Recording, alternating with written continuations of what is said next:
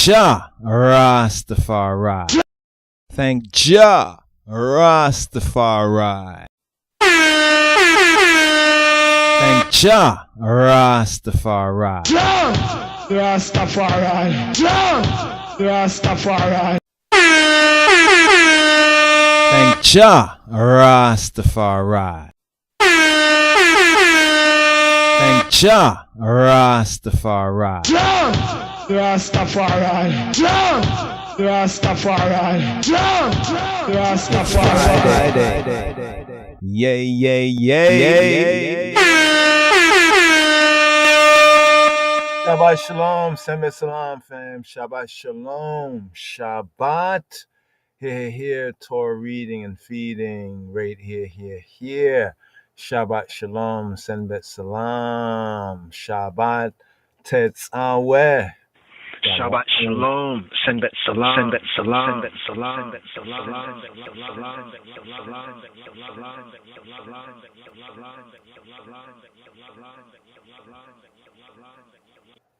Nerot, lighting the lights.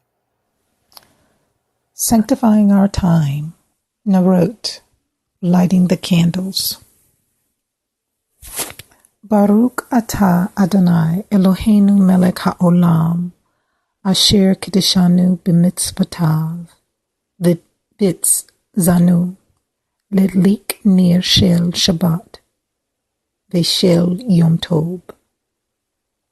Blessed are you, O Yahweh, our Almighty, King of the universe, who has sanctified I and I by your commandments and has instructed I and I to kindle the lights for Shabbat and for the Kadosh day.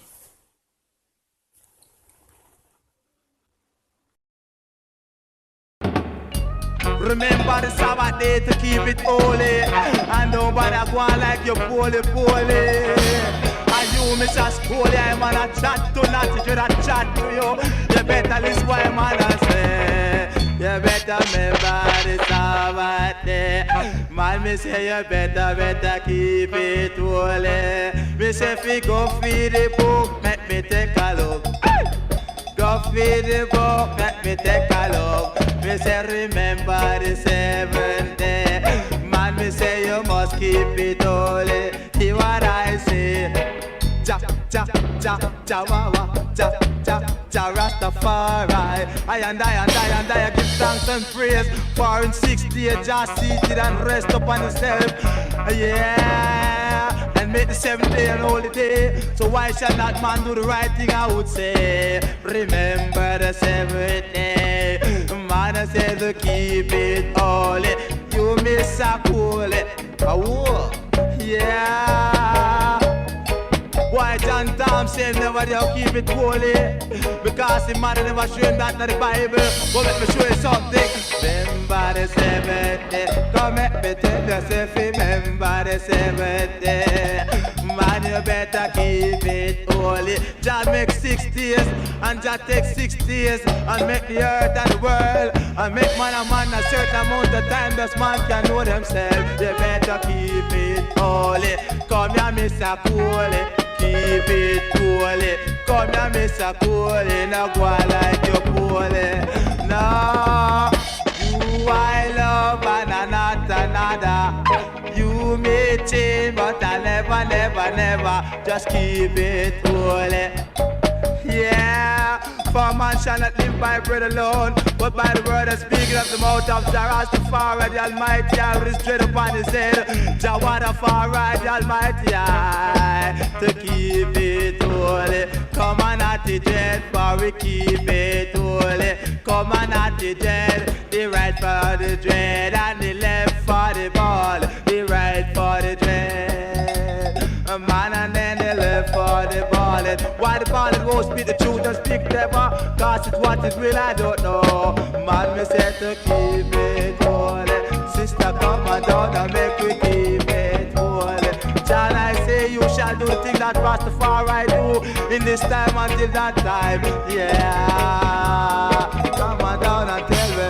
Remember the 7th day. Come Mr. Cool if you keep it holy. holy. Come and make we share up the golden book. Man, you better take a look at that my child works in times gone by. Only for man used to feel it, but the girl my child could stand until it's I walk. Make we keep it holy. Come here, brother, cool it. Keep it holy.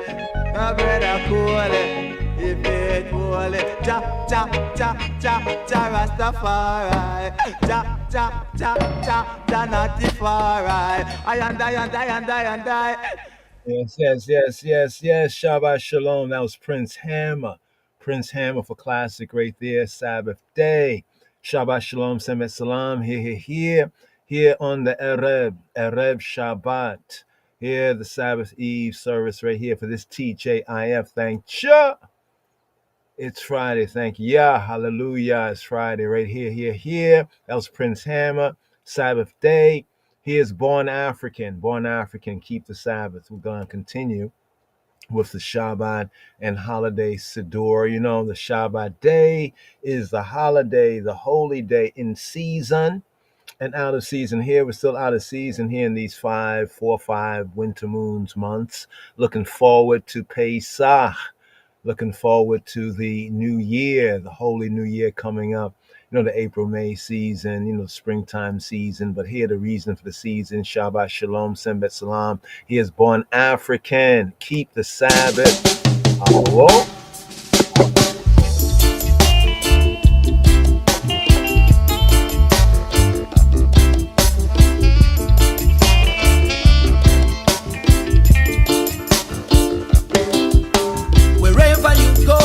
Whatever you do, brothers and sisters, keep the Sabbath day and chase the devil away. Wherever you go, whatever you do, brothers and sisters, keep the Sabbath day and chase the devil away. Glory be to my God and King. Glory be to the Supreme Being, Rastafari, the Anointed One. Haile Selassie rules from Zion.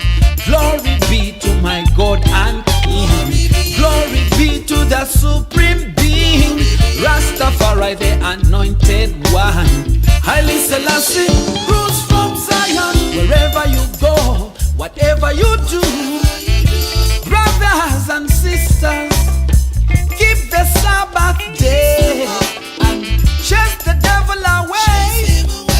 Wherever you go, whatever you do, brothers and sisters, keep the Sabbath day and chase the devil away. Don't you worry of people's politics. Don't you worry of the preacher man's liars. For you and me, we are imperfect. Jah alone is the one I salute. Him alone is the one you should serve. Him alone is the one you should praise. Him alone, defender of the faith. Him alone stands for the truth. Wherever you go, whatever you do, brothers and sisters, keep the Sabbath day and chase the devil away. Wherever you go, whatever you do, brothers and sisters, keep the Sabbath day and chase the devil away.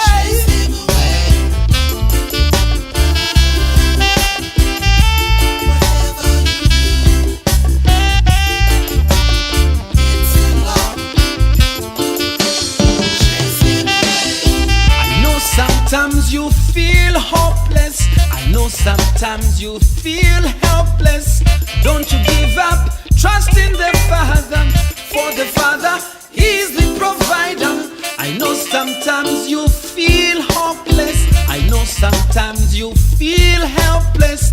Don't you give up, trust in the Father, for the Father is the provider. Wherever you go, whatever you do, brothers and sisters, keep the Sabbath day and chase the devil away.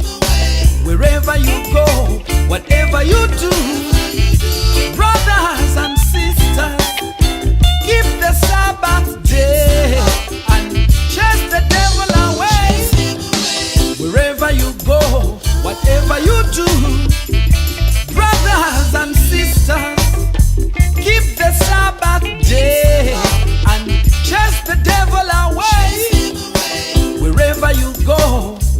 you too, brothers and sisters, keep the Sabbath day and just the devil away. Shabbat Shalom, Sembet Salam. Shabbat Shalom, Sembet Salam. Meborak, and a blessed one, a peaceful Sabbath, and a blessed one. 6 days shalt thou labor, and the 7th day take thy rest. 6 days shalt thou labor, and the 7th day take thy rest. 6 days shalt thou labor, and the 7th day take thy rest.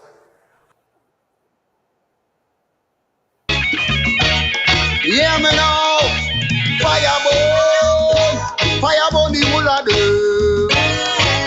Fireball, fireball, fireball, fireball, fireball. 6 days shalt thou labor, and the 7th day take thy rest. And although now we are mature, we were like little sucklings on the breast. 6 days shalt thou labor, and the 7th day take thy rest. And although now we are mature, we were like little sucklings on the breast. So 6 days shalt thou labor, and the 7th day take thy rest. And although now we are mature, we were like little sucklings on the breast.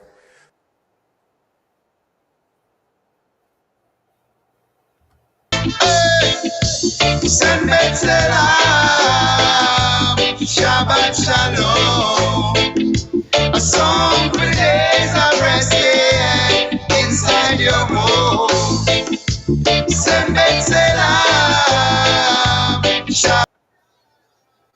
Thus the heavens and the earth were finished, and all the host of them. And on the 7th day God ended his work which he had made, and he rested on the 7th day from all his work which he had made. And God blessed the 7th day, and sanctified it, because that in it he had rested from all his work which God created and made. These are the generations of the heavens and of the earth, when they were created, in the day that the Lord God made the earth and the heavens, and every plant of the field before it was in the earth, and every herb of the field before it grew. Shabbat, Shabbat, Shabbat, yes it is a Shabbat day. Shabbat day. Shabbat, Shabbat, holy Shabbat, yes it is the holy day. Holy day. Shabbat, Shabbat, Shabbat, yes it is the Shabbat day. Shabbat day. Shabbat, Shabbat, holy Shabbat, yes it is the holy day. Work all week and now it's time to rest. Cook up the food and everything bless. Lay back and pull the scriptures out. Family reading what it's all about. Giving full attention to the most high of creation. He hallowed it and made it a holy day. Separation. To be one with the most high and feel his essence. Destructions of the world have to be absent. We have to remember the 4th commandment until thy kingdom come. Shabbat, Shabbat, Shabbat, yes it is a Shabbat day. Shabbat day. Shabbat, Shabbat, holy Shabbat, yes it is the holy day. Holy day. Shabbat, Shabbat, Shabbat, yes it is the Shabbat day. Shabbat day. Shabbat, Shabbat, holy Shabbat, yes it is the holy day. Holy day. I'm duty free from my responsibility for servitude. That's the way it's supposed to be. That's what the Father said we're supposed to do. Man shall not live by bread alone, but by the words that proceeded by him that sit up on the highest throne. From the heaven to the earth, angel and man abstain from work, just as it was from in the first. Why should I divert? Even lovers take vacation, traveling and spending time one-on-one. It's a way of strengthening their union. We should do the same thing with the Almighty One. Shabbat, Shabbat, Shabbat, yes it is a Shabbat day. Shabbat day. Shabbat, Shabbat, holy Shabbat, yes it is the holy day. Holy day. Shabbat, Shabbat, Shabbat, yes it is the Shabbat day. Shabbat day. Shabbat, Shabbat, Shabbat, only Shabbat. Yes, it is the only day. Remember the Sabbath day to keep it holy. 6 days shalt thou labor and do all thy work. But the seventh day is the Sabbath of the Lord thy God. In it thou shalt not do any work. Thou, nor thy son, nor thy daughter, thy manservant, nor thy maidservant, nor thy cattle, nor thy stranger that is within thy gates.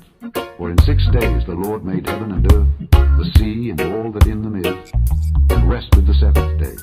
Wherefore the Lord blessed the Sabbath day and hallowed it. Shabbat Shalom, Umebarak. Sabbath peace, Shabbat Shalom, and a blessed Sabbath, peaceful and a blessed Sabbath. Happy holy day, holiday. Whoa. Yeah! Boy, say the one thing, Molly. Say so. Sugar. Holiday. A break from separation. You find a way to cope when your belly full of hope on the brink of your salvation. Holiday from police intimidation. The lamb them not the manger, protect them from the danger. The world need renovation. Saddam throat cut off, and the oil price take off. Dollars thing goes off, and the youth them no laugh. And old them drop off, and cash plus lock up. And the biggest mark 11 they are off. The little island full of boss, when I pay the staff. And World War kick off, and more life are lost. We make more price a cost, we make more rifle blast. From to the 40 acre and jackass. Holiday, a break from separation. You find a way to cope, and your belly full of hope on the brink of your salvation. Holiday, some joy and celebration. I wanna bless my neighbor, top of the morning to you, greetings and salutations. Don't miss a love on 90 where we need up on the street. Belly empty and the youth them tolerance a reach a peak. When I find bullet fi bus and still can't find no food fi eat. Baby mother they are yard and water soap fi wash it. So them rise up the machine them and them put them on repeat. Those without will have to get up and go look it on the street. Man a conquering lion when I come here so fi get defeat. Give them a break. Holiday, a break from separation. You find a way to cope, and your belly full of hope on the brink of your salvation. Holiday from police intimidation. The lamb them not the manger, who save them from the danger. The world need renovation. I tell you, I know and I believe it, man. One day we'll surely make it, man. Have faith, I and I, redeemers have come. I tell you this, I know and I believe it, yeah. One day we'll surely make it, yeah. Have faith, I and I, redeemers have come. Holiday, a break from separation. You find a way to cope, and your belly full of hope on the brink of your salvation. Holiday, from police intimidation. The lamb them not the manger, protect them from the danger. The world need renovation. Holiday, a break from separation. You find a way to cope, and your belly full of hope on the brink of your salvation. Well, for years and years and generations upon generations, some joy and celebration, experiencing nothing but suffering. I wanna bless my neighbor, top of the morning to you, greetings and salutations.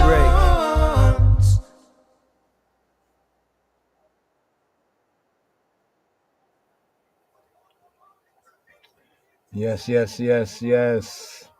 Here, the Shalom Aleichem chant right here. Let's rise up to chant. Shalom, peace, Aleichem, Aleikem, Shalom Aleikem. I think I went into little gutters right there. Shalom Aleikem right here. Peace be upon you all. Y'all.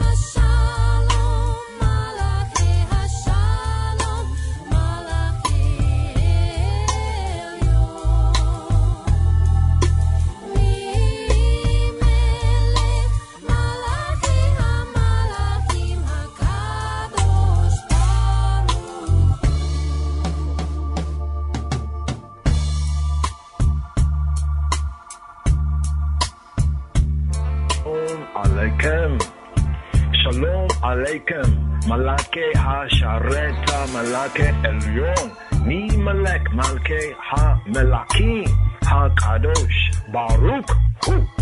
Peace be upon you all, ministering angels, messengers of the Most High, of the Supreme King of Kings, the Holy One, the Isla One, blessed be He. Boakem, Le Shalom Malake HaShalom Malake Elyon, Mi Melech Malke HaMelakim, HaKadosh, Baruch Hu. Come in peace, messengers of peace. Come in shalom, messengers of shalom, messengers of Elyon, of the Most High, of the Supreme King of Kings, the Holy Isla One, Baruch Hu, blessed be He. Baruch Hu Mi, Le Shalom Malake HaShalom Malake Elyon, Mi Melech Malke HaMelakim, HaKadosh, Baruch Hu. Bless me, bless I with shalom. Messengers of shalom, messengers of Elyon, of the Supreme King of Kings, the Isla, the Holy One. Baruch Hu, blessed be He. Tzedkem, Tza'atkem, Le Shalom Malake HaShalom Malake Elyon, Mi Melech Malke HaMelakim, HaKadosh, Baruch Hu.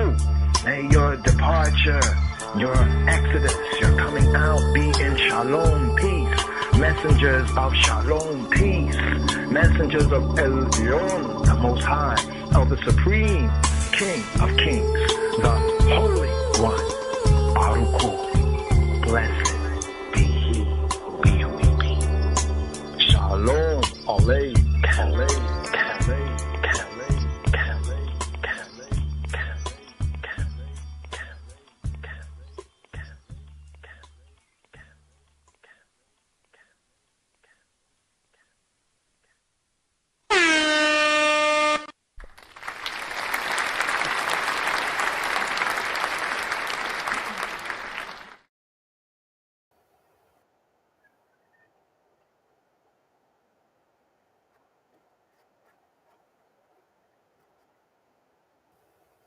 Yes. The Shalom Aleichem chant right there. So here, the Sabbath service, the Sabbath Eve, the service of the Shabbat Eve.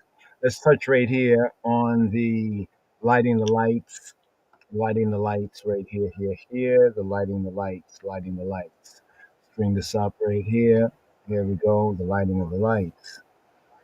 All right, so let's just go over just some brief lighting of the lights.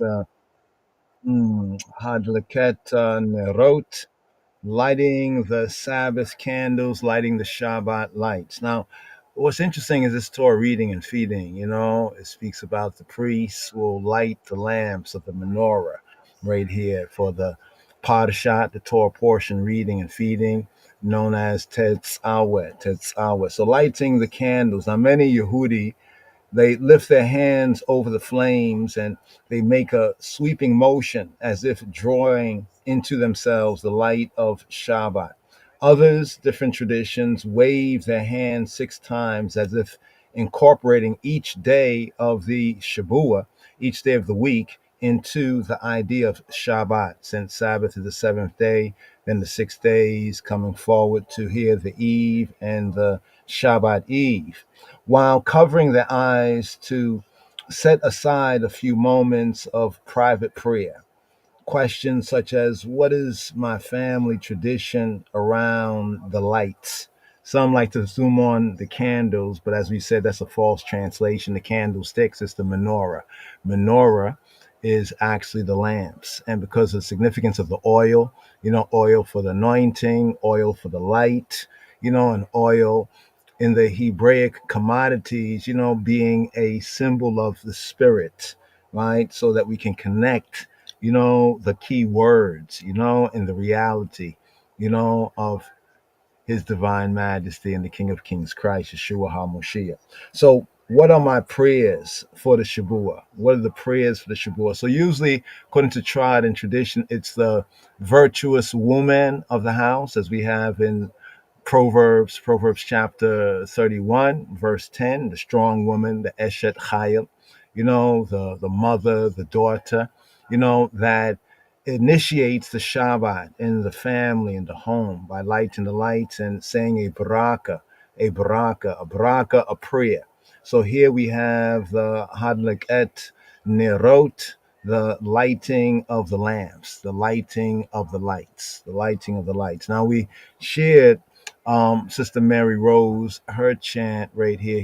Let's see if we can bring this up once again, and then we'll go through it right here. Also, there's the Messianic version, right, that incorporates the Brit Hadasha and the Messiah, Yeshua, Hanotzri, Jesus of Nazareth. So right here, basic Nerot.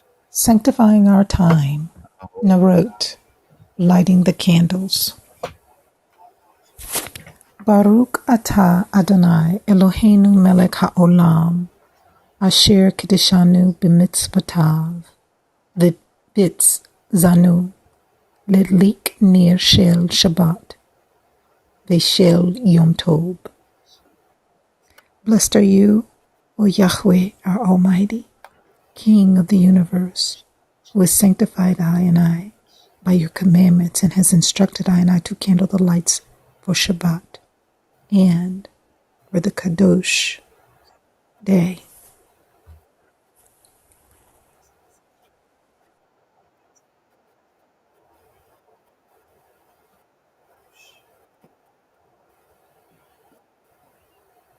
Amen. So here. Baruch, traditional reading of it. The traditional reading of it replaces the Yahweh with Adonai, right? So here in the traditional reading, Baruch Ata Adonai Eloheinu melech haolam, asher kiddushanu b'mitzvotav, v'tzivanu lehadlik ner shel Shabbat. And in parentheses, Vishel Yom Tov, or Wishel, and of the Yom, of the good Tov, of the day, Yom, day, Tov. So to say good day, literally is be reversed in the Hebrew, day good.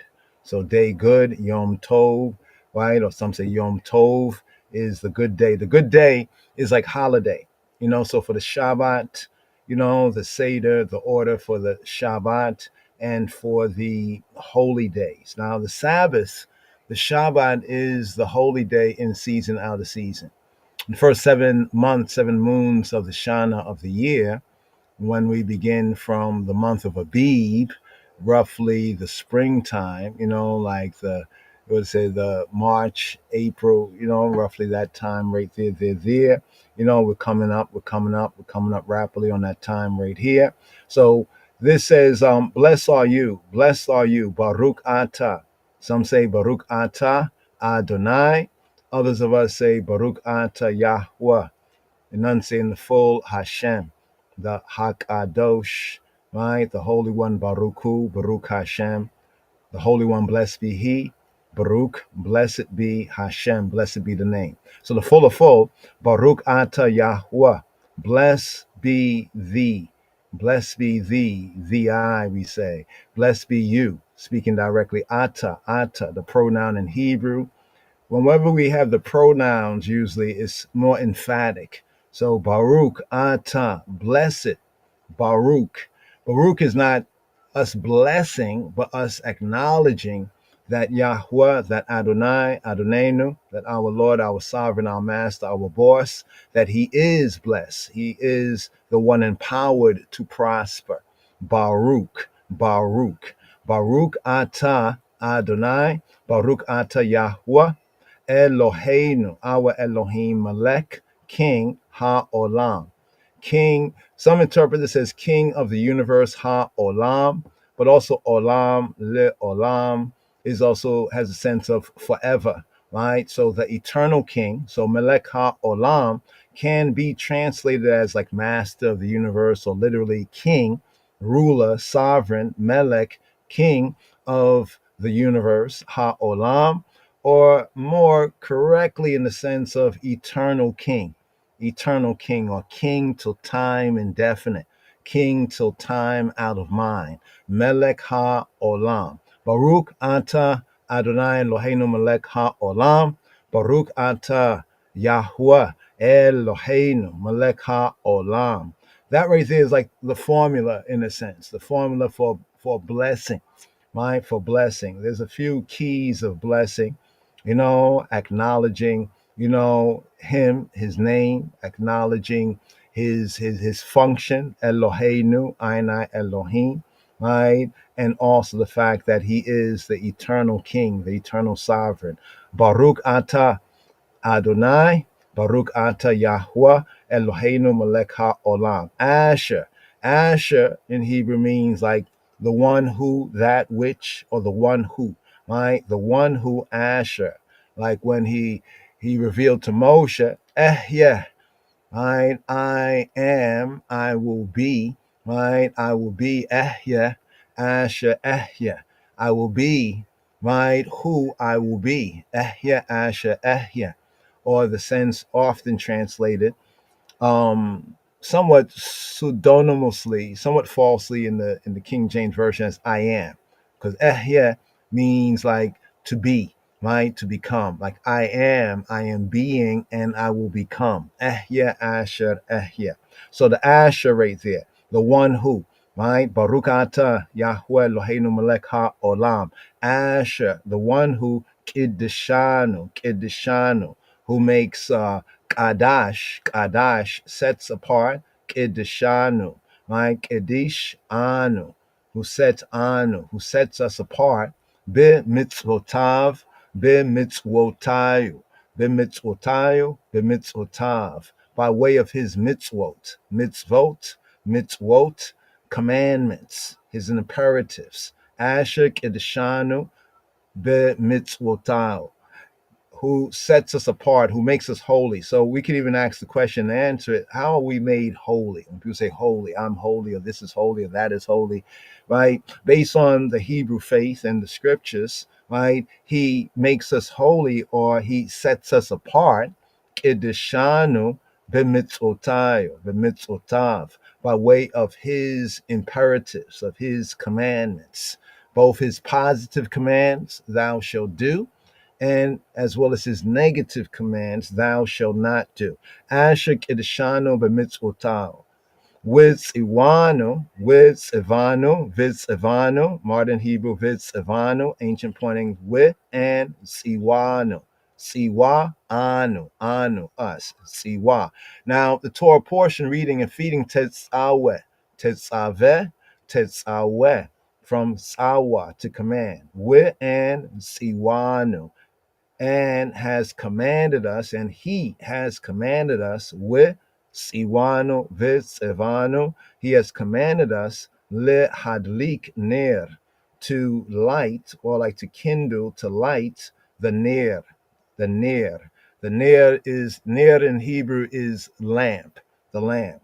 So we have like the menorah, ner, nor, ner, menorah. We have the lampstand, right? And near is the lamp, the lamp. So we even see that even in this Torah reading and feeding, this Torah portion here in the season of 20th sabbatical study for Parashat Tetzaveh, right? Where we are commanded, or through the high priest, right? Aharon and the Kohanim are commanded to light the lights. And we, as Yisrael, according to the Berit HaYashana, right, the old covenant, the covenant at Sinai, we were commanded to bring that oil olive, right, beaten, refined, pure, for the lamps. So with wanu lehadlik ner shel Shabbat, and has commanded us to light, to kindle the lamp,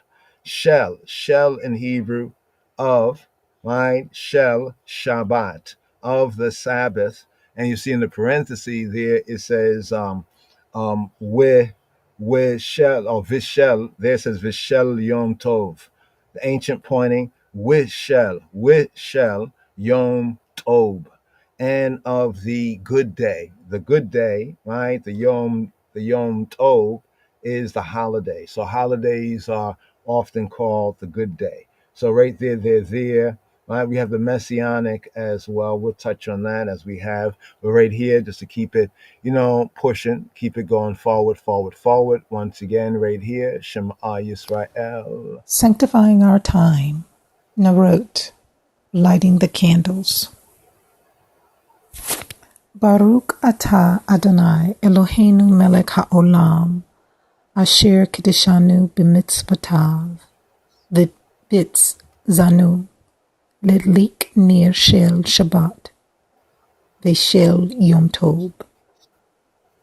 Blessed are you, O Yahweh, our Almighty, King of the universe, who has sanctified I and I by your commandments, and has instructed I and I to kindle the lights for Shabbat and for the Kadosh day.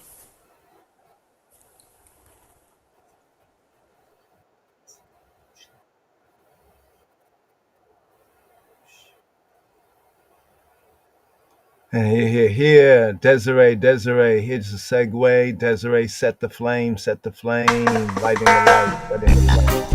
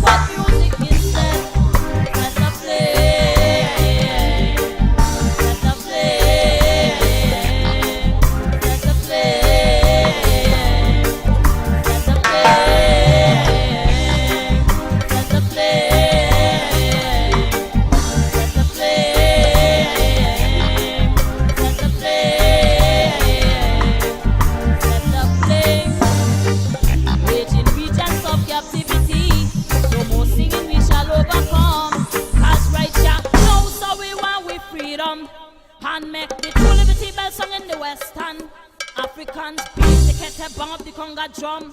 Bringing out, come out about your people, come. Some depend the Indian reservation. Some will go on to repatriation. Some will claim the land of Canaan. And of the slave driver, them be a possession. Oh, oh. Set the flame and let them go. The flame.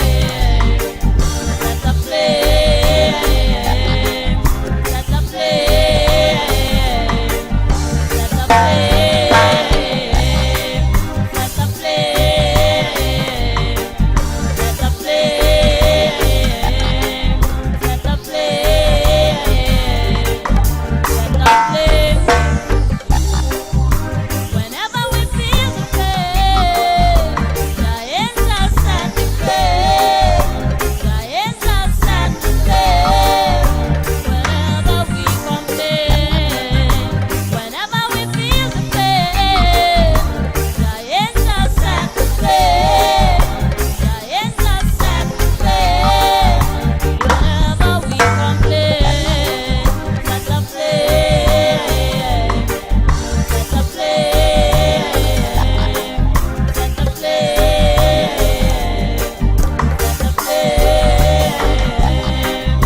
Set the flame.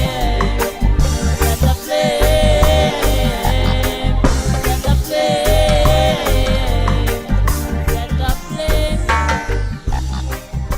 Whenever we feel the flame, the angels set the Yes, yes, yes. Shabbat Shalom, lighting the lights, lighting the lights.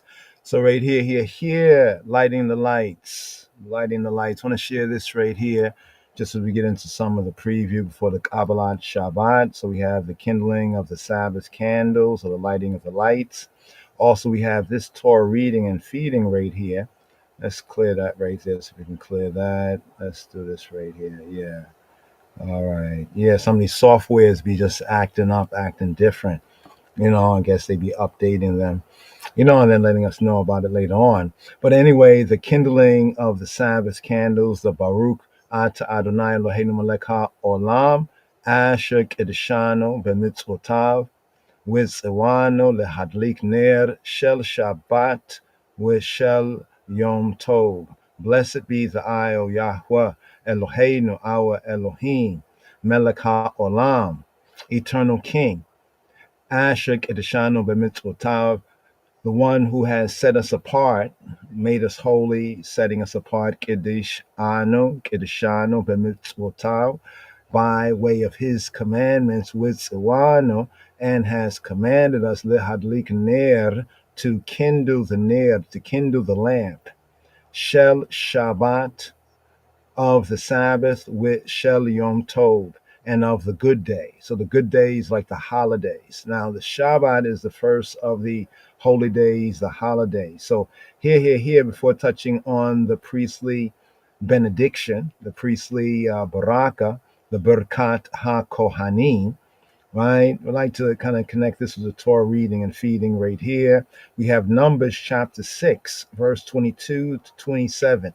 In Numbers chapter 6, verses 22 to 27, we have what is known as the priestly benediction. Let's see if we can do this right here. The priestly benediction. Now over here, they have a quote on the side we'd like to touch on right here. Let's see if we can do this. There we go right here. It's Proverbs, Mishle, the Mashal, Mishle Shlomo, the Proverbs of Solomon, the parables, proverb, parable, basically one and the same word in Hebrew, the Mashal. So we have the Mishle Shlomo. Here we have Proverbs 20:27 that reads in the Ivrit, the Yehudit, in the Hebrew, Ner Yahweh Nishmat Adam, Chofes Kol Chadrei Vaten. The translation, the KJV, the King James usual translation, is the spirit of man, the candle of Yahweh. So they do this kind of false translation sometimes here as well, as we know with the candlesticks and this Torah reading and feeding. In fact, we might pull that page up here just to show and prove what we're speaking about. But the spirit of, let's just read it plain, the way KJV has it. The spirit of man, the candle of the Lord of Yahweh, searching all the inward parts of the belly. Let's touch on the note. You see, and the note, translators note nowadays, because you know now people can actually search out for themselves, so they can find these areas where translators might have misunderstood, been in their feelings, or just, arbitrarily translated it to what they, maybe the audience would have understood it. Since back in those days, people were using, during the 1611 time, they were using like candlesticks, but in the biblical context, we have the lamp and the lampstand. So in this Torah reading and feeding, right, even from the previous here in the instructions for the construction of the structure known as the tabernacle, we have the furniture, the pattern. As it says in the previous Torah reading, feeding the 19th for Teruma, it says, see, to Moshe, see that you do all things according to the pattern.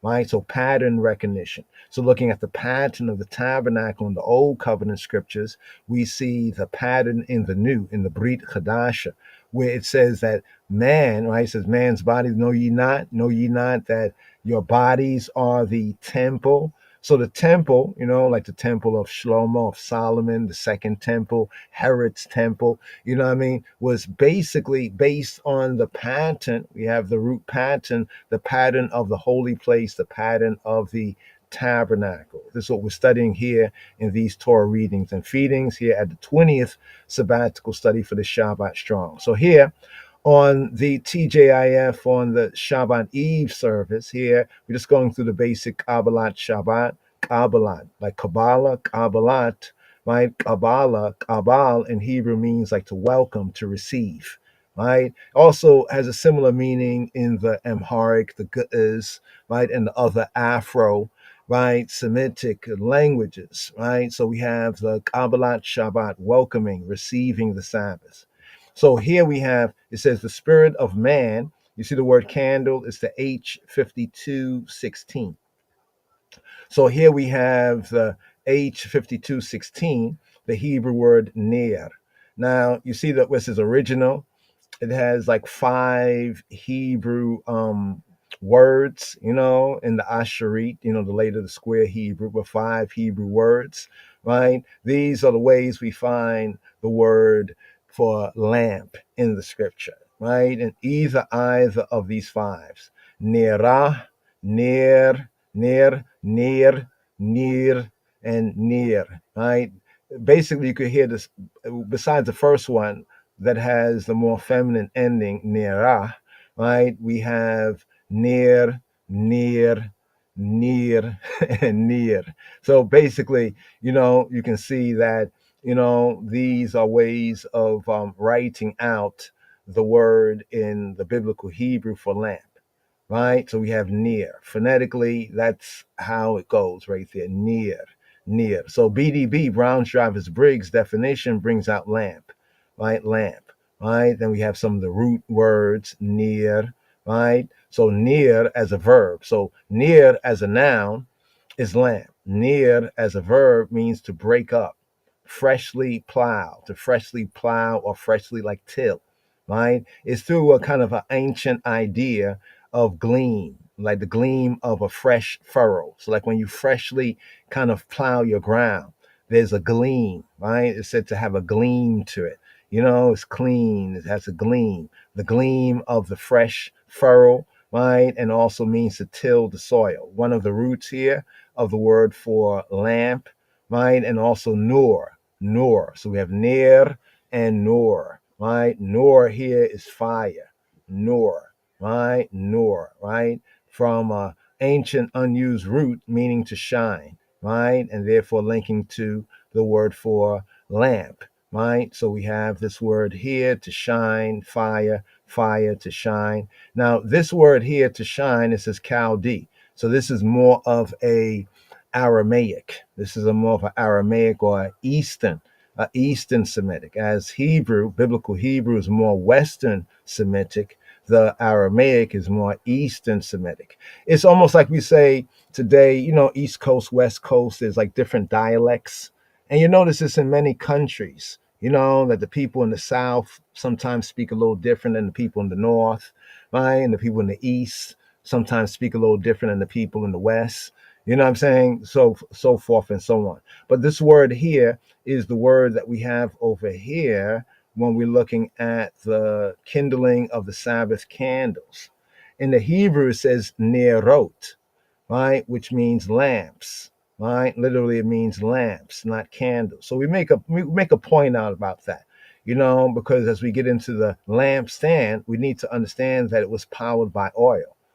We might use today candles, you know, so we don't put any sort of called rabbinical restriction on people using candles because literally the Hebrew does not speak about candles. But in our study, in order to understand it, you know, like reading comprehension and study comprehension, that's an important point, right? He commanded us, right, to kindle the lamps, right, the lamps, right, not so much the candles. All right. So here, the proper translation, the spirit of man is the lamp, right? More correctly, the lamp of Yahweh, the lamp of Jehovah, searching all the inward parts of the belly, right? Searching all the inward parts of the belly right here. Just looking at the ISV for a moment, a person's spirit. And the word for spirit here is interesting because this is the word neshama, neshama, like in Psalm 50, where it says, all the breath, or all that has breath, let them praise Yahweh, hallelujah, right? All that has neshama. When we read in Bereshith in Genesis, you know, in Genesis it says, and Yahweh Elohim, he breathed into man, right? The breath, the neshama. So this is the word neshama, right? For the word for breath, often brought out as spirit in translation, but you can see right here from scriptural references, this is referring like to the breath of Elohim, to the breath of man. In Psalm 150, the 150th Psalm, the last verse, which says, all that have breath, let them praise Yah, hallelujah, all that has neshama, right? So this here is breath. And it's interesting with the Sabbath, the Shabbat, right? It's a noun feminine. This word neshama, a noun feminine. With the Shabbat, it even says in that Yahweh, when he observed, we can say that first Shabbat, according to Bereshith, Genesis chapter 2, right? It says that he rested and was refreshed. But when we read it in the Hebrew, we see that he rested while nafash, he like took a breath, right? Almost like take a breather, right? The importance of breath, right? And breathing and the consciousness of breath and breathing and true spirituality, right, is overlooked. This is why we emphasize this right here, right? Because the translator just translates as spirit. Yes, spirit and breath are very close, but notice in the Hebrew, it's not the same word. So we have to investigate what's the difference there. Here, Strong's definition now, comparing BDB, Brown Drivers Briggs, with Strong's here. Strong's definition, right, bringing it out from a root word, this root word here, nasham. Nasham. You see, nasham? Nasham means to pant, right? Giving an example in the scriptures of a woman in travail or a woman in labor. But from the primitive shoresh root, properly like to blow away. In a sense, it can mean to destroy, but the sense is pant, right? To pant, right? So we have to puff, right? That is wind, right? Angry, it can be angry, you know, like we can breathe. Like when we're in fear, if we're in fear or anger, we breathe differently than if we're in joy. Now, have you noticed that? When you are in fear or in anger or worry, you breathe differently than when you are at a state of rest or peace or joy or happiness. So this is to say here in the definition, the or, this word can apply to either or state. Yes, the vital breath, wind. Also to the inspiration. Look at that right there. Spiration, spirit, inspiration, the spirit within, inspiration, also intellect. See how the spirit, inspiration connected with the intellect? But here's what's interesting. You know, when they say, is man an animal? Man is not an animal. Okay, well, I hear that animal is not in the KJV Bible. Animal, the word animal does not appear.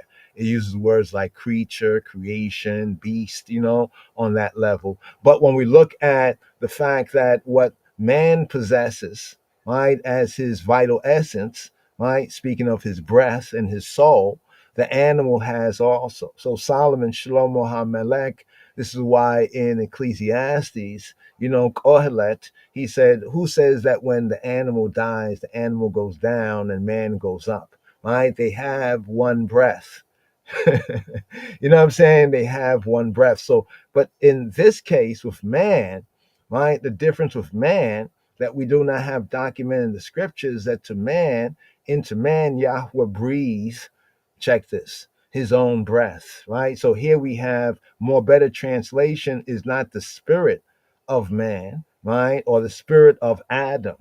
So Adam is used in the scripture both specifically and generally, right? Adam is using the scripture specifically for the man we call Adam, like Adam and Eve, yeah, and also for Adam as man in general, like mankind, like human being, humanity, so to speak, right? But I notice that all these translators are continually saying the spirit of man, the spirit of man. Let me see if this one says the same thing right here, but they do say down here Yahweh's lamp, right? Doesn't bring out that part lamp. It's amazing because some of the translators you don't get it, but sometimes they kind of like freestyle too much for I and I's sake, right? They kind of freestyle too much. See, look at this right here. BSB, though sometimes their translations are a little bit BSy, right? But BSB, got to give credit where credit is due, right? With that note next to spirit, it has an E, right? We hit the E, it says or breath, right? Or breath or speech, right? Breath or speech. Right? Remember, it says man was made in the image after the likeness of Elohim, of the creator of God, right? Because we look at it sometimes physically, we say, well, look how man is made, head, arm, leg, arm, leg, and head supreme, like the gods and earths, they say, you know what I'm saying? 5% nation on that level of God, you know what I'm saying? So to speak, right? But here we have a key link, breath and speech, part of the image, right? Part of the image that man in the beginning was made in is not the so-called externalized image, right? That's like the image, right? But it's also the inner, the sense of logic, the sense of reason, right? The sense of logic, of logos, logic, and the sense of reason, as well as the faculty of speech, right? The faculty of speech. In other words, what separates man from the other living creatures, or let's say it another way, what separates man from the other animals, right? Or the other living creatures, right? It's the ability of speech and logic and reason, right? So a more better translation is the spirit of man, the spirit of Adam, right, is the lamp of Yahweh, searching out his inmost being or his deepest part, the deepest part of his body, which here it has as the baten, the beten. The beten is the belly, the womb, right? The womb, right? It's kind of interesting how many different spiritualities sometimes focus on the belly, like how health is really contained in the belly. You know what I mean? When you think about it, the belly, you know what I mean? Most sicknesses and diseases, the connection of the belly. Even proper breathing, check this out. Proper breathing has to do with abdominal, they call it the abdominal breath. Most people breathe from the upper chest, right? But the abdominal breathing. Why I'm pointing this out is because just looking at this one verse in the spirit, right? When it says belly, one might just think, oh, belly, belly, belly, But then when we understand the word for spirit is neshama, and neshama is breath. And then we think about breathing. Do a little bit of research. In fact, we had a whole presentation here for this Torah reading and feeding on breathing and what's considered to be proper and full breathing. You know what I mean? And the science of breath, right? And also the link here with spirituality. We're showing you this right here in Proverbs, right? So we can look at modern so-called understanding of proper breathing and see even here in this scriptural verse from Proverbs that the wise would have understood the same and perhaps even more, that the breath of man is the candle, no, is the lamp of Yahweh. The what? The breath of man. So now think about this when you're talking about the lampstand and the lamps, you know what I mean, of the lampstand, right? And here it's saying that the breath of man, right? And the breath here is neshama, right? And in Genesis chapter 2, it says that Yahweh Elohim breathed into man, right? The breath, the neshama of what? Life, and man became a living, a what? A living soul, which makes me wonder there, if it says he became a living soul, is there any other kind of soul? Question. That's just a question. Is there any other kind of soul other than a living soul? So the breath of man is the lamp of Yahweh, searching all the inward parts of the belly or the abdomen. The abdomen, right? The abdomen.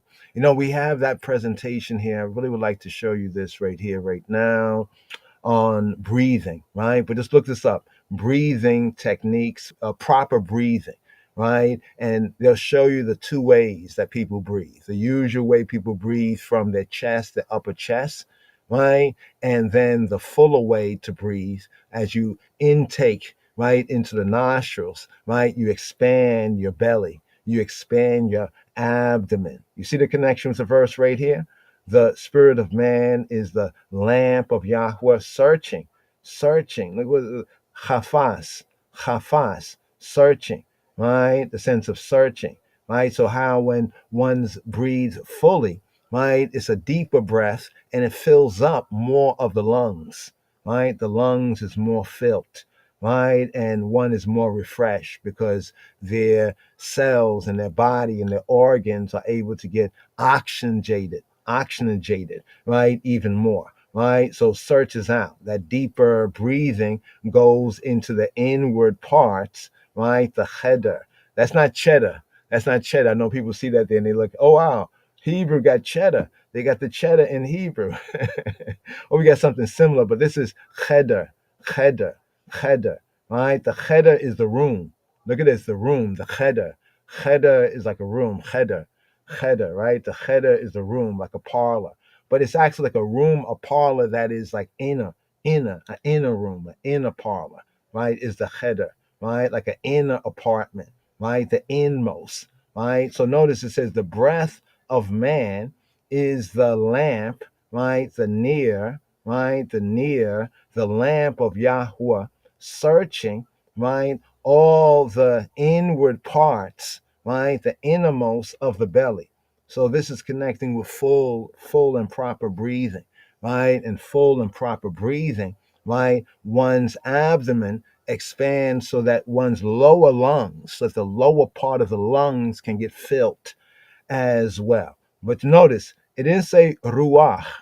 It didn't say ruach for spirit. It says neshama, right? And anyone who knows truly biblical Hebrew and translation knows that neshama properly neshama is the breath, right? Or what some Yehudi Judaically would refer to as the second soul, right? So some say the second soul, and there's this whole tried and tradition where on the Shabbat we get a second soul, our second soul. People say, well, what is the second soul? We only have one soul.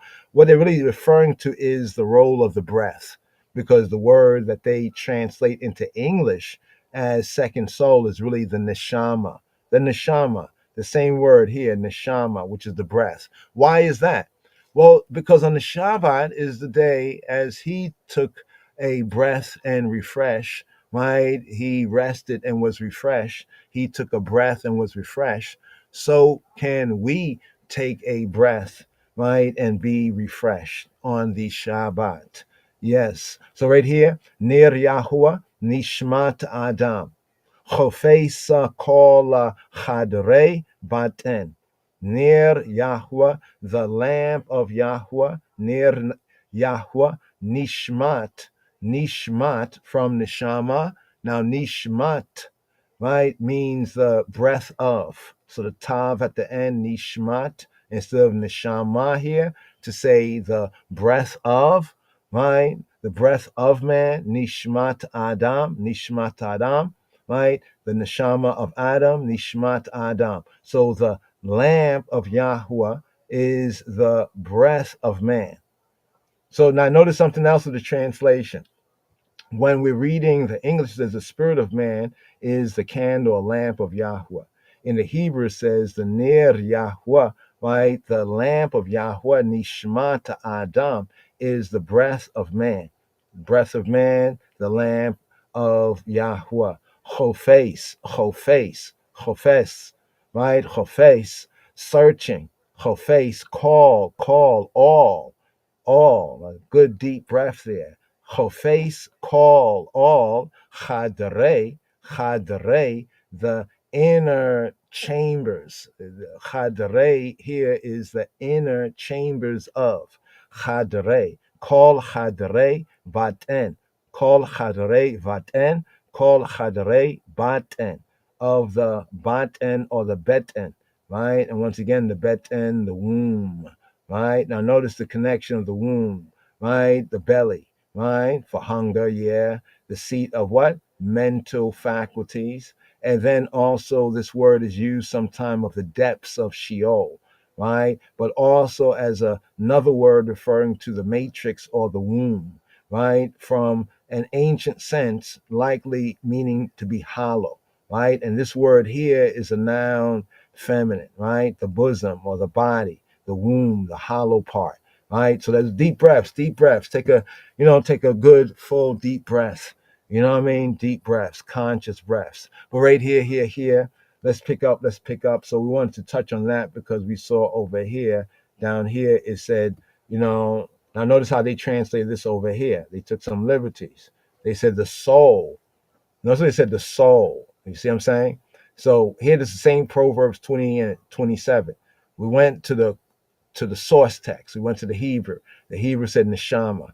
And if we go through a study, we can show you neshama, the breath he breathed into man, the breath, neshama there, all that has breath, right? Praise Yah. In Psalm 150, neshama is there too. But here, it took the liberties to call neshama the soul. Now, these words are related, but they're not the same. And sometimes in translations, even some of the Judaic, the Yehudi translations. But the difference is, even when in the Yehudi translation, they say the soul, right? Yehudi wise or Judaic wise, we're going to search the scripture, right? We're not going to depend. The English is just like a kind of a, cliff notes, so to speak. But let's touch on this right here so we can get it into the 6 Psalms, the Sabbath Psalm, Psalm 95 to 99 plus Psalm 29. Here in the season, right, we have Psalm 24. Today's daily psalm was Psalm 24. Very interesting. That's the first day, the evening psalm for the first day that the Gentiles call Sunday. But here, according to the royal order, today's daily psalm, Psalm 24. But right here, just a little bit on the priestly blessings, the priestly blessings here can be found. The priestly blessings, known as the Berkat Ha Kohanim, right, can be found in Numbers, in the Nazarite chapter 6, right, verse 22 to 27. In the Nazarite chapter, the locks, the Nazarite, Numbers chapter 6. At the end of the chapter, it has the Berkat Ha Kohanim, the Berkat, the blessings of, the benediction of, the blessings of Ha Kohanim, of the Kohanim, of the priests, aka the priestly benediction, the priestly blessings. In the Hebrew, Berkat Ha Kohanim. So the priestly benediction or the priestly blessing, the origins, right? The origins and meanings. Just a little bit here on the right up right here. The Torah instructs Aaron, and the Kohanim. The Kohanim is the priest, to bless Amo Yisrael, to bless the people of Israel, the Beta Israel.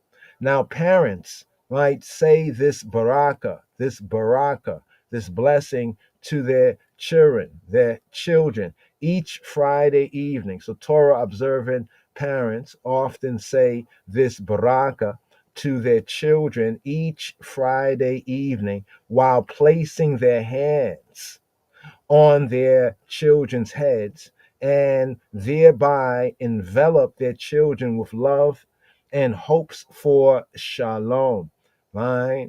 And for I and I, Yeshua shalom, right? Peace. Now, the Rebbanim, right, the rabbis, the scholars of the Torah, they understood this baraka, right, this blessing, to have been invoked by Yahweh upon contemplation of the creation of the world, upon creation, the iration itself, when the human being was formed. This Genesis chapter 2, yeah, was formed from the afar of the Adamah, from the afar of the ground, the Adamah, and at the time of the giving of the Torah, Ha-Torah, at Har Sinai, at Mount Sinai, Mount Sinai. Now it's interesting here because we can actually reference this right here because this is the studies that we're in here in the Shemester, in the Torah reading and feedings, our sabbatical studies, and here even in this Shabbat Strong. Let's look more right here. It says, it is invoked by the Kohanim on the Shabbat. It's invoked by the Kohanim, those serving as the priests, on the Shabbat and holidays. Right? Let's see right here. Do we have any more of this?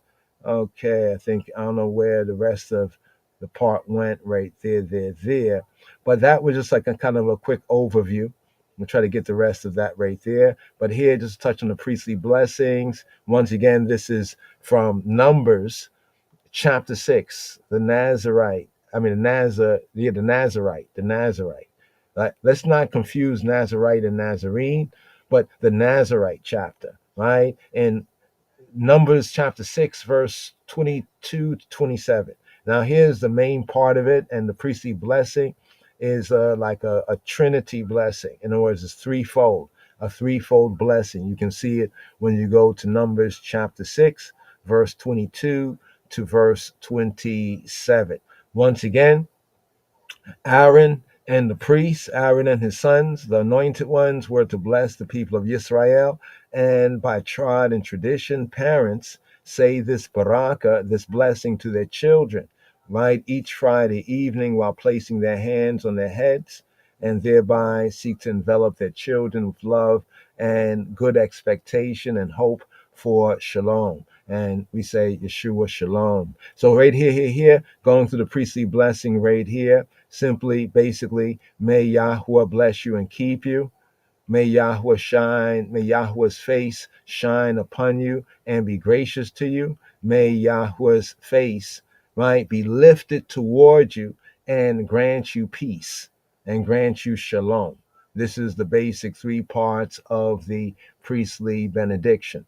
But here, in the way that it's usually done by the priests, and some of the scholars of Torah, with the response of the people.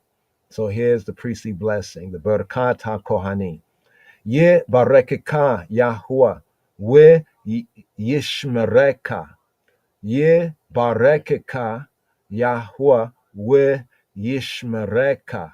Right? Yahweh bless thee I. Ye barekeka. Yahweh bless the I. Right? We and yishmereka. Some might say, Yevarekecha Adonai we yishmerecha in modern Hebrew, but here Yevarekecha Yahuwah we yishmereka. Right? May Yahuwah bless the eye, empower you to prosper and keep and guard you. The responser, Cain. Yes, affirmative. Cain. Right? Yehi ratzon.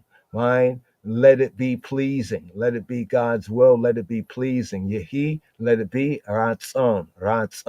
Let it be favorable. Let it be acceptable. Let it be pleasing. Cain, Yehi ratzon. Second part of the Birkat Kohanim. Yair Yahuwah panayo eleka we yachuneka. May Yahweh may Yahweh cause his face to shine up on you and be gracious to you. Yair Yahuwah panayo eleka. We Huneka. Responsa, Cain, Yehi Ratzon. Third part of the Barakata Kohanim. Yisa Yahua Panayo Leka. We Yasem Leka Shalom. And here, may Yahweh lift up, Yisa, Yahweh, Panayo. May he lift up his face, Panayo, Eleka, to the eye, right? Yisa, Yahweh, Panayo, Eleka. May Yahweh lift up his face, his presence, his perception, right? To the eye, toward the eye, with Yasame. And may he appoint, may he set, with Yasame, Lika, may he set for the eye, Shalom, may he set for you peace. Respond to here, Cain, affirmative, yes, Cain, Yehi Ratzon, Yehi, let it be, Ratzon, let it be favorable, let it be pleasing, let it be acceptable. So right here, the full Berkat HaKohanim, Yibarekeka Yahweh, Yishmereka, Cain Yehi Ratzon, Yair Yahweh Panayo Leka Wichuneka, Cain Yehi Ratzon, Yisa Yahweh Panayo Leka, Yasem Leka Shalom, Cain Yehi Ratzon. So right here, let's pick up right here, Kabbalat Shabbat, here, pick up with Psalm 95 to 99, right? Plus Psalm 29, right here, welcoming the Sabbath, the Shabbat, Shalom, Senbet Salam, here.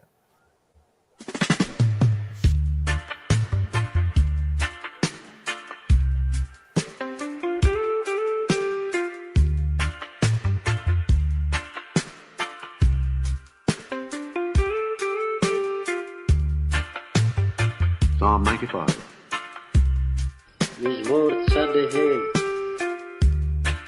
Oh, come, let us sing unto the Lord.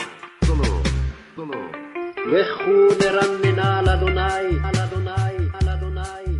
Let us make a joyful noise to the rock of our salvation. Salvation.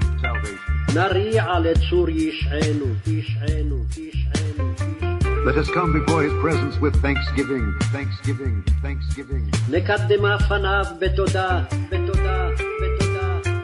And make a joyful noise unto him with song.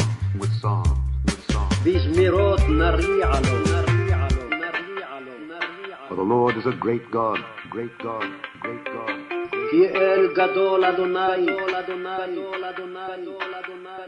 And a great King above all God. הוא מלך גדול על כל אלוהים.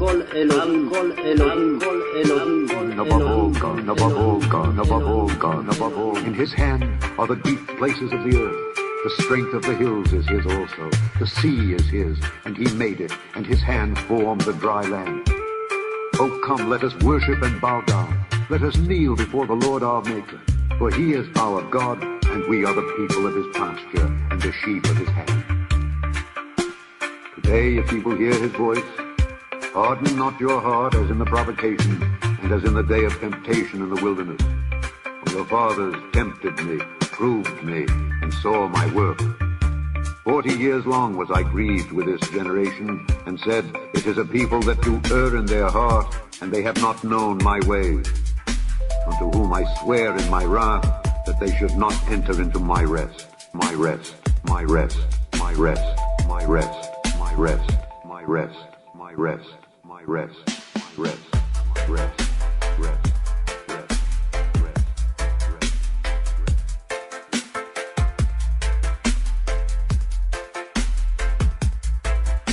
Psalm 96. מזמור צדק ו'.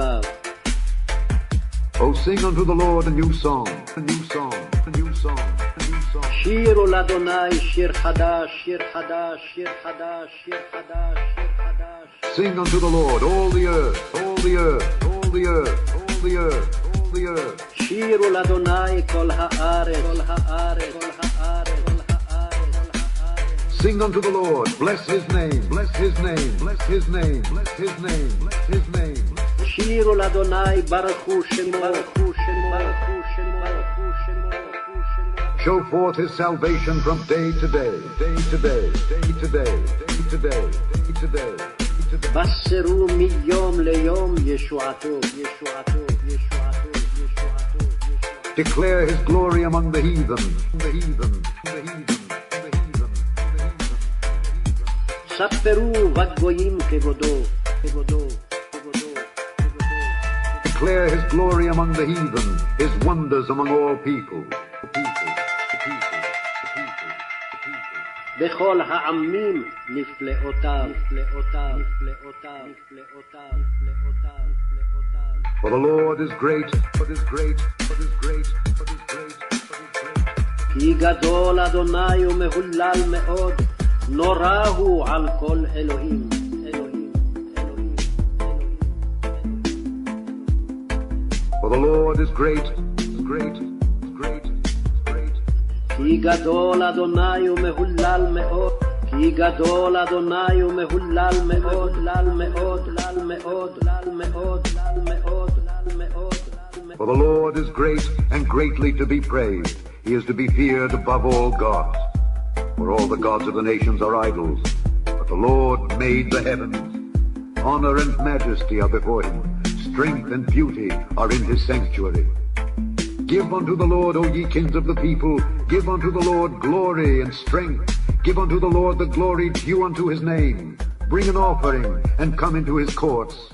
O worship the Lord in the beauty of holiness. Fear before him all the earth. Say among the heathen that the Lord reigneth. The world also shall be established, that it shall not be moved. He shall judge the people righteously. Let the heavens rejoice, and let the earth be glad. Let the sea roar, and the fullness thereof. Let the field be joyful, and all that is therein. Then shall all the trees of the wood rejoice before the Lord. For he cometh to judge the earth. He shall judge the world with righteousness, and the people with his truth, his truth, his truth, his truth, his truth, his truth, his truth, his truth.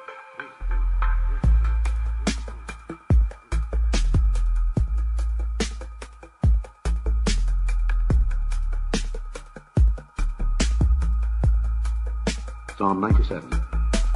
מזמור צ"ז. The Lord reigneth, reigneth, reigneth. אדוני מלך, מלך, מלך. Let the earth rejoice, rejoice, rejoice. תגל הארץ, הארץ, הארץ, הארץ. Let the multitude of isles be glad thereof, be glad thereof, glad thereof. ישמחו איים רבים, רבים, רבים, רבים. Clouds and darkness are round about him, around about him, around about him, around about him. ענן וערפל סביביו, סביביו, סביביו, סביביו.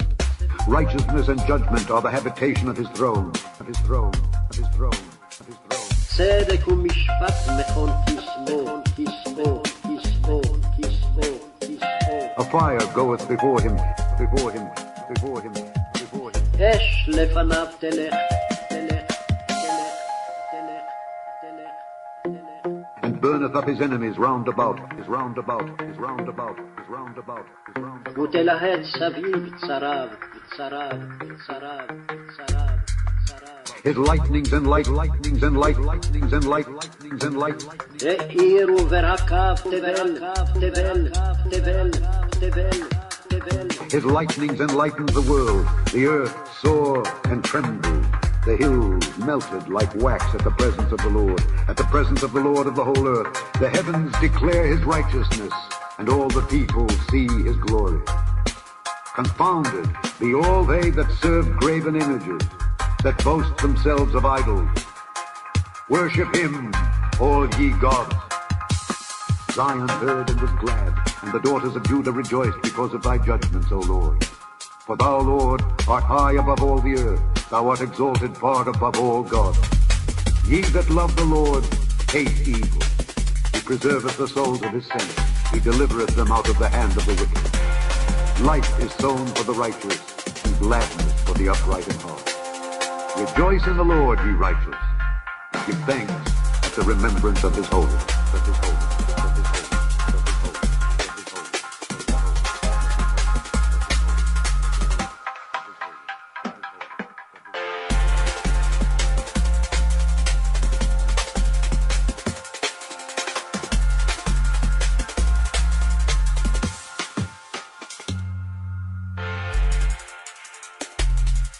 Psalm 98. מזמור צד ח' מזמור.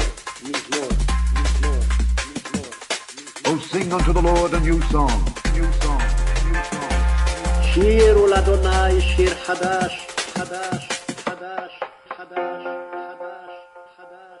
For he hath done marvelous things, marvelous things, marvelous things, marvelous things. כי נפלאות עשה, עשה. His right hand and his holy arm, holy arm, holy arm, holy arm. הושיע לו ימינו, ימינו. Hath gotten him the victory, the victory, the victory, the victory. וזרוע קודשו, קודשו, קודשו, קודשו, קודשו. The Lord hath made known his salvation, his salvation, his salvation, his salvation, his salvation. הודיע אדוני ישועתו, ישועתו, ישועתו, ישועתו. The Lord hath made known his salvation. His righteousness hath he openly showed in the sight of the heathen. He hath remembered his mercy and his truth toward the house of Israel. All the ends of the earth have seen the salvation of our God. Make a joyful noise unto the Lord, all the earth. Make a loud noise and rejoice and sing praise. Sing unto the Lord with the harp and the voice of a psalm. With trumpets and sound of cornet make a joyful noise before the Lord the King. Let the sea roar and the fullness thereof, the world and they that dwell therein. Let the floods clap their hands, let the hills be joyful together before the Lord. For he cometh to judge the earth. With righteousness shall he judge the world and the people with equity, with equity, with equity, with equity, with equity, with equity, with equity, with equity.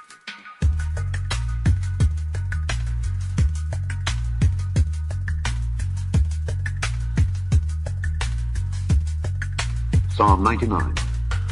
מזמור צד ט', צד ט', צד ט', צד. The Lord reigneth, reigneth, reigneth. אדוני מלך, מלך, מלך, מלך. Let the people tremble, tremble.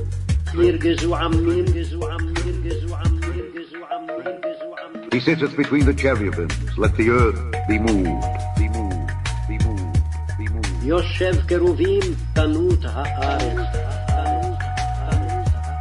The Lord is great in Zion, and he is high above all the people. Let them praise thy great and terrible name, for it is holy, for it is holy, for it is holy, for it is קדוש, holy, for it is קדוש, holy, קדוש, קדוש, קדוש. The king's strength also loveth judgment. Thou dost establish equity. Thou executest judgment and righteousness in Jacob. Exalt ye the Lord our God, and worship at his footstool, for he is holy, for he is holy, for he is holy, for he is holy. קדוש, קדוש, קדוש, קדוש, קדוש, קדוש. Moses and Aaron among his priests, and Samuel among them that call upon his name, they called upon the Lord, and he answered them. He spake unto them in the cloudy pillar. They kept his testimonies and the ordinance that he gave them. Thou answeredst them, O Lord our God. Thou wast a God that forgavest them, though thou tookest vengeance of their inventions. Exalt the Lord our God and worship at his holy hill, for the Lord our God is holy, holy, holy, holy, holy, holy, holy.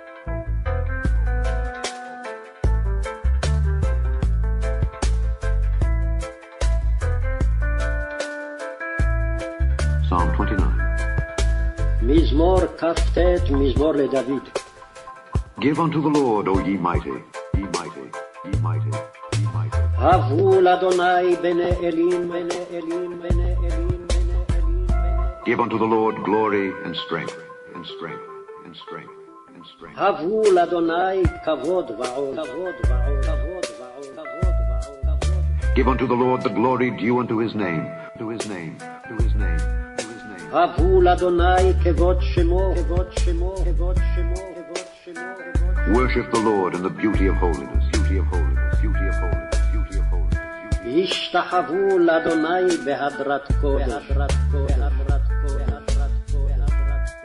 The voice of the Lord is upon the waters, upon the waters, upon the waters, upon the waters, upon the waters. קול אדוני על המים, המים, המים, המים. The God of glory thundereth, thundereth, thundereth. אל הכבוד הרעים. The Lord is upon many waters, many waters, many waters, many waters. אדוני על מים רבים. The voice of the Lord is powerful, powerful, powerful, powerful. קול אדוני בכוח. The voice of the Lord is full of majesty, full of majesty, full of majesty. קול אדוני בהדר. The voice of the Lord breaketh the cedars, the cedars, the cedars, the cedars. קול אדוני שובר ארזים.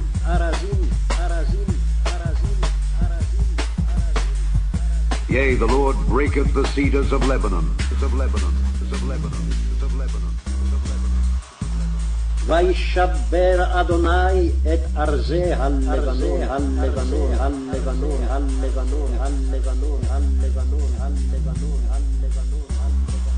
He maketh them also to skip like a calf, Lebanon and Syrian like a young unicorn.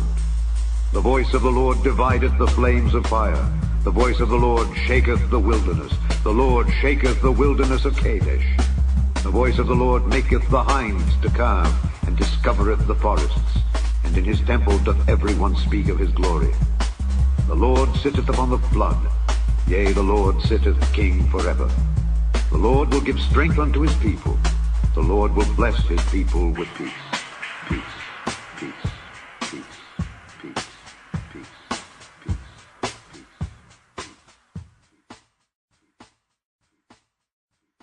peace. Yes. Shabbat shalom, semet salam, ana bekoah, right here. Yeah. Ana bekoach gedulata yemineka tatira zerura. O Lord, we beseech thee to loosen with the greatness of thy powerful right hand those that are bound in captivity. Aver arina ta'ameka sagarenu tahirenu nora. Accept the cry of thy people, exalt and purify I and I, O thou who art tremendous. Na gibor dorsheya yehudeka gvavata shamrei.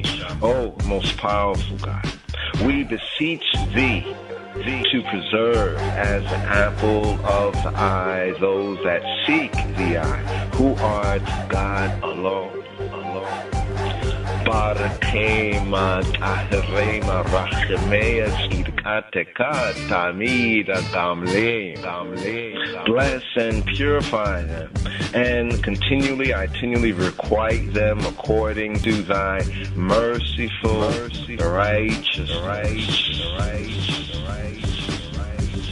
Chasina kadosha barova tuveka nachela etateka. O thou who art most mighty and holy, guide thy congregate, thy aggregate people in thine abundant goodness. Yachida ge'eh li'ameka b'nei zochre kedushateka. Thou who art God alone and most excellent, regard thy people and who continually make mention of thy holiness, of thy set apartness. Shawatenu kabel ushmaz aikaten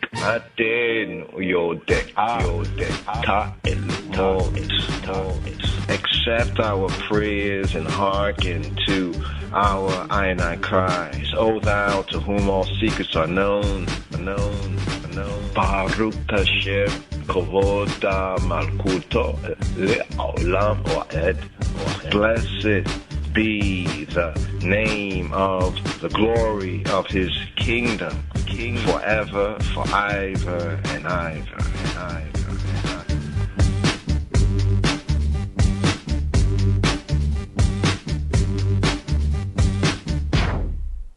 ever. Lekado D, come my friend, come my friend. Welcome to Shabbat, Shabbat Shalom, Shabbat Shalom.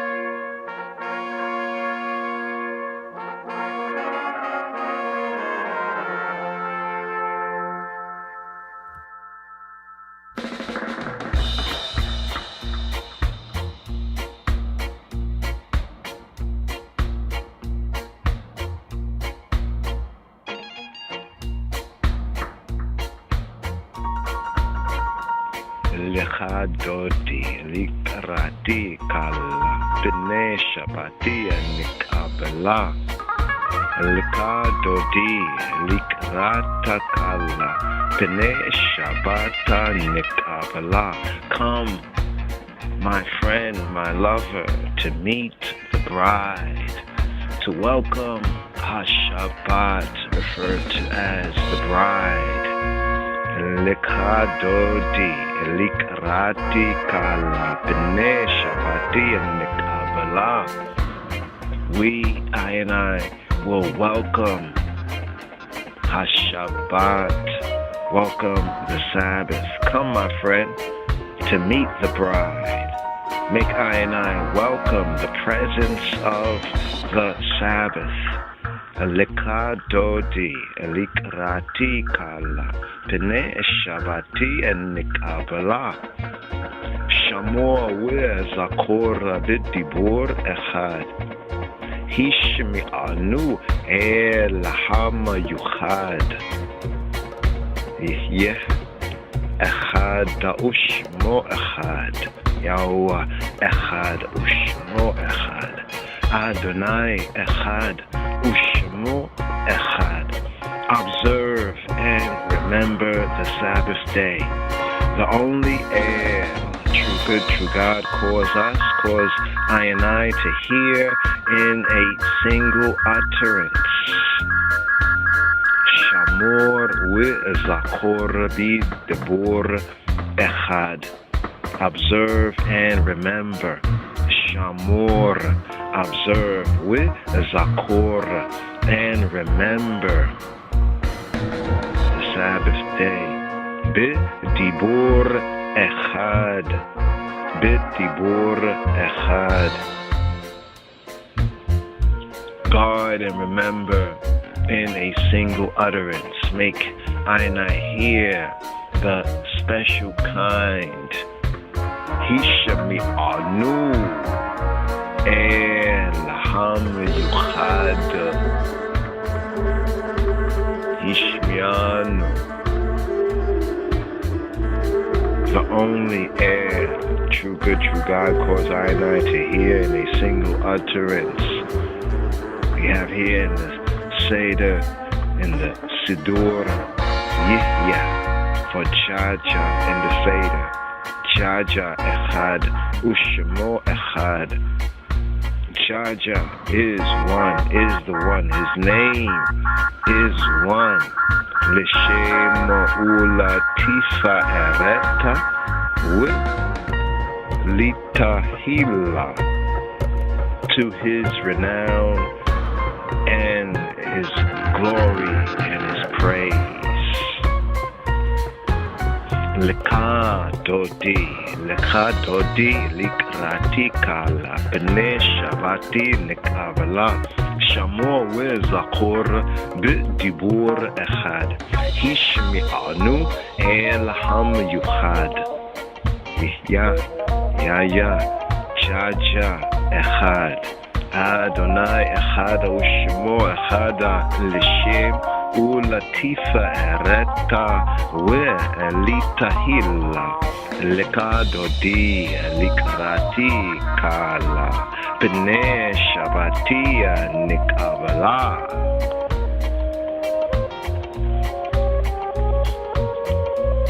Likrat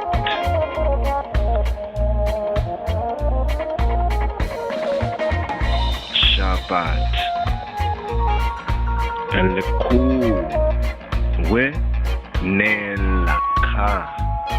Hiya mekor habraka mea rosh mik adam ne suka Sofa ma'ise de macheshava techila. Come, make I and I go to meet the Sabbath, for it is a wellspring of baraka, of blessing, likrata shabata, lekua nelka, kia hiya mikora habraka. From the beginning, from of old, it was ordained. Me rosh mik adam ne sukkah. Last in production, first in thought. Sofa ma'ise de macheshava techila. Lekadodi likrati kala bine shapati nikabala kabala kabala kabala kabala kabala kabala kabala kabala kabala kabala kabala kabala. Shabbat Salam, Shabbat Shalom. A song for days of resting inside your home.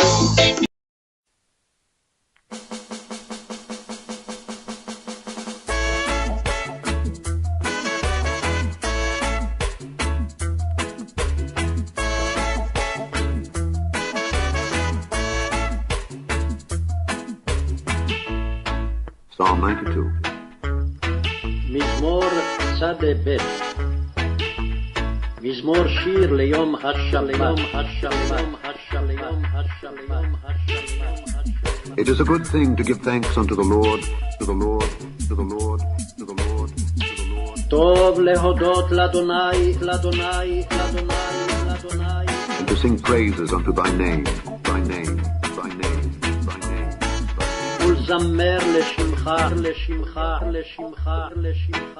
O Most High, Most High, Most High, Most High, Most High. לשמך העליון, העליון, העליון. To show forth thy loving kindness in the morning, it's in the morning, it's in the morning, it's in the morning. להגיד בבוקר חסדך, חסדך, חסדך, חסדך. And thy faithfulness every night, every night, every night, every night. ואמונתך בלילות, בלילות, בלילות. Upon an instrument of 10 strings and upon the psaltery, upon the harp with a solemn sound. For thou, Lord, hast made me glad through thy work. I will triumph in the works of thy hands. O Lord, how great are thy works, and thy thoughts are very deep. A brutish man knoweth not, neither doth a fool understand it. When the wicked spring as the grass, and when all the workers of iniquity do flourish, it is that they shall be destroyed forever. But thou, Lord, art most high forevermore. For lo, thine enemies, O Lord, for lo, thine enemies shall perish. All the workers of iniquity shall be scattered. But my horn shalt thou exalt like the horn of an unicorn. I shall be anointed with fresh oil. Mine eye also shall see my desire on mine enemies, and mine ears shall hear my desire of the wicked that rise up against me. The righteous shall flourish like the palm tree. He shall grow like a cedar in Lebanon. Those that be planted in the house of the Lord shall flourish in the courts of our God. They shall still bring forth fruit in old age. They shall be fat and flourishing, to show that the Lord is upright. He is my rock, and there is no unrighteousness, unrighteousness, no unrighteousness, no unrighteousness, no unrighteousness, no unrighteousness, no unrighteousness, no unrighteousness, no unrighteousness, no unrighteousness, no unrighteousness, no unrighteousness, no unrighteousness, no unrighteousness.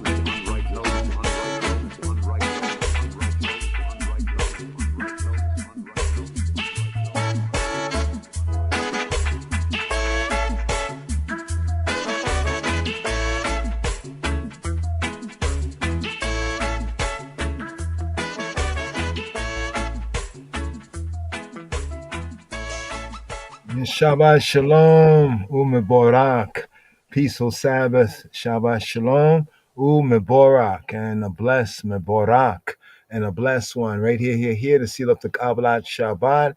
That was Psalm 92, the psalm for the Sabbath day. And here the Friday evening psalm to seal up the welcoming, receiving of the Sabbath, Psalm 93.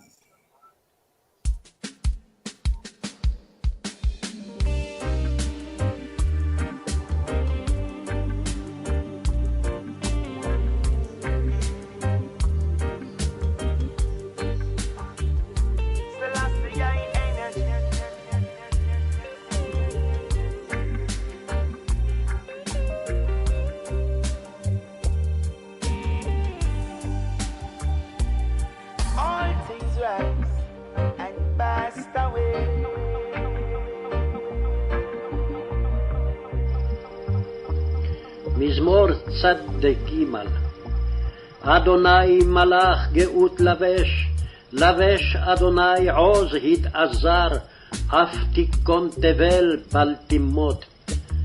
נכון כסאך מאז מעולם אתה. נשאו נהרות אדוני, נשאו נהרות קולם, יישאו נהרות דוחיים. מקולות מים רבים, אדירים משברי ים, אדיר במרום אדוני. עדותיך נאמנו מאוד, לביתך נאווה קודש, אדוני לאורך ימים.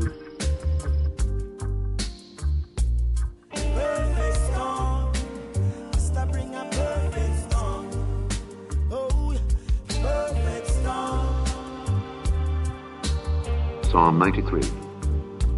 The Lord reigneth, he is clothed with majesty. The Lord is clothed with strength, wherewith he hath girded himself.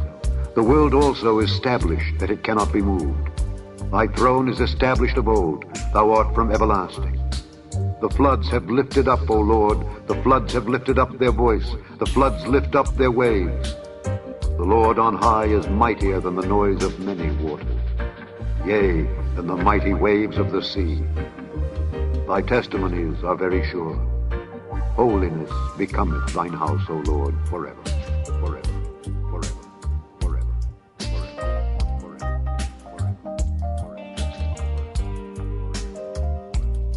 Perfect storm, that's the man I bring a perfect storm. Perfect storm, I bring a perfect storm.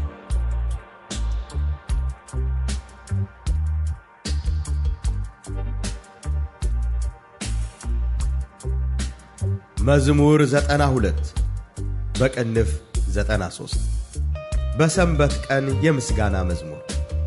እግዚአብሔር ነገሰ ክብርንም ለበሰ። እግዚአብሔር ኃይልን ለበሰ ታጠቀም። ዓለምን እንዳትናወጥ አጸና። ዙፋንህ ከጥንት ጀምሮ የተዘጋጀ ነው፣ አንተም ከዘላለም ነህ። አቤቱ ወንዞች ከፍ ከፍ አደረጉ፣ ወንዞች ቃሎቻቸውን ከፍ ከፍ አደረጉ። ከብዙ ውሆች ድምፅ ከባህርም ታላቅ ሞገድ ይልቅ እግዚአብሔር በከፍታው ድንቅ ነው። ምስክርህ እጅግ የታመነ ነው። አቤቱ እስከ ረጅም ዘመን ድረስ ለቤትህ ቅድስና ይገባል።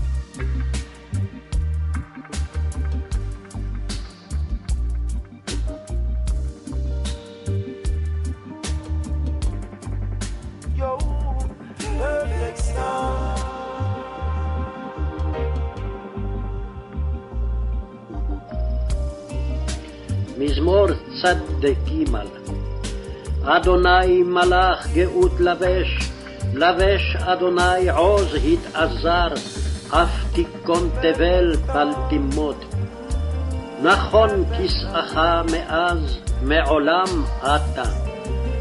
נשאו נהרות אדוני, נשאו נהרות קולם, יישאו נהרות דוחיים.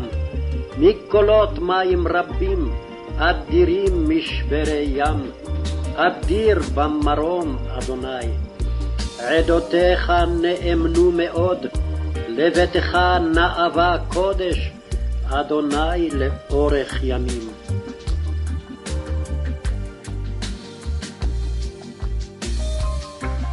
Psalm 93. The Lord reigneth, He is clothed with majesty. The Lord is clothed with strength, wherewith he hath girded himself. The world also is established, that it cannot be moved. Thy throne is established of old. Thou art from everlasting.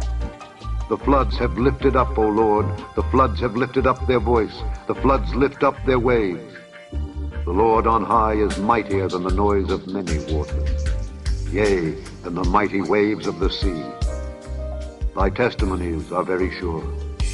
Holiness becometh thine house, O Lord, forever, forever, forever, forever, forever, forever, forever, forever, forever,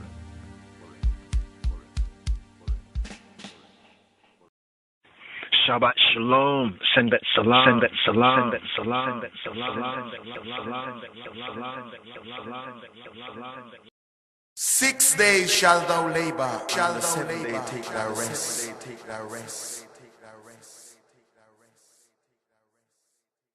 6 days shall thou labor, and the seventh day take thy rest.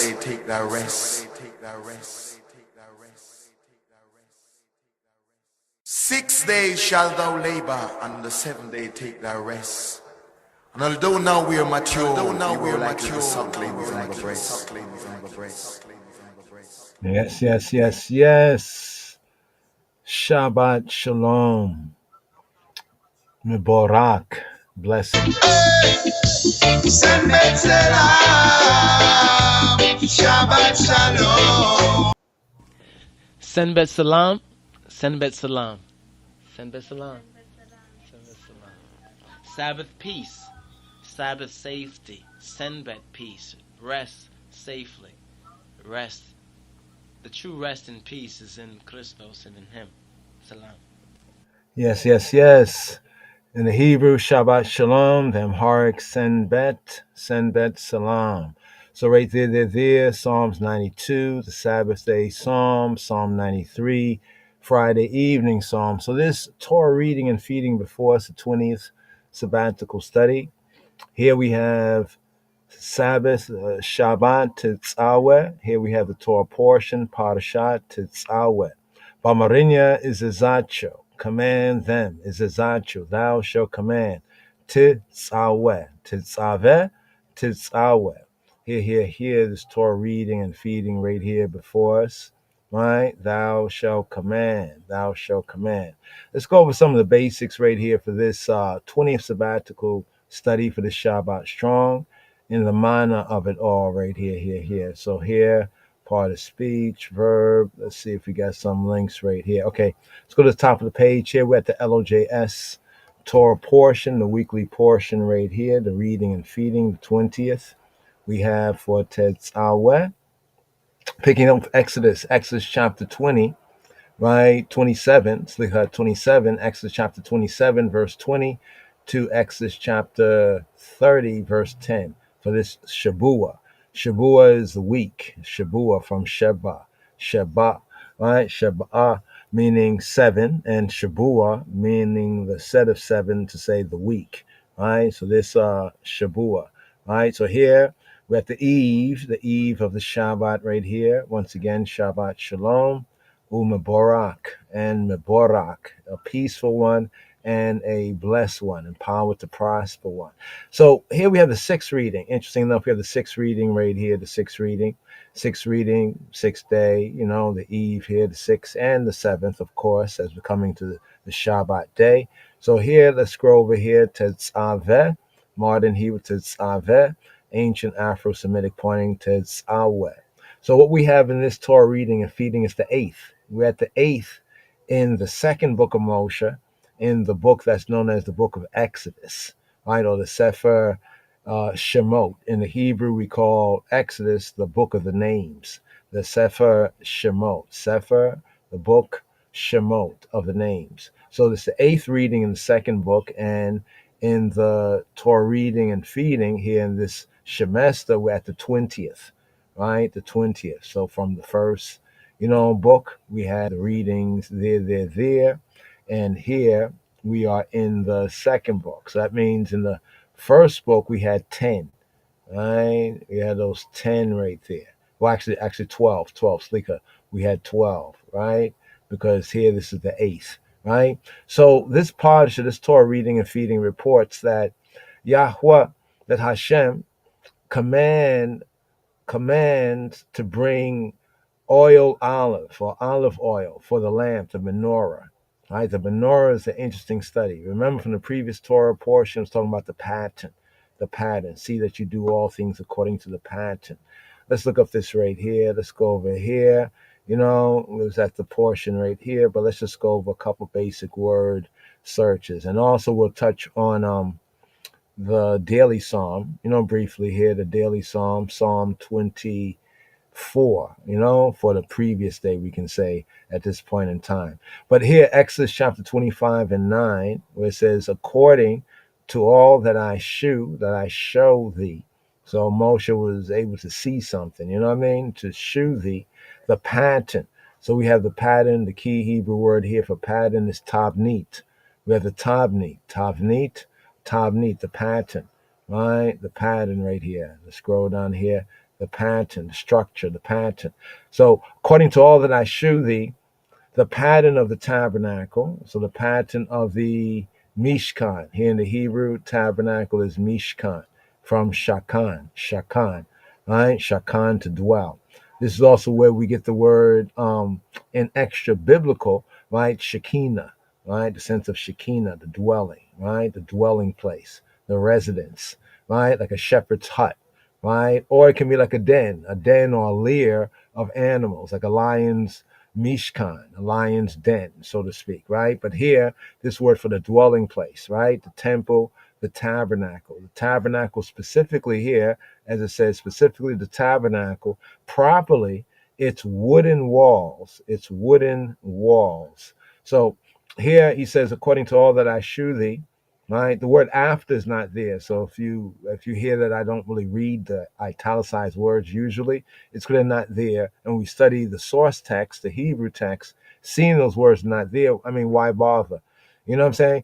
According to all, plus there's often a different meaning, a different reading when you leave out those words right there. Because those words were added, you know, for the translators, you know, they added certain words, but at least they had the decency to put what they added, you know, in addition to the words they were translating in italics, according to like the proper printed King James versions. Yeah. So Exodus 25 and 9, according to all that I shew thee, the pattern of the tabernacle and the pattern of all the instruments thereof, even so shall y'all make. Even so shall y'all make. Right. So this sentence here, just on pattern recognition, right? In our Torah studies, best practices and procedures for other disciples, we'll point out pattern, right? Take heed to the pattern, because Moshe is instructed here in Exodus chapter 25, verse 9, right? According to all that Yahweh, that the Malach, right, would shew him, right? The pattern of the tabernacle, the pattern, the tabnit of the Mishkan, and the pattern, right, of the Kali, right? Kalim, Kalayim, right? The Kli or Kali, in a singular sense is like the objects, the Kali, right? Thereof shall y'all make it, right? So let's go into this a little bit more here, just to hear the Hebrew right here and to just compare it. It says, Kukol Asher, right? Ku as or like call, like all Asher, that which I, mareh, like show to you. Ani mareh, I show to you. Call Asher Rani mareh, otika, that I show, otika, that I show to thee, right? Otika.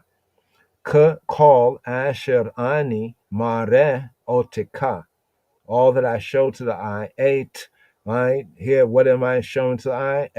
Eight, right? Tavnit, the pattern, right? Hamishkan, the Tavnit, Hamishkan, the pattern of the dwelling place, the tabernacle, right? We'et, right? And also, what am I showing to you? Ani mare otika, right? We'et, right? And Tavnit, the pattern, call kalayu, call kalayu, and all the kalayu, all of his or its instrument, instrumentation, like the furniture, the furnishings, the instruments, yeah. With Cain, and with Cain and Cain, and so, yes, and so, Ta'asu, with Cain, Ta'asu, with Cain, Ta'asu, and y'all shall do like this with Cain and like this, or yes, Cain is like an affirmative, and like this. Let's go down to the Cain. Some say con mean like here, but here we have Cain. So, thus, therefore, right? Cain, thus, therefore, Cain, right? Therefore, thus. It can also be used as an interjection, Cain, right? To say like something's right or correct, or if you agree with something, Cain, true, Cain, right. In a assent, if you're assenting to something, agreeing to something. But in the use in Hebrew right here, right, a more adverbial use, it's like thus, so, thus, therefore, right, ta'asu. In other words, you shall do according to the tabnit, right? And the first object mentioned is the ark. So he begins, also beginning from the ark. So Yahweh begins from himself. He begins from the goal, in a sense. The goal is the ark. When we enter in to worship, right, according to the pattern, we enter from the gate, right, in the outer court, where the altar, the brazen altar is, and then the tent is there, and most ones and ones never made it into the tent. Only the Kohanim, most of the Levites didn't make it into the tent. Only those Levites that were sons of Aharon, Aaron and his sons. Then over here, it says in Exodus 25 and 40, and look or see, right? Look, see, right? See, right? That which, right? That thou was caused to see. So here when it says look, right? That which you was shewed, but look right here. Notice it's the same 872, 7200 word.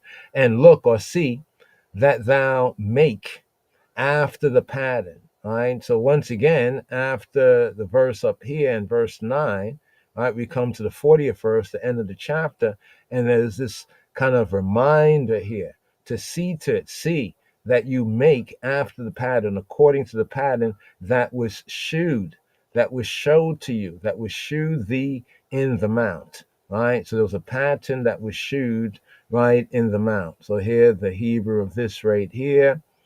Here it says, go to up here, it says, U re'e, U and re. So to say to see, like a command to see, re. Speaking to a man, re. See, re.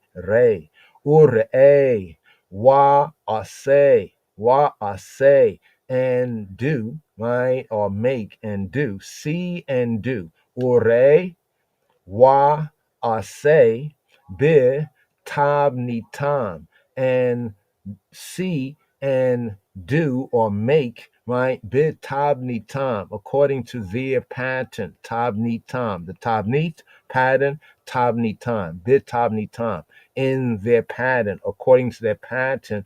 Asher ata, that which ata, you male. Here this is speaking directly to Moshe.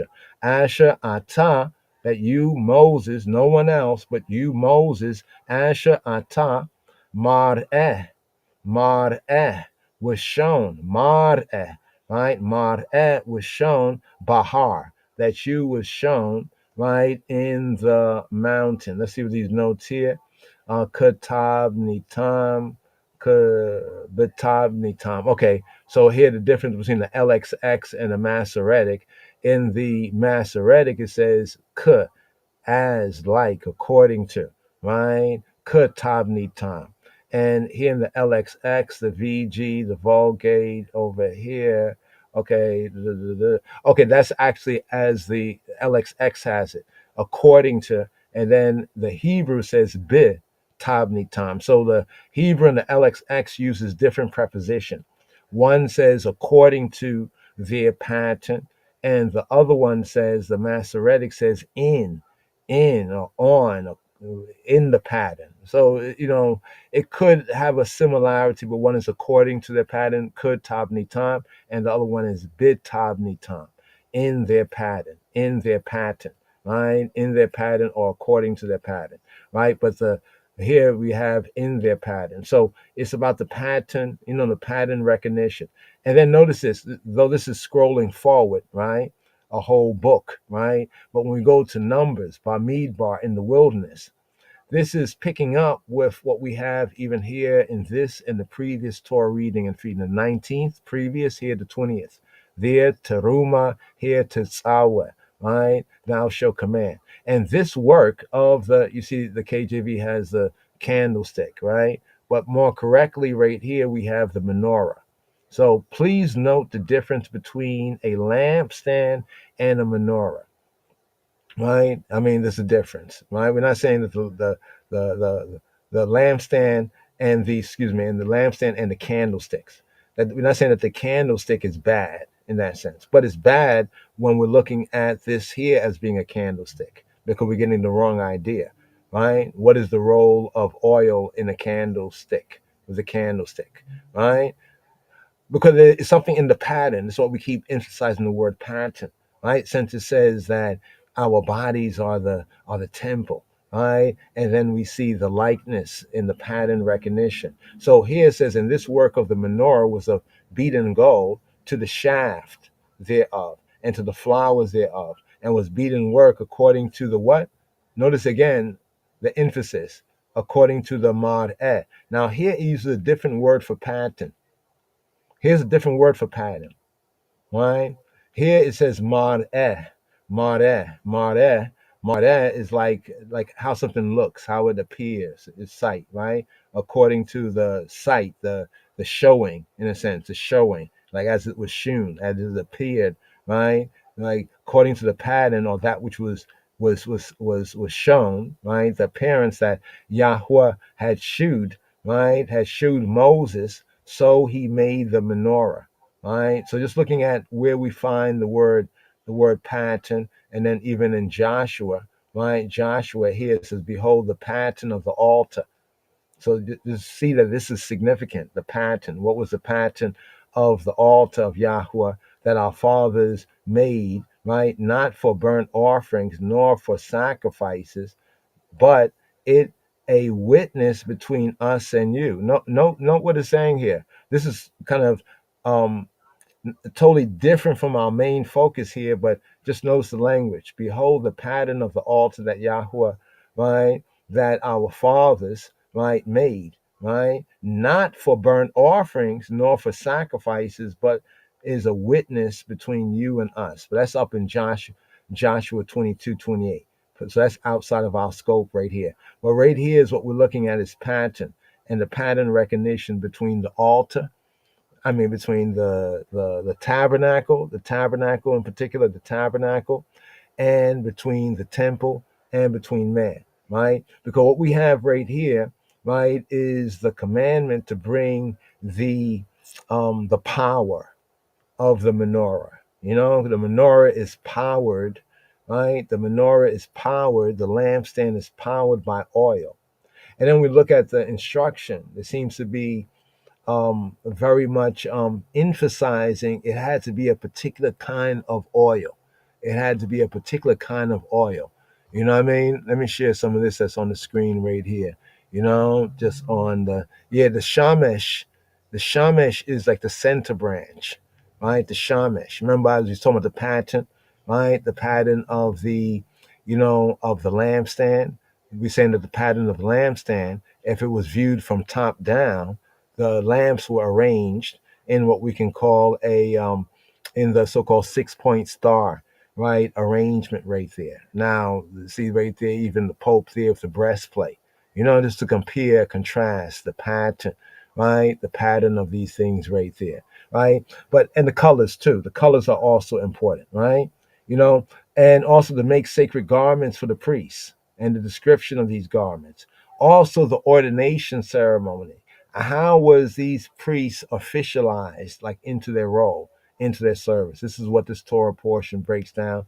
And lastly, but not leastly, we have the introduction into what is called the Great Worship chapter, right? The Great Worship chapter, roughly around chapter 30, the first 10 verses where the second altar, right, the direction, instruction of the second altar is given, as well as the great worship chapter.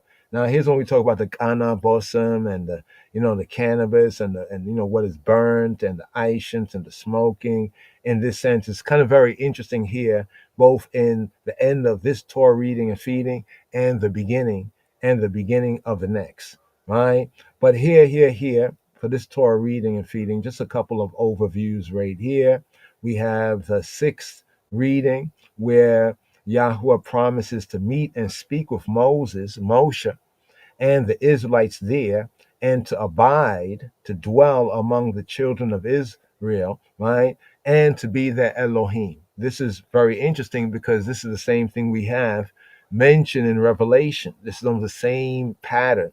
We have the same pattern, right? Notice the pattern, even in Revelation, right? The pattern. Even when you read Revelation, when we talk about the court and the outer court and that which is in this court and that court, what pattern are we looking at? We're just looking at a courtyard, anybody's house? No, we're looking at his pattern, right? For the pattern recognition right here. And then, of course, in looking forward, right, to the seventh reading for the Shabbat day, the seventh reading, Yahweh instructs Moses to make an incense, the Aishans altar of the same type of wood, right? The Shittim wood, aka the acacia wood, to overlay it with gold, right? And sometimes this altar, right, is called the golden altar. So look at the pattern. In the outer court, we have brazen altar, right? In the tent, in the Mishkan, the dwelling place, in the Ohel Moed, we have the golden altar of Aishans.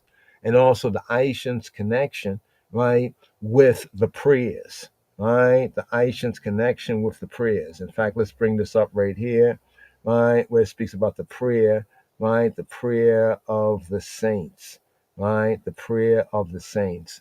Let's bring this up. The Hoshen, the breastplate, the ephod. Here we go right here. The prayers of the saints. Look at Revelation 5 and 8.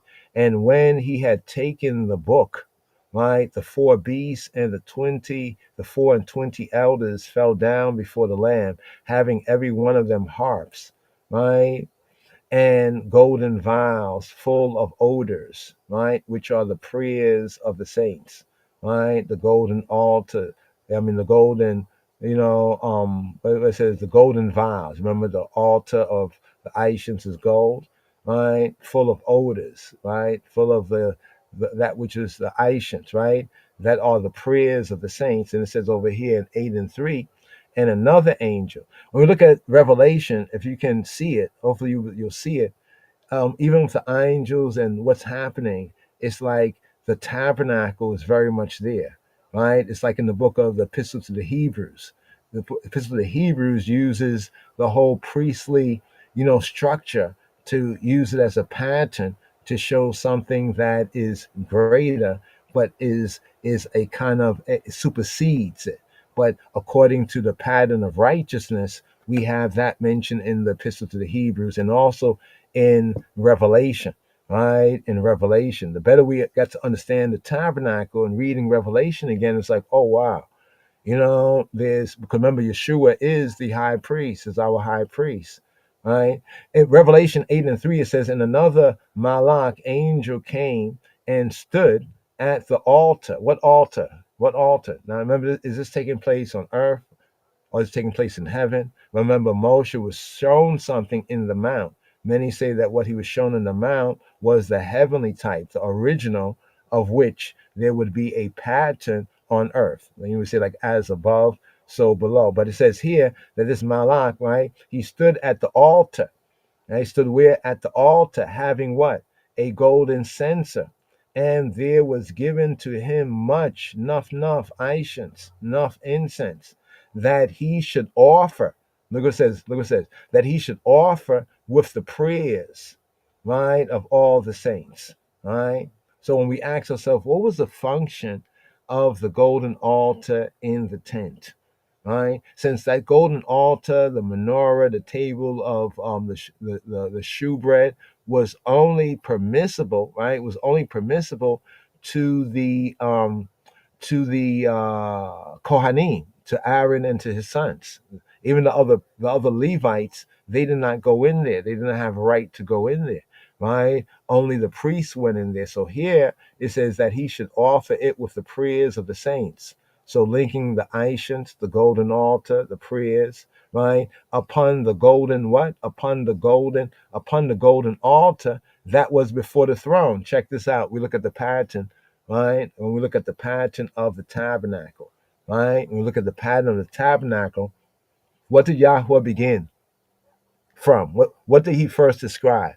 Right? He first described, right? He first described the ark. Right? The first thing he described the ark. Right? He began from himself to the worshiper. And the worshiper begins at the gate in the outer court, right? And must make their way to the throne. But then notice what's written in Hebrews, because of our Moshiach, our anointed what? Our anointed high priest, Yeshua HaNotri, right? We have access boldly to enter into what is the throne of grace, that whole throne. So when it says here that the prayers of all the saints upon the golden altar of incense, of ancients, that was before the throne. So when we look at the positioning, right? When we look at the positioning of the golden altar in the tabernacle, where was it positioned? It was positioned before the ark, and the ark was symbolic of Yahweh's throne, of his throne on earth. This is what this day's reading, the sixth Aliyah, it speaks to how Yahweh says, okay, let's bring that up. Okay, pause that. Can you pause that right there? I'll come back to that one right there. If we have the assist right here, if you can rewind that to the slide beforehand. Okay, yeah. Okay, it's a little delay. There we go. Okay, you see where it says the incense? No. Okay, let's see.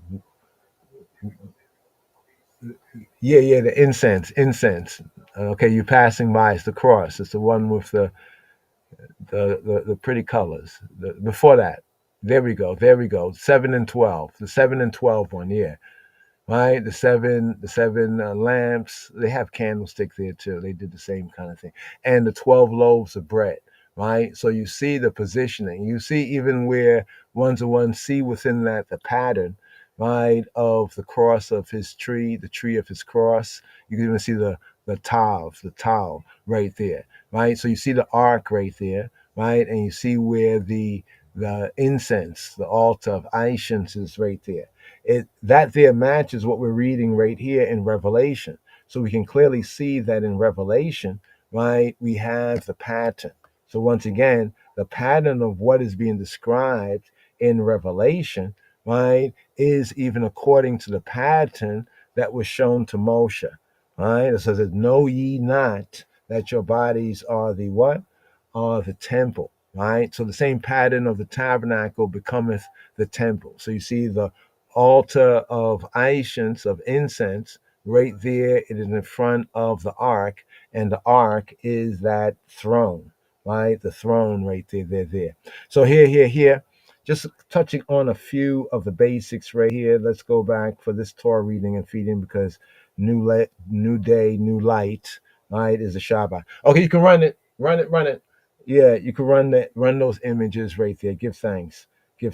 Yes. So also we have the prophets reading. Check out Ezekiel 43, verses 10 to 27. Ezekiel. So the prophets reading, the Haftarah, aka the prophets reading for this 20th sabbatical study is Yechezkel, Ezekiel 43, 10 to 27, right? And that there speaks of what? It speaks of the altar, right? It's speaking of the altar. So this Torah reading and feeding, there's some more of a write-up right here. But looking at the time right here, I want to touch on today's daily psalm, right? Or the psalm that was for the sixth day of the Shavua, already we're at the eve. For many ones a new day may have come in. So Shabbat Shalom to those in other regions where it's already new day, right? But for I and I here, evening, morning, one day. So here, Tetzawa, right? Tetzawa, right? The 20th reading, right, from the Torah Tetzawa, thou shalt command. Now, there's this interesting kind of a write-up here, thought for the Shabua. Out of all the countries, Hakadosh Baruch Hu, the Holy One, Hakadosh, blessed be He, Baruch Hu, Hakadosh Baruch Hu. He chose the land, right? He chose the land for Yisrael, right? The Levant, the land for Yisrael. And from the land of Yisrael, he selected the Haykal, or the temple. And from the Haykal, he selected only the Holy of Holies. Similarly, out of all the nations, Yahweh Eloheinu selected Yisrael, the Beta Israel. And from the Beta Israel, the Beit Yisrael, he selected the tribe of Levi. And of the tribe of Levi, he chose Aharon. He chose Aaron. So there's a reasonment here about selection, right? Selection. Like when we say that all of the priests, right, had to be Levites, but not all of the Levites were priests. You know what I mean? So it's like to say that all of the Levites were Israelites, but not all Israelites were Levites. And all of the priests were Levites, but not all the Levites were priests. All right. Now, this is an interesting little write up right here. We'd like to kind of reason on this right here about the garments. All right. A little interesting narrative right here, but I think we'll spare you on this one for a moment. No, let's go through it. We mentioned it, so let's just go through it, and then we'll touch on Psalm 24 briefly before letting y'all go to take a breath and refresh and enjoy the Shabbat. You know, Shabbat Shalom, Sembet Salam. So here in Exodus 28 and 2, it says, you shall make holy garments for Aharon, holy garments. So he's speaking about the robe. You know, there's that tune, Jaja robe, right? That robe. How important is the garments, right? Are garments really important? People say, not about what you wear, and it's about what's in your heart. I mean, could that go with for the high priest? Could the Kohen say, hey, listen, I'm not gonna put on the garments right now because you know what's in my heart. God knows what's in my heart. I'm gonna go and serve. What you think would have happened? Right? But here it says, you shall make holy garments for Aharon. Right? Exodus 28 and 2. It's like, you go to see your doctor. Right? So you go to see your doctor, you're going for some surgery or something important. And the doctor's dressed all casual. You know what I mean? Dress all casual. Or, the doctor is dressed like a mechanic or like a janitor. And wouldn't you get a little suspicious? Right? So, okay, we're about to go into the OR right now, the operating room. You get a little suspicious about that. So clothing, right, does matter. And here, according to the pattern, we'll see how important it was for the priests to put on, right? Even the Israelites as well, but the priests to put on, right? The proper clothing. It's like in a new covenant sense, how important it is to put on Moshiach, right? How important it is to put on Christ, to put on Moshiach. Now, what's interesting about today's daily Psalm, Psalm 24, it connects with this Torah reading and feeding because it connects with the ark, right? With the ark. Now, that's an interesting one right there. You are the temple on the screen right there. But here, once it happened, you're going to read through this. Once it happened in the days of the master, that a certain prominent Gentile, a high-ranking officer in the Roman government, right, was walking past a study hall in Jerusalem when he overheard the school children learning their Torah verses. The man, right, stopped and listened for a while. He heard the teacher, the Moreh, reading from HaTorah, the Torah portion, about the high priest, the Kohen Gadol's special garments. He listened while the teacher read the words, these are the garments that they shall make, a breastpiece, the choshen, and an ephod, and a robe, me'il, and a tunic, ketonet of checkered work, a turban, and a sash, and they shall make holy garments in Exodus 28 and 4. Right? So it was a prominent Gentile, right? A high-ranking officer in the Roman government that heard, this Beit Midrash, like this house of study, of Yehudi, of Judahites. Now, the Gentile did not know anything about the Bible, about the Torah, right? Or Yahadut, that they call Judaism, but Yahadut, except that, except what he had just heard, right? He stopped and asked, who are these garments for? So Hamoreh, right? The the teacher, told him for the Kohen Gadol, for the high priest, for the big priest, right? The Gentile, the goy said to himself, I will convert to Yahadut. I will convert to Judaism so that I can become a Kohen Gadol, a big priest. So he went to Rebbe Shammai, right? One of the leading sages of the Sanhedrin. Now, some of these rabbis did live at the time of our rabbi, the rabbi of rabbis, Yeshua HaMoshiach.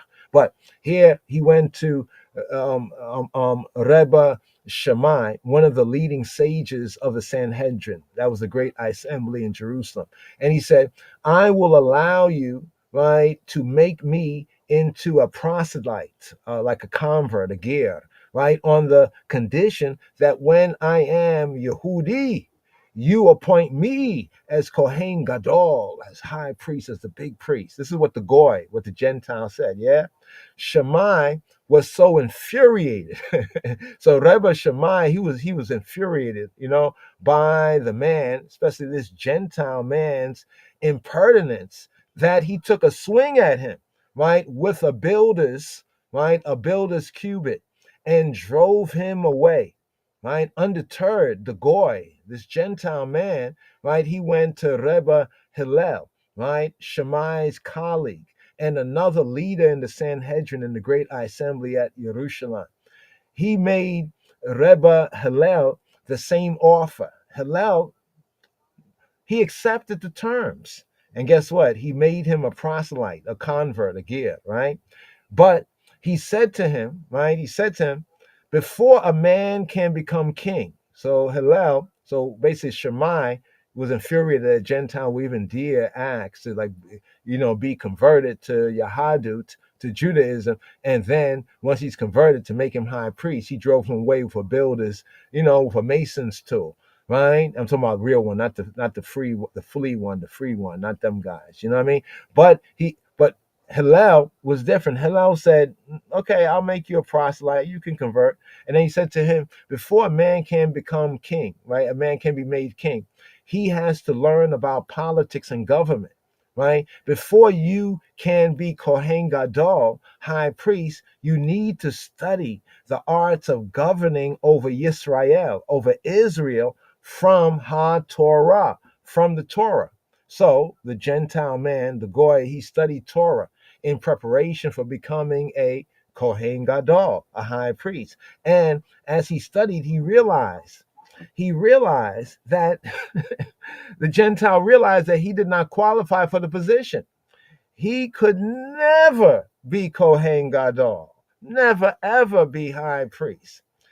Even the commonest Israelite, he found out? He found this out, that even the rank and file Israelite cannot serve in the kahuna, cannot serve in the priesthood, but only, according to what is written in Torah, only the B'nai Aharon, only the sons of Aaron.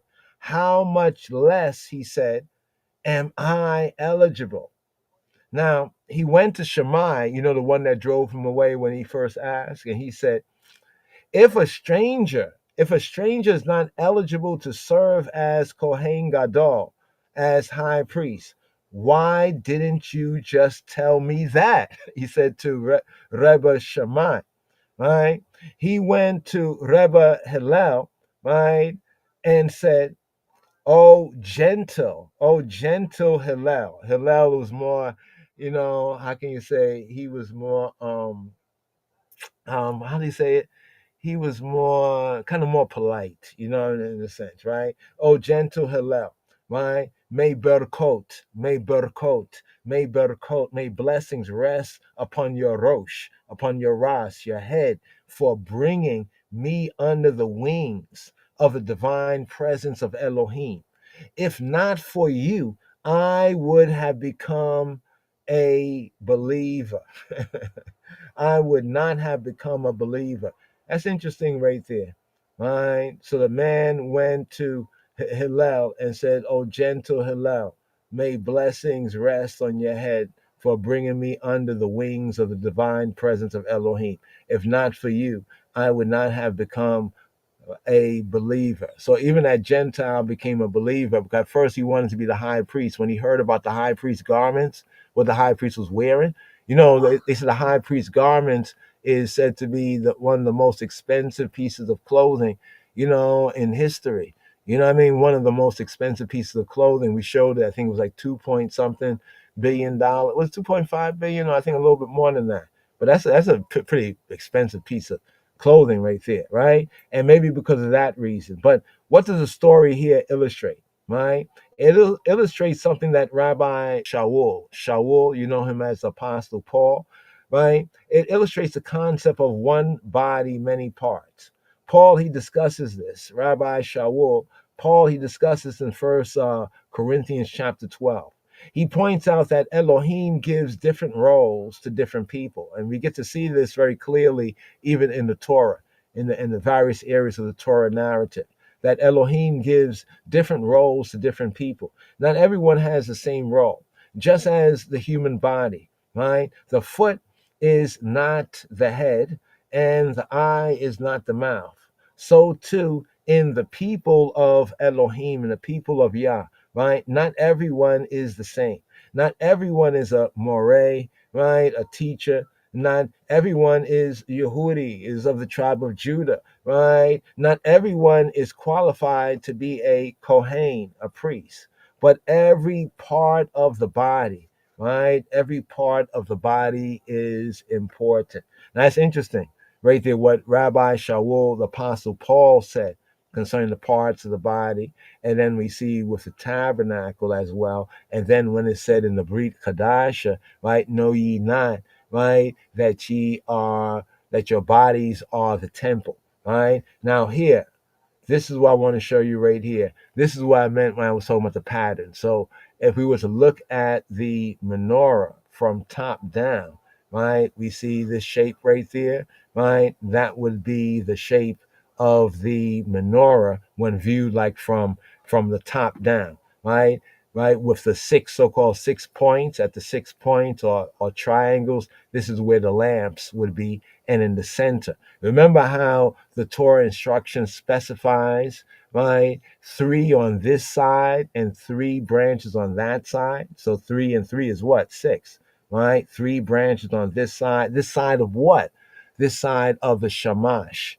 The shamash is the center branch, right? The center shaft, the center lamp, right? That's what we read. And it says that the priest will go and he will cause a lamp.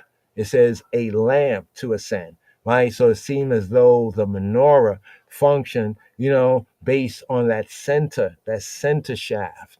Now, of course, when we're looking at the menorah, and the center shaft, right, is only proper to see Moshiach, as that center right there, but that center shaft right there. But just looking at the pattern, I just want to share this with the pattern, so these two, right, are geometrically equal. It's like a circle and a square.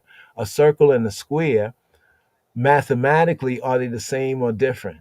Most people will say that a circle and a square, right, is different. Of course, it's different physically, but mathematically, a circle and a square, both of them are 360. It's like to say how this shape, this link right there. Here. Shalom, shalom in your homes and your houses. Stay tuned. We're going to touch on Psalm 24. Just a brief run through right here. Psalm 24.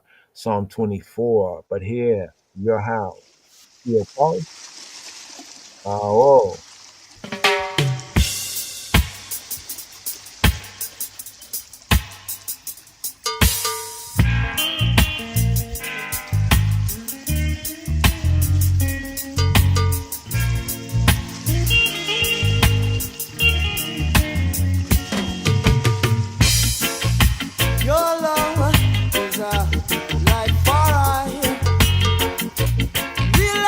So much when I first met you.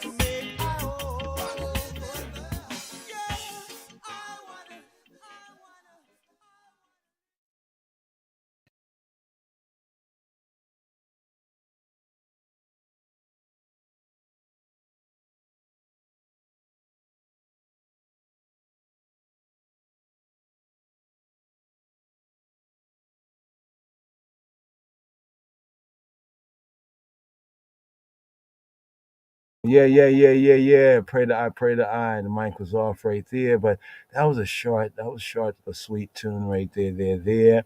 That was a little bit longer, getting some of the audibles right here. So we have the 24th Psalm.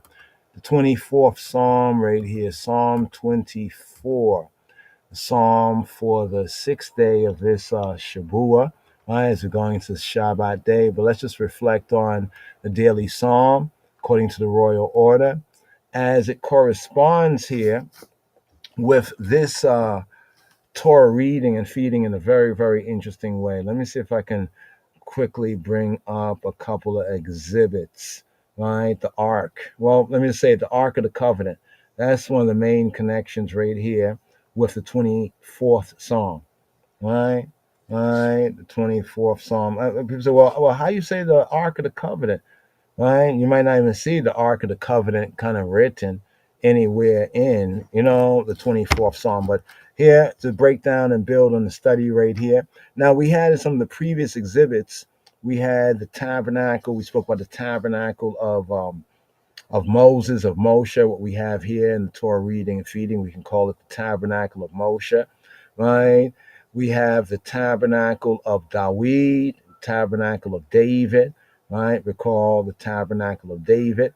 And then we come to the temple, right? The temple of Solomon, right? The temple of Shlomo, right? Shlomo, the temple of Solomon, right? And then we have after that, like the second temple when they rebuilt it after the Babylonian captivity, after 70 years in Babylon during the time of Ezra and Nehemiah, right? That's why when Yeshua was saying to them what he was saying to them, it was like, oh, our fathers were building this for all these years, and then finally the latter temple was actually, ironically as it is, it was actually known as Herod's temple, right? It was Herod.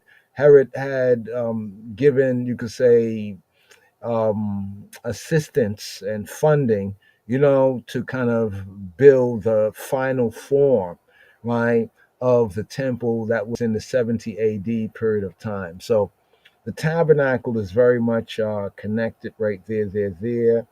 Let me do this here. I was looking for some of the Ark pictures, the Ark of the Covenant pictures. Okay, let's use this right here just for the time being so we can go through some of the overview notes, and then we'll go through these 10 verses, the 10 verses, today's daily psalm.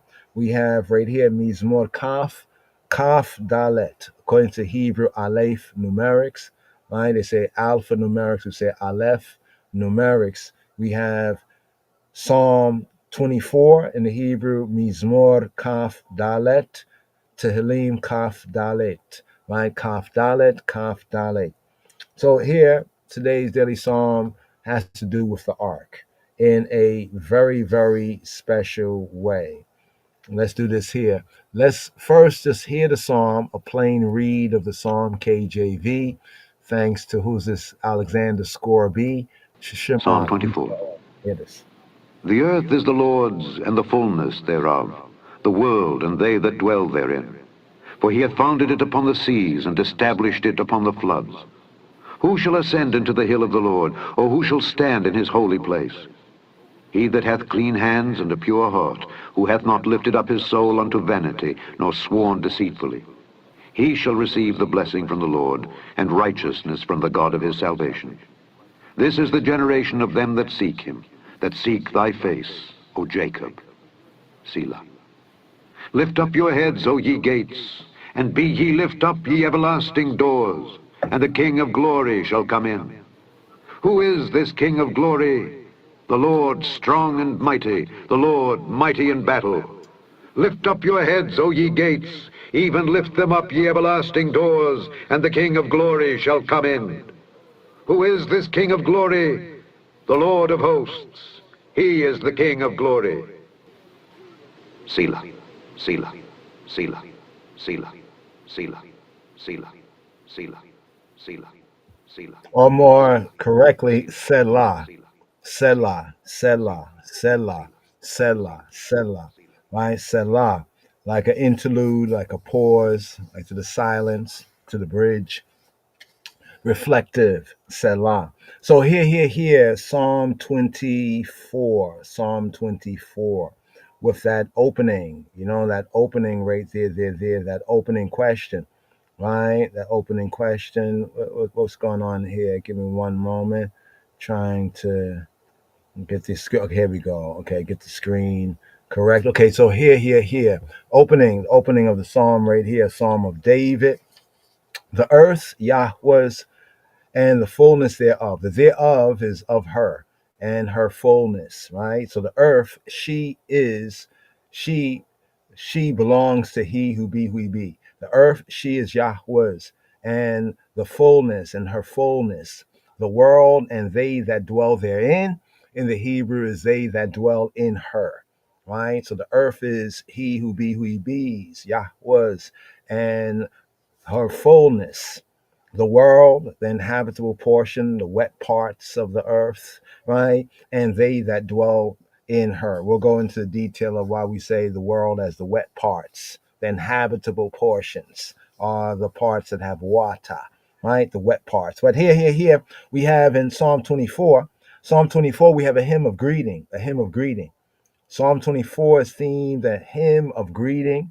And here in the notes, K and D, Colin DeLeach, right? The summary preparation for the reception, the Kabbalah, for the Kabbalah, the reception of Ha-Adon, of Adonai, of the Lord, who is, he who be, who he be, who is, right, about to come, right? The theme, an alternative theme of today's daily psalm, Psalm 24. Now, remember also Psalm 24, it's the evening psalm for the first day that the Gentiles call Sunday, the Yom HaRishon, right? The head day, the first day. So Psalm 24 is connected with the first day of the Shabbat, right? The first day of the Shabbat, Psalm 24. So after the Shabbat, right, the Psalm 24 rise up to chant. So we have a hymn of greeting, right? A hymn of greeting, right? A hymn of greeting right here.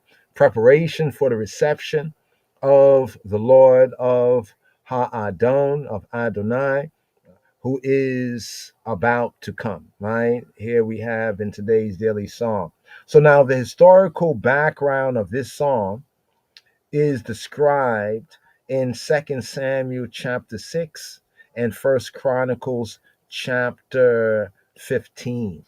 All right, this is the background of today's daily psalm. In 2 Samuel chapter 6 and 1 Chronicles chapter 15. Let's see if we can do this right here. We're gonna just get the Schofield here because we like its kind of paraphrase notes, and let's just go to Samuel in the hard copy for a moment, unless you want to go through the whole chapter right here. 2 Samuel chapter 6, right? Chapter 6. Let's go through chapter 6 right here just to get an overall theme of what we have, right? Since this is the background of Psalm 24, right? So chapter 6, right, of 2 Samuel is themed David seeks to bring the ark to Jerusalem. David seeks to bring the ark, the tabot in Amharic, they say tabot. In the Hebrew, we call the ark Ha-Aaron, Ha-Aaron, Ha-Aaron. So Ha-Aaron, the ark, the Aaron, to Jerusalem, right? To Jerusalem. Just a couple of verses here. Again, David gathered together all chosen of Israel 30,000. And David arose and went with all the people that with him from Baalei Yehuda to bring up from thence the ark of God, the ark of Elohim, whose name is called by the name of Yahweh Sebaot, that dwelleth, right? The cherubim, that dwelleth the cherubim, that dwelleth between the cherubim. I think we just have to go there just so you can see this as well. All right, let's go here to 2 Samuel, not to go through the full of the chapter. All right, so here we go. Right, 2 Samuel, right? 2 Samuel chapter 6, right? The commentary. This is the commentary, the overview. Removal of Ha-Aaron, removal of the Aron of the ark to Yerushalayim. 2 Samuel chapter 6. After David has selected the citadel of Zion, the castle of Zion. So Zion was like a fortress, a castle, right? And then that name becomes attached to the Davidic monarchy, and also then later on becomes attached to the Ark of the Covenant, right? So with Zion, right, Zion becomes like the church and the state, right? The state first with that prophecy and that word to David and his righteous seed, right? And also with David now bringing forth the ark. So first that prophecy concerning the Davidic monarchy, to Moshiach, and then we have the ark being brought forward, right? Right, or rather Jerusalem, the capital of the kingdom. He directed his attention to the organization and the improvement. This is David. This is what David did, right? The improvement of the legally established worship of the congregation. That's why we say that the book of Psalms, the Sefer Tehillim, was the liturgy. When we talk about liturgy, the Psalms was the liturgy, was like the core, right, of like the prayer and praise, or we say the worship of the congregation that had fallen grievously into decay since the death of the death of Eli, right? They say Eli, but Eli, right? In consequence of the separation of the ark from the tabernacle. So here's what's an interesting note, that the ark became separate and separated from the tabernacle. So you know how the ark was to be in the Holy of Holies, but the ark became separate. So the tabernacle was like over here, and the ark was somewhere else, right? In consequence of the separation of Ha'aron from Ha'ohel, from the tabernacle. He, speaking of David, therefore resolved first of all to fetch out the Aron HaBrit, the Ark of the Covenant, as the true center, right? As what? The true center of the Mosaic sanctuary, the tabernacle of Moshe. This is what David did, right? From its obscurity, and bring it up to Zion, to bring it up to his castle, his fortress, the city of David, Zion.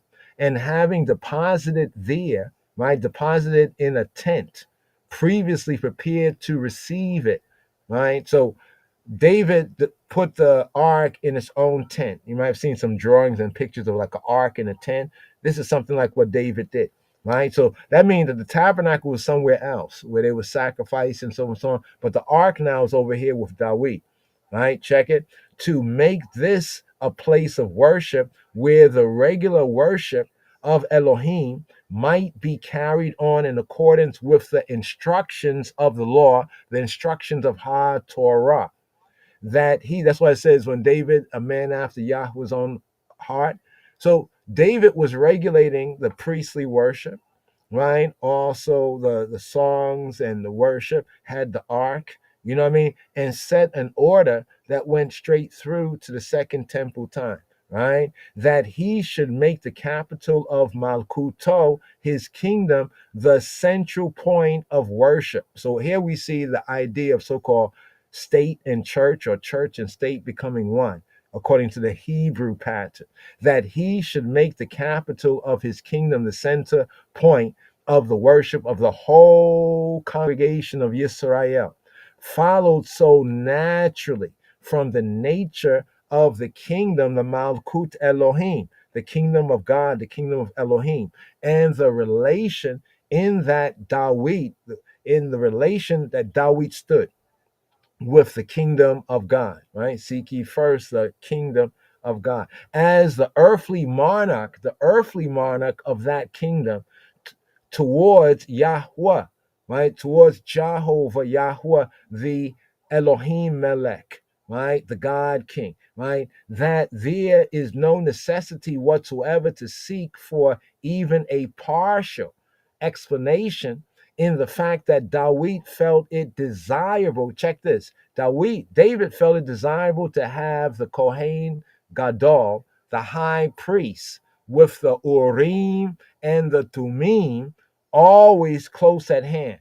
But why did not David remove? Now, here's the question. Why didn't David remove the Mosaic tabernacle to Mount Zion? He could have just removed, had everything, the whole tabernacle replaced, positioned there. But no, he removed the ark and the ark only, right? The Mosaic tabernacle to Mount Zion at Jerusalem at the same time as the ark of the covenant. And so restore the divinely established sanctuary in its integrity.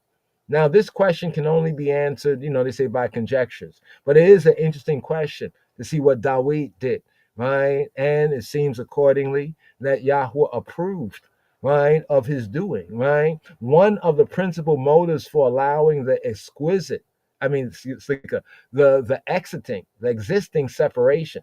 One of the principal motives for allowing the existing separation of the ark from the tabernacle to continue may have been that during the time the two sanctuaries had been separated, two high priests had arisen, right? One of whom officiated at the tabernacle at Gibeon, whilst the other, namely Abiathar, who escaped the massacre of the priests at Nob.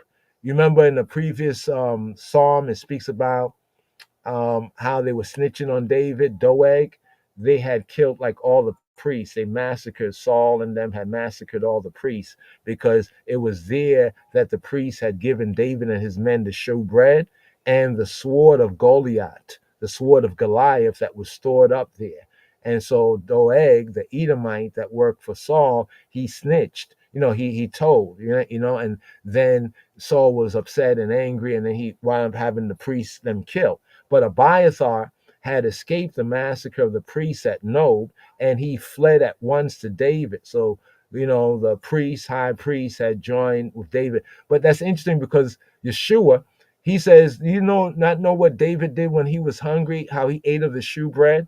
That connects with that whole incident we just briefly went over, right? Had been the channel of all the divine communications to David. So David had by his side, right, the high priest during the time of his persecution by Saul, and had also officiated as high priest in his camp, right? So that he could no more think of deposing him from the office that he had hitherto filled in consequence of the reorganization of the legal or the Torah-based worship, than he could of deposing Zadok, right? Zadok. And there's an interesting, the Zadokite and Ethiopian kind of connection. There's an interesting link there. Of the line of Eleazar, the officiating high priest at Gibeon. Moreover, David may from the very first have regarded the service, the abodah, that he instituted in connection with the Aaron, the ark, upon Zion, as merely a provisional arrangement. So maybe David was doing it just for the time being.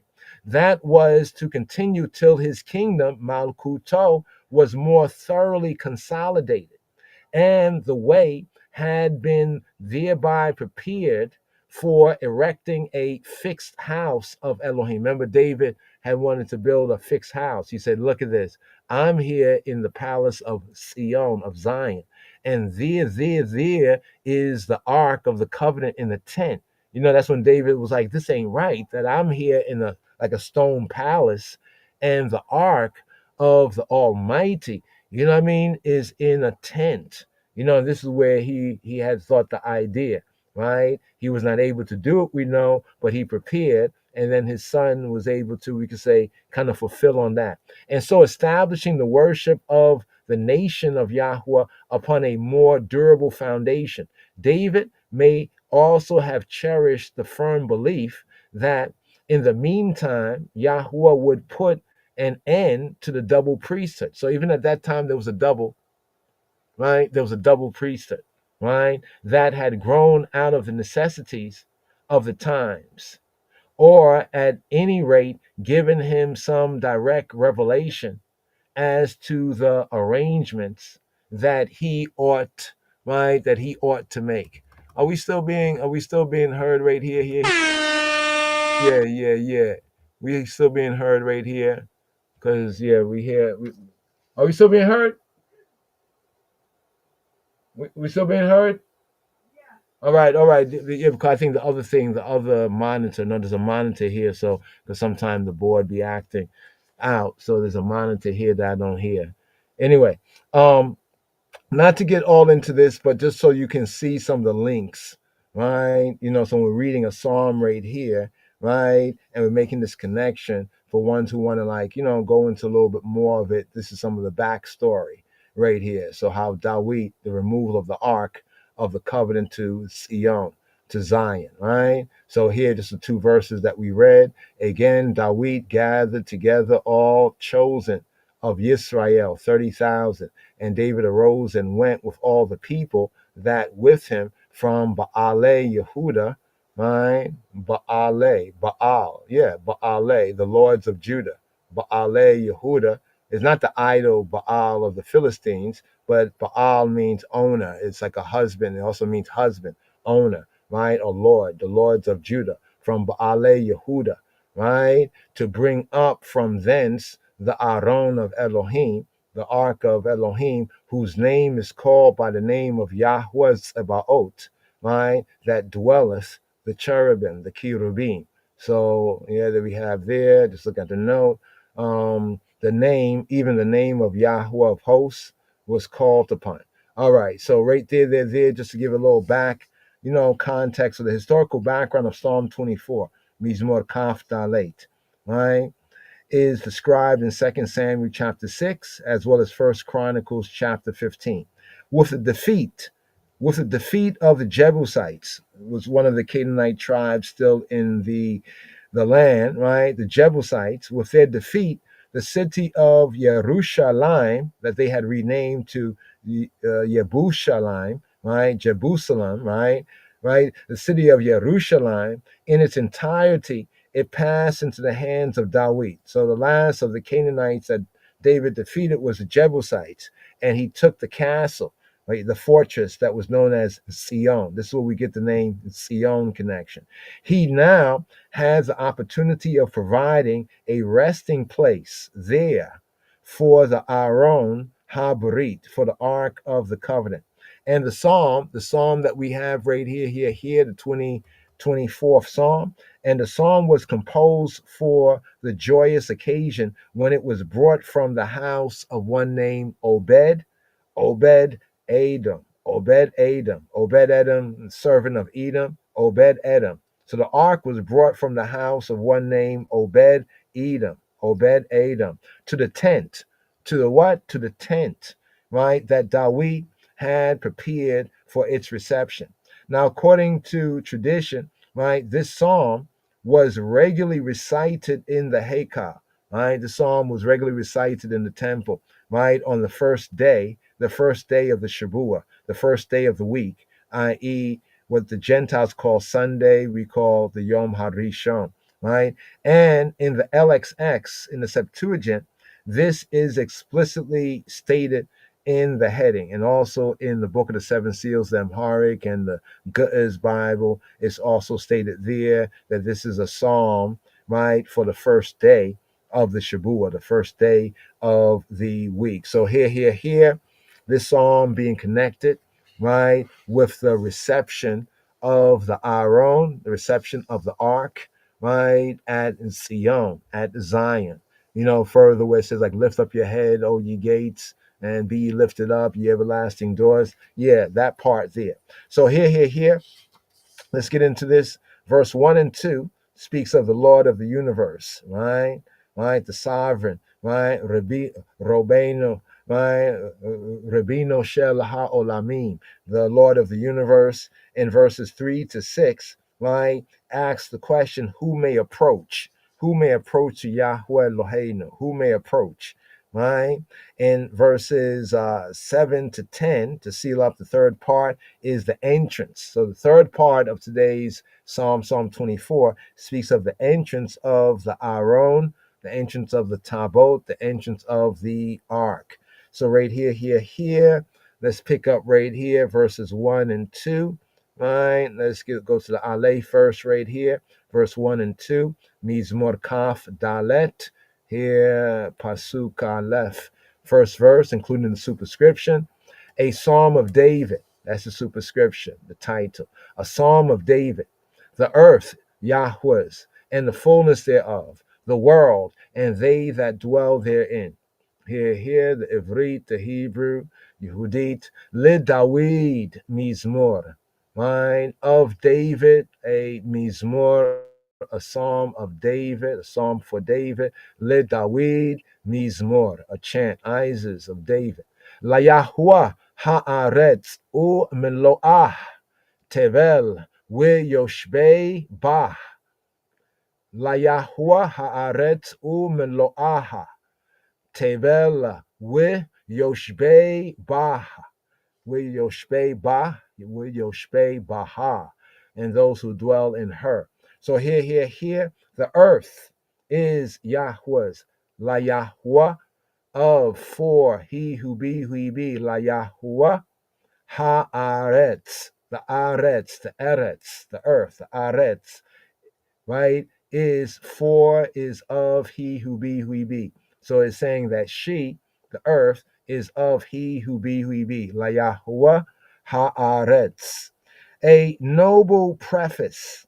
This is a very noble preface right here. This is the preface, right? The earth is Yahweh's. La Yahuwah haaretz. A noble preface with a deep meaning.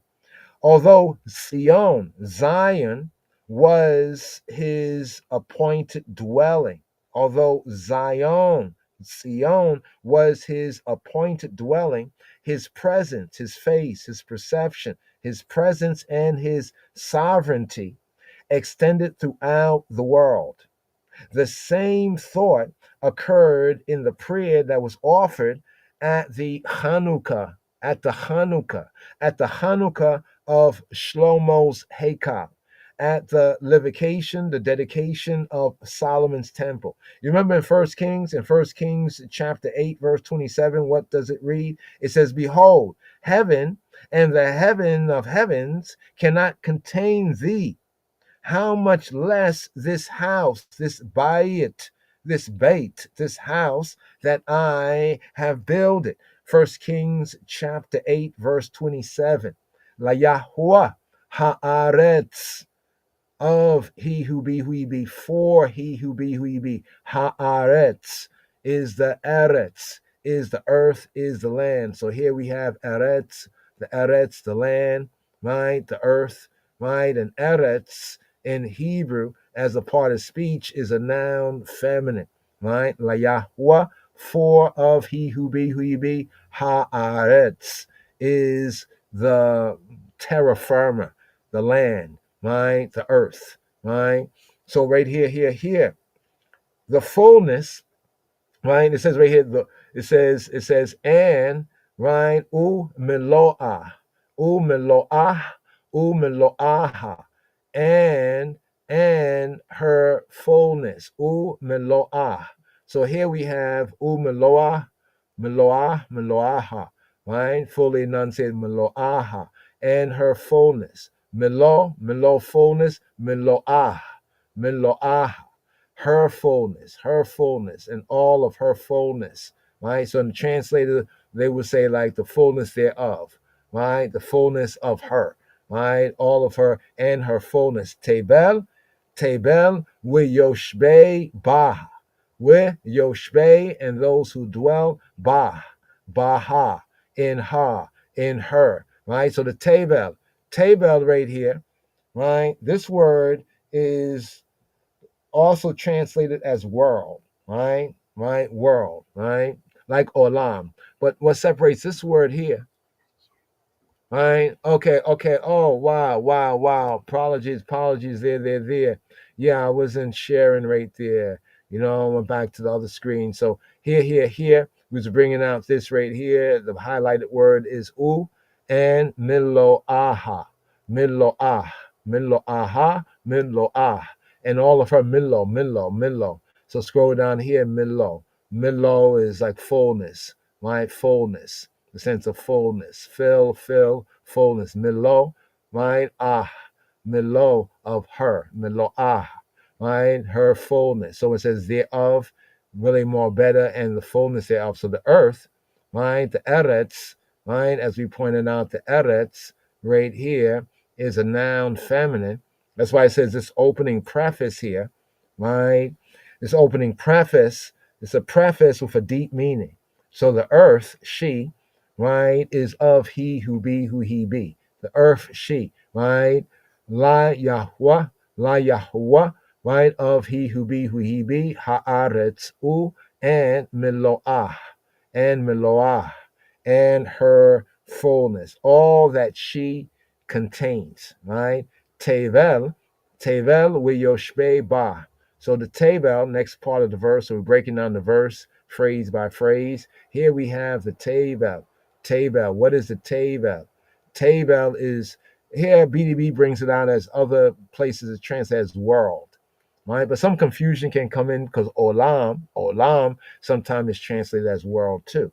But here, this here, Strong's, I think, brings out it best from the roots of the word, right? Strong's definition says the earth as the moist and therefore inhabited. So we interpret this as, and the world, the inhabitable portions of the earth. That is to say, the moist parts of the earth. As you notice, most ancient like civilizations, they say most ancient civilizations were, formed around water, like river valleys, like the Nile and in India, and other parts of the world, where there was water, the inhabitable portions of the earth. Right? That's why it says over here the inhabitants, right? The inhabitable portion. Oh, let me go a little deeper right here so you can see what we mean. Because Tabel is from Yabal.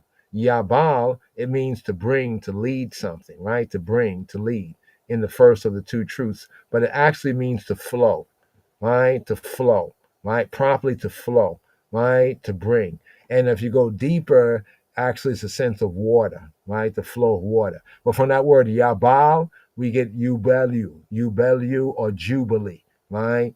Be that as it may, the Tabel is the inhabitable portions of the earth. There's a lot of places in earth, but some places are not so habitable. I mean, you can live there, but it's a hard. You know what I'm saying? So the Tabel, right? These are the portion of the world that are inhabited by man, by human beings, inhabitable portions, the moist parts, right? Then it says right here, it says, where Yoshbe Ba, last part, and they that dwell therein, Yoshbe, those at Yashab. Yoshbe, the dwellers. Literally, Yashab means to sit, but to sit in the context of sitting, remaining, dwelling, right? So Yoshbe is like the dwellers, the inhabitants, the dwellers, the sitters, Baha, the sitters in her. Literally, it's like the sitters in her, right? But those who dwell in her, right? So the earth, she is of he who be who he be, and her fullness, the world, the moist, the inhabitable portions of the earth, and they that dwell in her, they that dwell in her. So here to this first verse, Le Dawid Mizmor, La Yahweh Haaretz Meloah, Tebelu Yoshve Ba.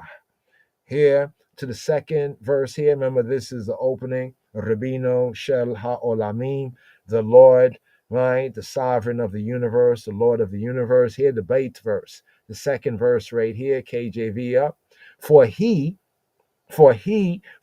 hath founded it upon the seas and established it upon the floods. I emphasize it because some of the false translation, but we understand from the English, but a little more better. Now we know better, right? For he have founded her, right? Continuing, right? The theme of the first verse, for he have founded her upon the seas and established her upon the floods. Here's the Ivrit, Yehudit, ki who, for he himself and none other. Ki who. Here we have the pronoun for he. So if the he is emphatic, they should have made the he capital H. But anyway, Kihu al yamim ye sadah we ala neharota ye koneneha ye koneneha. He has, koneneha.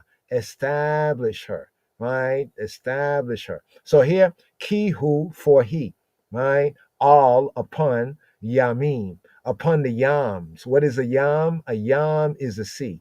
Yamim is sea. Seas, the seas, yamim, right?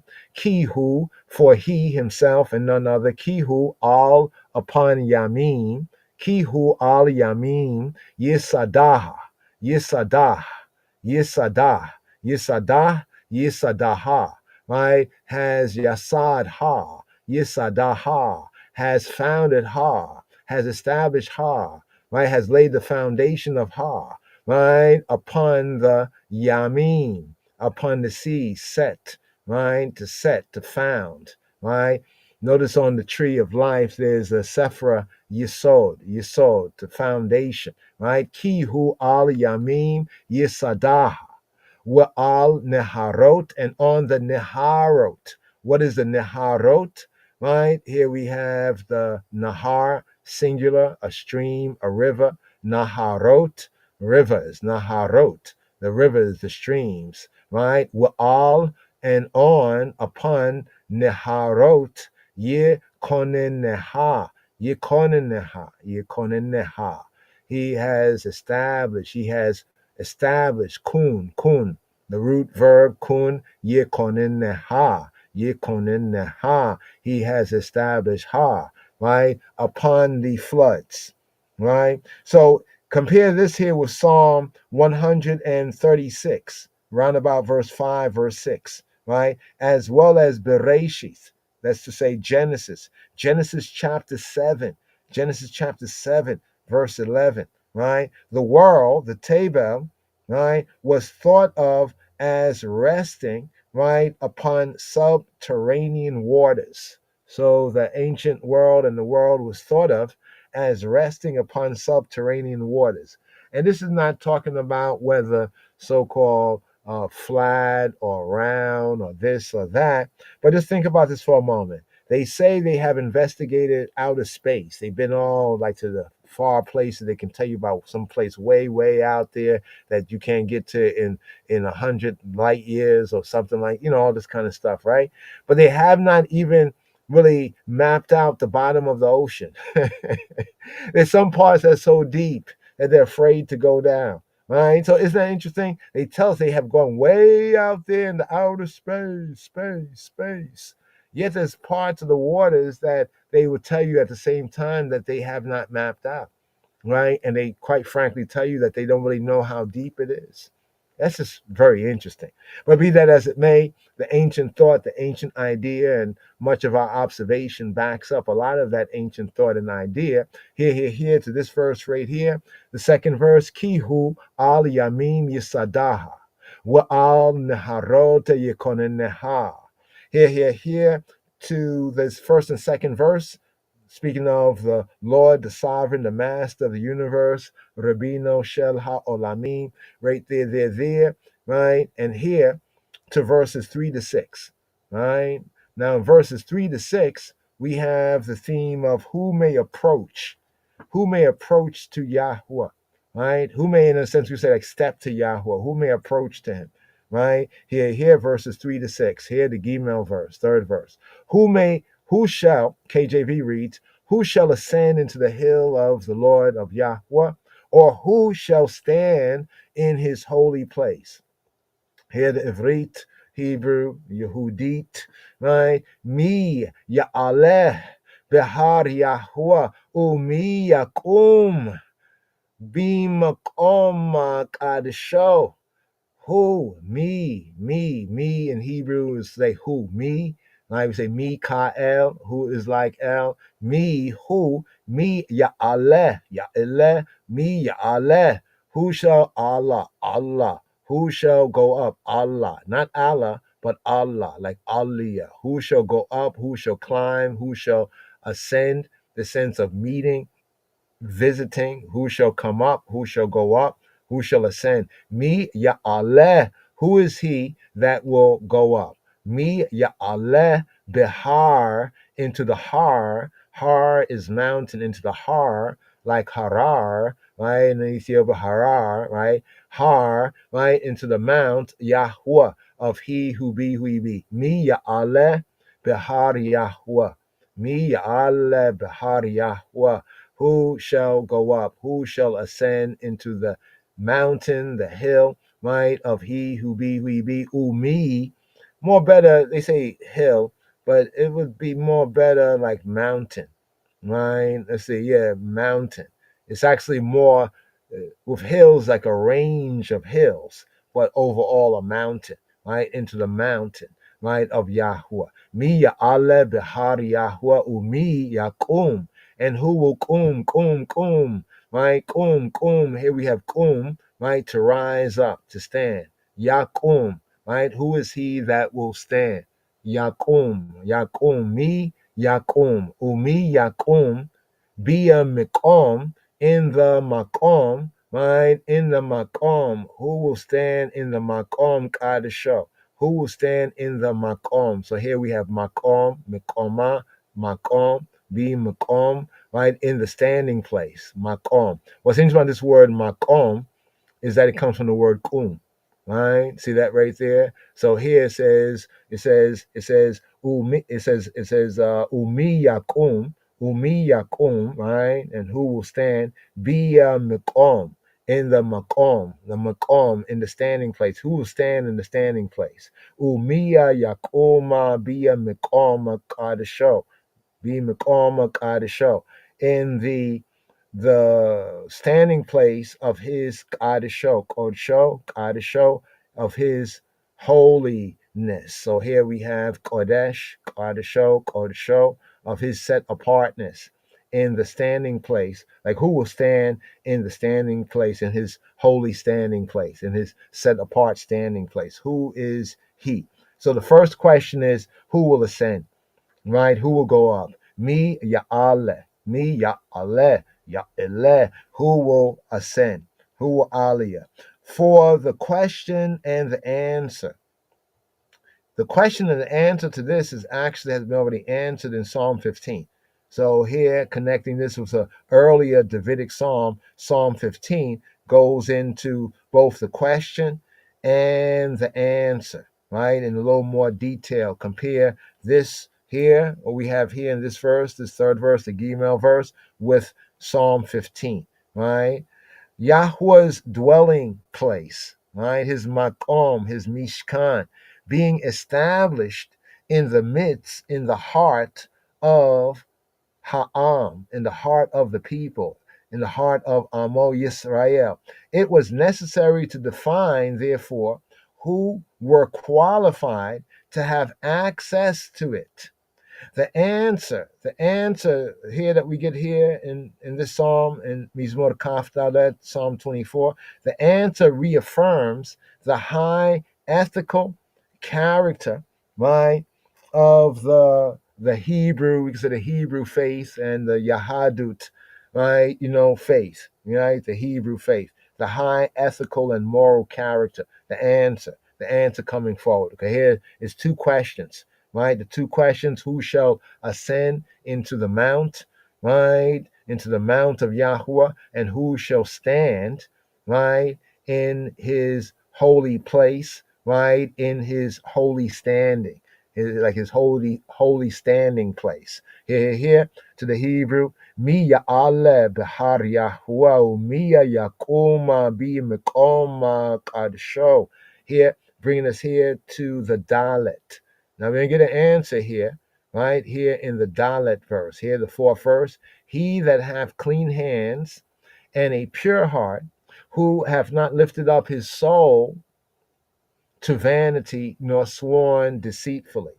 Look at the note, the clean hands, the clean of hands. So right here, the Ivrit, the Hebrew, let's go up here, right here. It says, Nikia kapayim ubar lebab, asher lo nasa lashav nafsho, velo nishba le mirma. So right here, we get, let's break down this answer right here. Because we have 1, 2, 3, right? 4 parts of this verse. He that hath, KJV says, clean hands and a pure heart, right?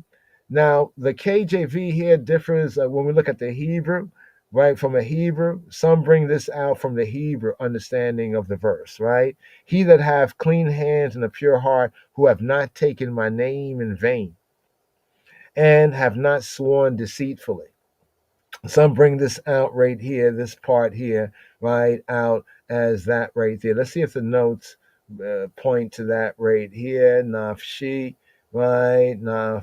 Nafshi. What's going on right here? Nafsho. His soul, my soul. So there's some variance in some of the text between his soul and between my soul, right? So some read it actually as, right here in the English that who have not, bringing it down here, here we go, who have not lifted up, right, his soul, right? Some read it as of his soul as nafshi, my soul, to vanity, nor sworn deceitfully. We'll get into it just now. First part of the four parts of this verse here. First part, he that have clean hands. Here in the Hebrew, niki kapayim, right? Niki.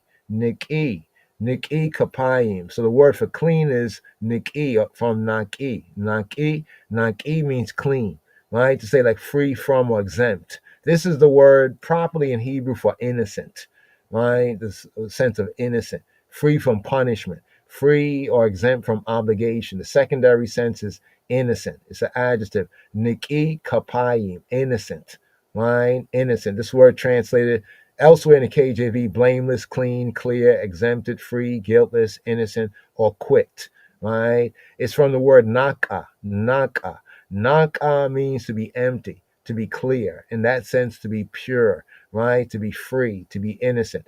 Almost like a garment, that gets some dirt on it and you're able to clean it and now it's free, it's clean. In that sense of the naka, right? To make clean, right? To make clean, to make beer, right? So clean, niki. But here it's not the word yad. The word yad usually is for hand. Yad, yamin, right? Here we have the word kaf.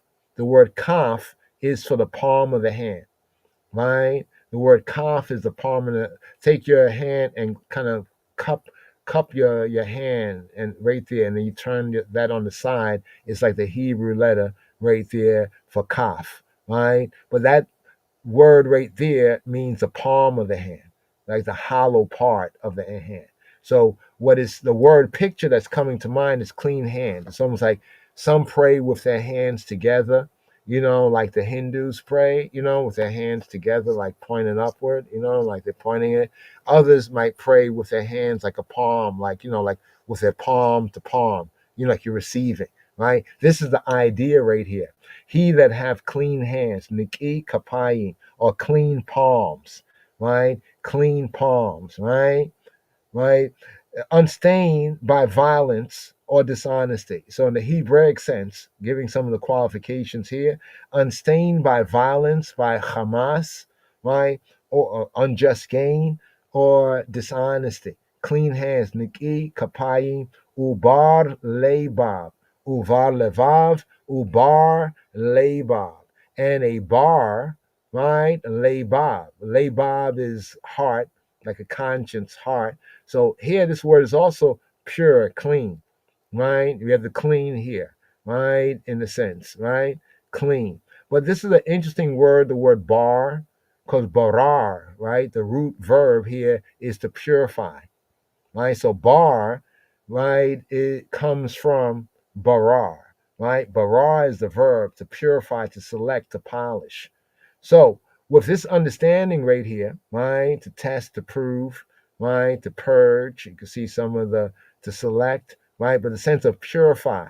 So what comes out of this bar lebab, right? And purify, right? Instead of pure heart, but purified heart.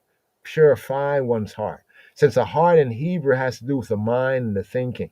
Here Strong's bring out barar, to clarify, to brighten, right? To clarify, to brighten, right? To make pure. So the purify, clean your hands, purify your heart. A pure heart, free from deceit, right? Free from deceit, as we have in Psalm 18, right? Psalm 18, Psalm 18, round about verse 24, Hebraically, right there. So here, this is to touch on one of the interesting parts of the psalm where it says, who have not lifted up his soul to vanity, nor sworn deceitfully, right? Asher lo nasa lashau, nafsho, nafshi.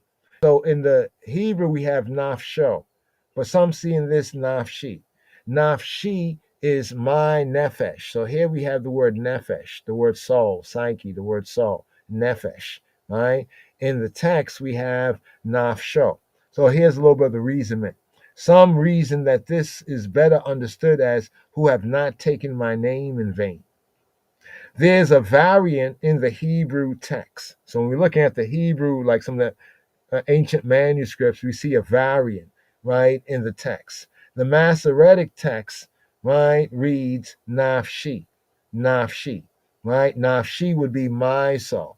Nafsho, some other readings, his soul. Who have not taken nafshi, my soul, lashav, in vain, right? This must be understood as a different form of the third word of the commandment. The third word of the commandment, not to take the name of Yahweh in vain. Right? This is taken as a variant of the third word of the commandment. My soul, right? Nafshi, my nefesh, is the equivalent of me and my name that are interchangeable. Right? More on this even in Psalm 3 and 3. Right? The Ketib, right? The Ketib, what is written reads nafsho. This has been adopted by the authorized version that reads, who have not lifted up his soul to vanity. So the sense of that interpretation would be, has not striven, one who has not striven after aims that have Yahweh's disapproval. Right? So I know ones will say, well, which one is it? Actually, from the Hebrew, you can see both of those ideas. Both of you strive after, your soul, your psyche strives after those things which do not meet with Yahweh's approval, right? For Yisrael, it was almost like taking his name in vain because he has put his name upon Yisrael. And ones will say, oh, that is the Israelite. Yahweh chose those ones and upon that one. So they know the connection of Yahweh's name with Yisrael. So both of them are actually true, but just to unpack that right there. Asher lo nasa, one who has not nasa, lifted up, nasa, taken up, right? Nasa, right? His soul to lashav, to emptiness, to falsehood, to worthlessness, right? To that which is evil, right? Show, ravage, destruction, right? But a sense of shav is like uselessness. It's like vanity, useless, right? Last part, nor sworn deceitfully. So this verse gives like four qualifications right here. So that one who has a right to approach is one with clean hands not stained by violence, Hamas, or unjust gain or dishonesty in business, right? And a purified heart, right? Ubar lebab, the inner man. You see what it says, the inner man, the mind, right? Purify your thought, your thinking, the mind, the knowledge, the thinking, right? Purify, clarify your inclination, purify, clarify your resolution, your determination, your conscience, your heart, as of your moral character, the seat of appetites, emotions, passions, the seat of courage. All this is connected Hebraically with the lebab, right? With the heart, right? The heart as the most interior organ, also the heart as the center. Purify your center. What is the center of your being? Purify it, clarify it, right? The second qualification, who has not lifted up his soul, right? So in the sense of lifting up nafsho, to vanity, has not striven after aims that have Yahweh's disapproval, that Yahweh disses, right? Don't strive after what Yahweh disses, right? And thereby also fulfilling the variant in the Hebrew text, right, where it would read, Asher lo nasa lashao nafshi, who has not lifted up my soul, speaking of Yahweh's soul, therefore that third commandment, right, taking his name, right, in vain, right there. So those two are one. And then the fourth, right, qualification is nor sworn deceitfully. With law, right? With law, here we go right here. With law, nishba, nishba, nishba, nishba. With law, nishba, nishba, nishba le mirma. With law, nishba le mirma, right? And has not what sworn Shabbat, Shabbat, right? Shabbat, right? Has not Shabbat, ni Shabbat. The Nephil sense of Shabbat, right? Ni Shabbat.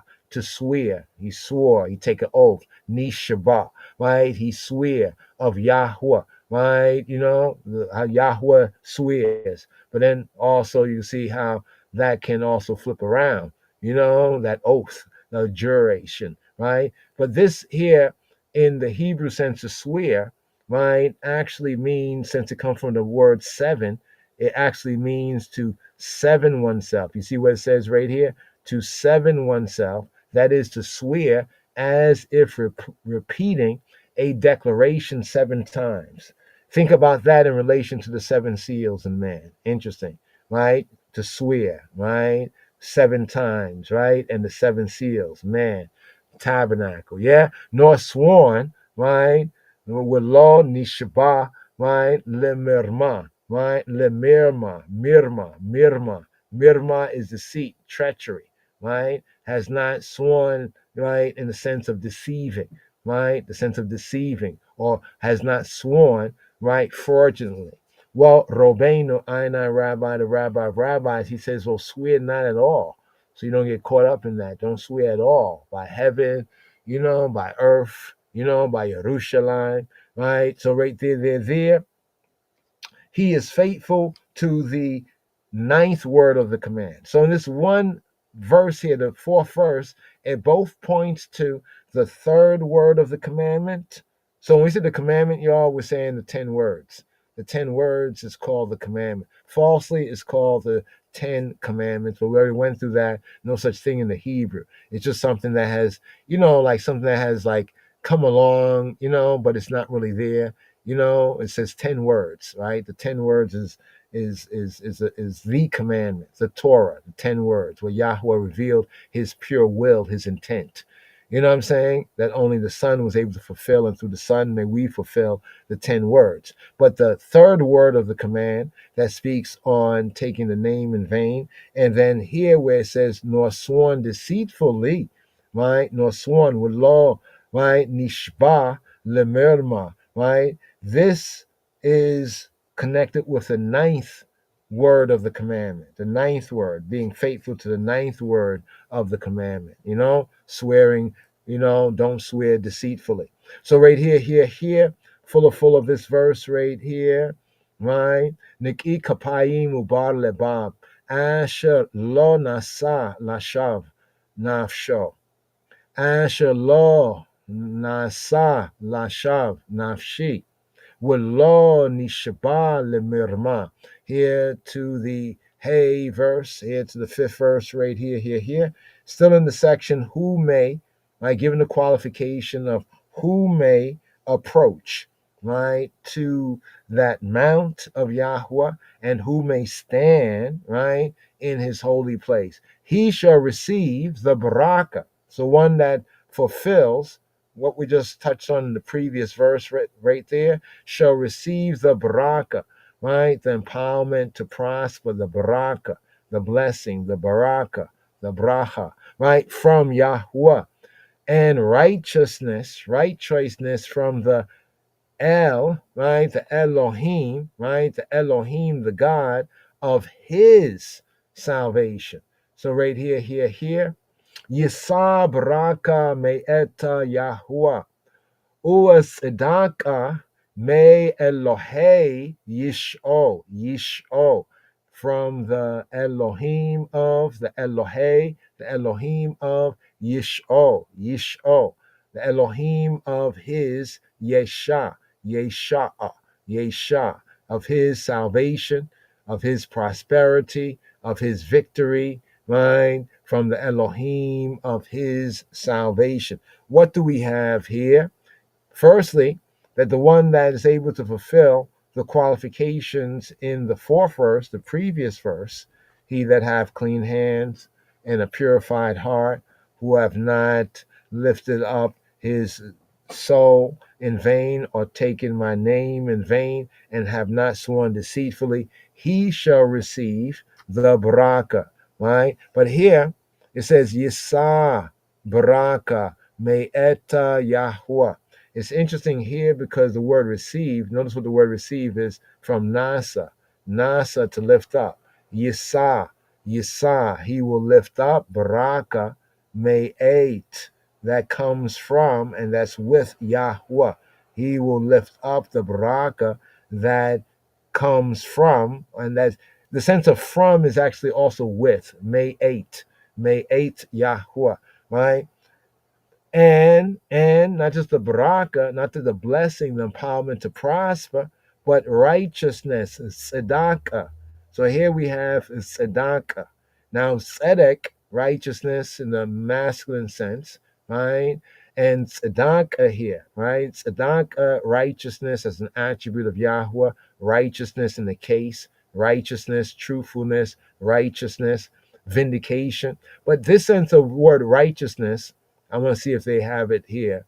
This word, tzedakah, often Hebraically, Judaically is taken as charity. So we have to ask, why is the word for charity in Hebrew, right, and Yehudi thought is tzedakah? Because tzedakah from tzedek means righteousness, right choiceness, righteousness, but also it means righteous giving, because that's part of righteousness, right? Tzedakah, right? And tzedakah, right, from the Elohim of his salvation. Tzedakah, may Elohe, may from Elohe, the Elohim of Yish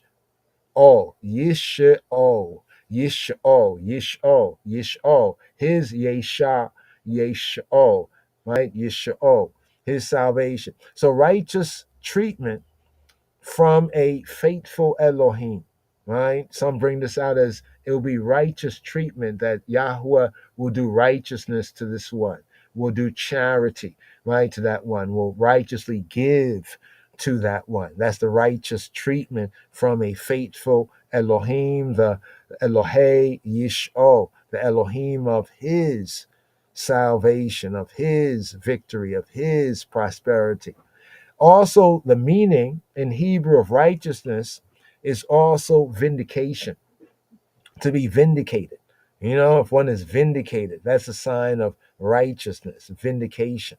More on that can be found in Psalm 4, right? Round about the first, the second verse, right there, here.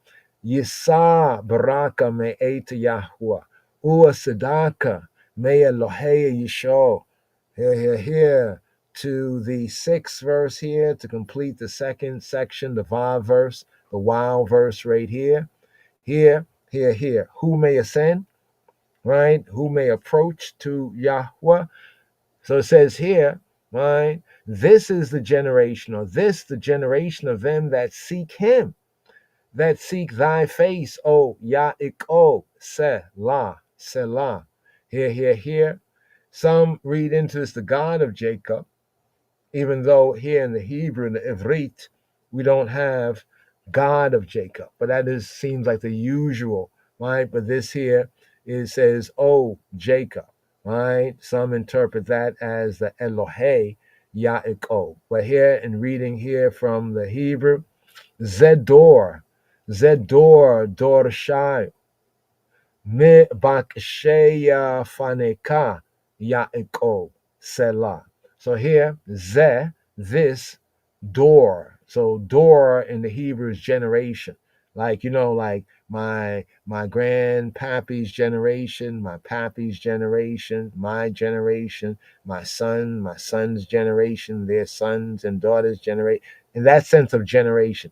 Zedor, Dorshayo, Dorshav, Zedor Dorshayo, right? This is the generation that seek, right? This is the generation. Let's bring this out right here. Now notice this here, if you will, right? If you can see the word seek, the first seek, right? The word after it is H 1875, him. That seek, you see the second seek is the H 1245, right? Zedor Dorshayo, Mibak Sheya Faneka, Yaiko, Selah. So what we have here is two words in Hebrew that the translator translates as seek, right? As seek, right? This we have first seek, Dorashai, right? Is to seek, right? This word darash, we talk about the midrash, the study midrash. You see here where it says seek deity in prayer and worship, right? This is the seek when it says seek him while he may be found. So in the Hebrew, the word darash is the root of a sense of midrash. Midrash. The Beit Midrash is like the house of study where we darash, where we seek, where we investigate, where we inquire. And when it says seek Yahweh, right, it's like to seek him through his revealed revelation, the scripture, seek him also through his revealed revelation, even in creation, to investigate. So this is the sense of seek darash. You can see as we go down, the darash tree right here, the H 1875, darash also means to ask. So we do seek, we can ask him by seeking and searching through the revealed revelation through scripture. This is where this also links darash, right? Also to the sense Hebraically, Judaically, to practice and study. Darash, darasha, right? To follow, to seek with application. Not just seeking to seek, but we seeking to find what we can apply, right? To seek with application, right? Where it says, seek Yahweh while he may be found. Now, this word darash is interesting because in its root sense, it means to trod, to frequent. Like if you do something frequently, like almost habitually, right? To tread. Like if you walk a place or some place gets well walked on, right? It's well trodden, right? To follow, darash, right? So those who seek are those who follow. So this is just bringing out the first seek. Such is the generation. This is the generation, those who seek, Dorashaya, who seek after him, who frequent him, who seek and who ask. But notice this about darash. Here, the root word specifically to worship. So study Hebraically, Judaically is considered a form of worship, right? And we study when we seek out like from his word, his revealed revelation. When we seek out, even seeking his word, even in creation, right? The two witnesses of Yahweh, his word and the creation. So here it says right here, Zedora Dor Dorashaya. This is the generation, right? This is the door, the generation, those who inhabit a certain period of time, those living during a certain period, right? The generation characterized by a quality, condition, and class of men, right? But this word has to do with revolution of time. Those who are living in a certain time, back in my grandfather's generation, different time. My father's generation, my generation, the son's generation, the son's generation, in that sense. But it's saying that this is the generation, Dorshaya, right, that seek after him, that inquires after him, right, through his revealed revelation, through his word, through study and application, right? Then it uses another word for seek here. The second word is bakash. Bakash. Bakash also means to seek. And generally, they may seem like just either or. Some might even think wrongly, oh, this is just poetical. No, it's a little bit more than poetical. It's instructional, right? Right? But this also, if you look at it, it means like to strive after something, right? To search it out, right? To search it out by any method.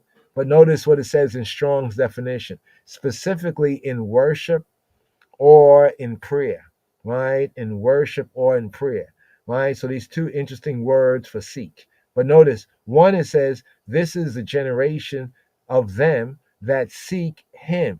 right? That seek him. Ze dor dorshayo, right? Then it says that seek thy face. So there's two different seeking, that seek him and that seek thy face, right? Like you're speaking directly to one. Thy face, O Yaakov. This is why some read into this that perhaps in a manuscript it might have said Elohe Yaakov, and some might speculate that maybe the Elohe, the God of Jacob. So we only have O Jacob right here, because usually the usual construction in this kind of a sentence will be Elohe Yaakov, right? The God of Jacob. But notice the generation that seek, right, him, right, that studies him, and that seek thy face, that searches after thy face, O Yaakov, Selah. This is what we have right here, here. So generation is the type of man, right? The type of man, right? That type of man, right? That generation, you know, as we have in Psalm 12, round about verse 7, verse 8, and in Psalm 14, round about verse 4, verse 5. Seek after him. The better sense of the interpretation of this seek here from Darash, Dorshayo, right? Dorshav, Dorshayo, that inquire of him, Dorshayo, right? That Darash of him, to know his ways, Dorshayo. Zedor, Dorshayo. This is the generation that inquires of him, Dorshayo, that inquires after him to know his ways, to know Yah's ways. Yes, right? That seek thy face. So the second part right here, Mebak She Faneka. Faneka, that seeks the eyes, face, Yaakov. Yaakov, Yaakov, that seeks thy face, O Jacob. Right? Thy face. So they discipline themselves to be worthy.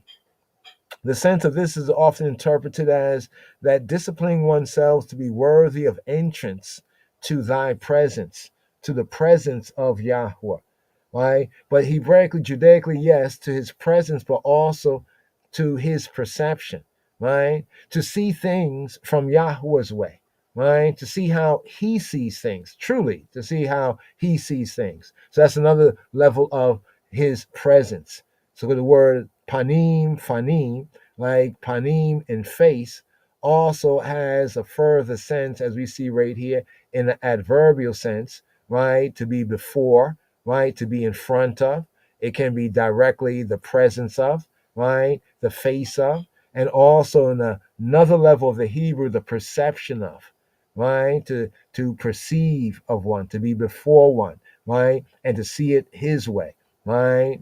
Which is the beautiful thing, right? That's what it said. David was a man after Yahweh's own heart. He could see things from Yahweh's way, right? Discipline themselves to be worthy of entrance into thy presence, into his face, his perception, right? Yaakov. And then we have Yaakov, Yaakov, right? We have the heel holder, the supplanter.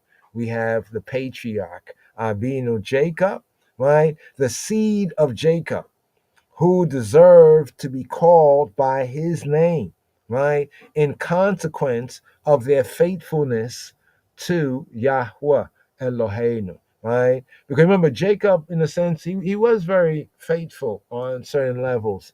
You know, Jacob, he had a very interesting Jacob's relationship, his relationship with Yahweh. So some see that the call of Jacob, O Yaakov, is because of Jacob's his faithfulness to Yahweh, his faithfulness to Elohim, right? So right there, they're there to the end of this section here. Zedora Dorshayo, Mibakisheya Faneka, Yaakov, Faneka, Elohe Yaakov, Selah. Here. Now, as we said, this is it says Jacob, right? Oh, Jacob. Some see the seed of Jacob. Some even see the God of Jacob right there. You know what I mean? But yes. So here, to the conclusion of it, here we get to the ark part, right? Here's the ark part, right? The ark ark part right here. So interesting. It's like when Yeshua turned the water into wine. They say like leaving the best part, not really the best part for last, but here's the ark part, the entrance of the ark.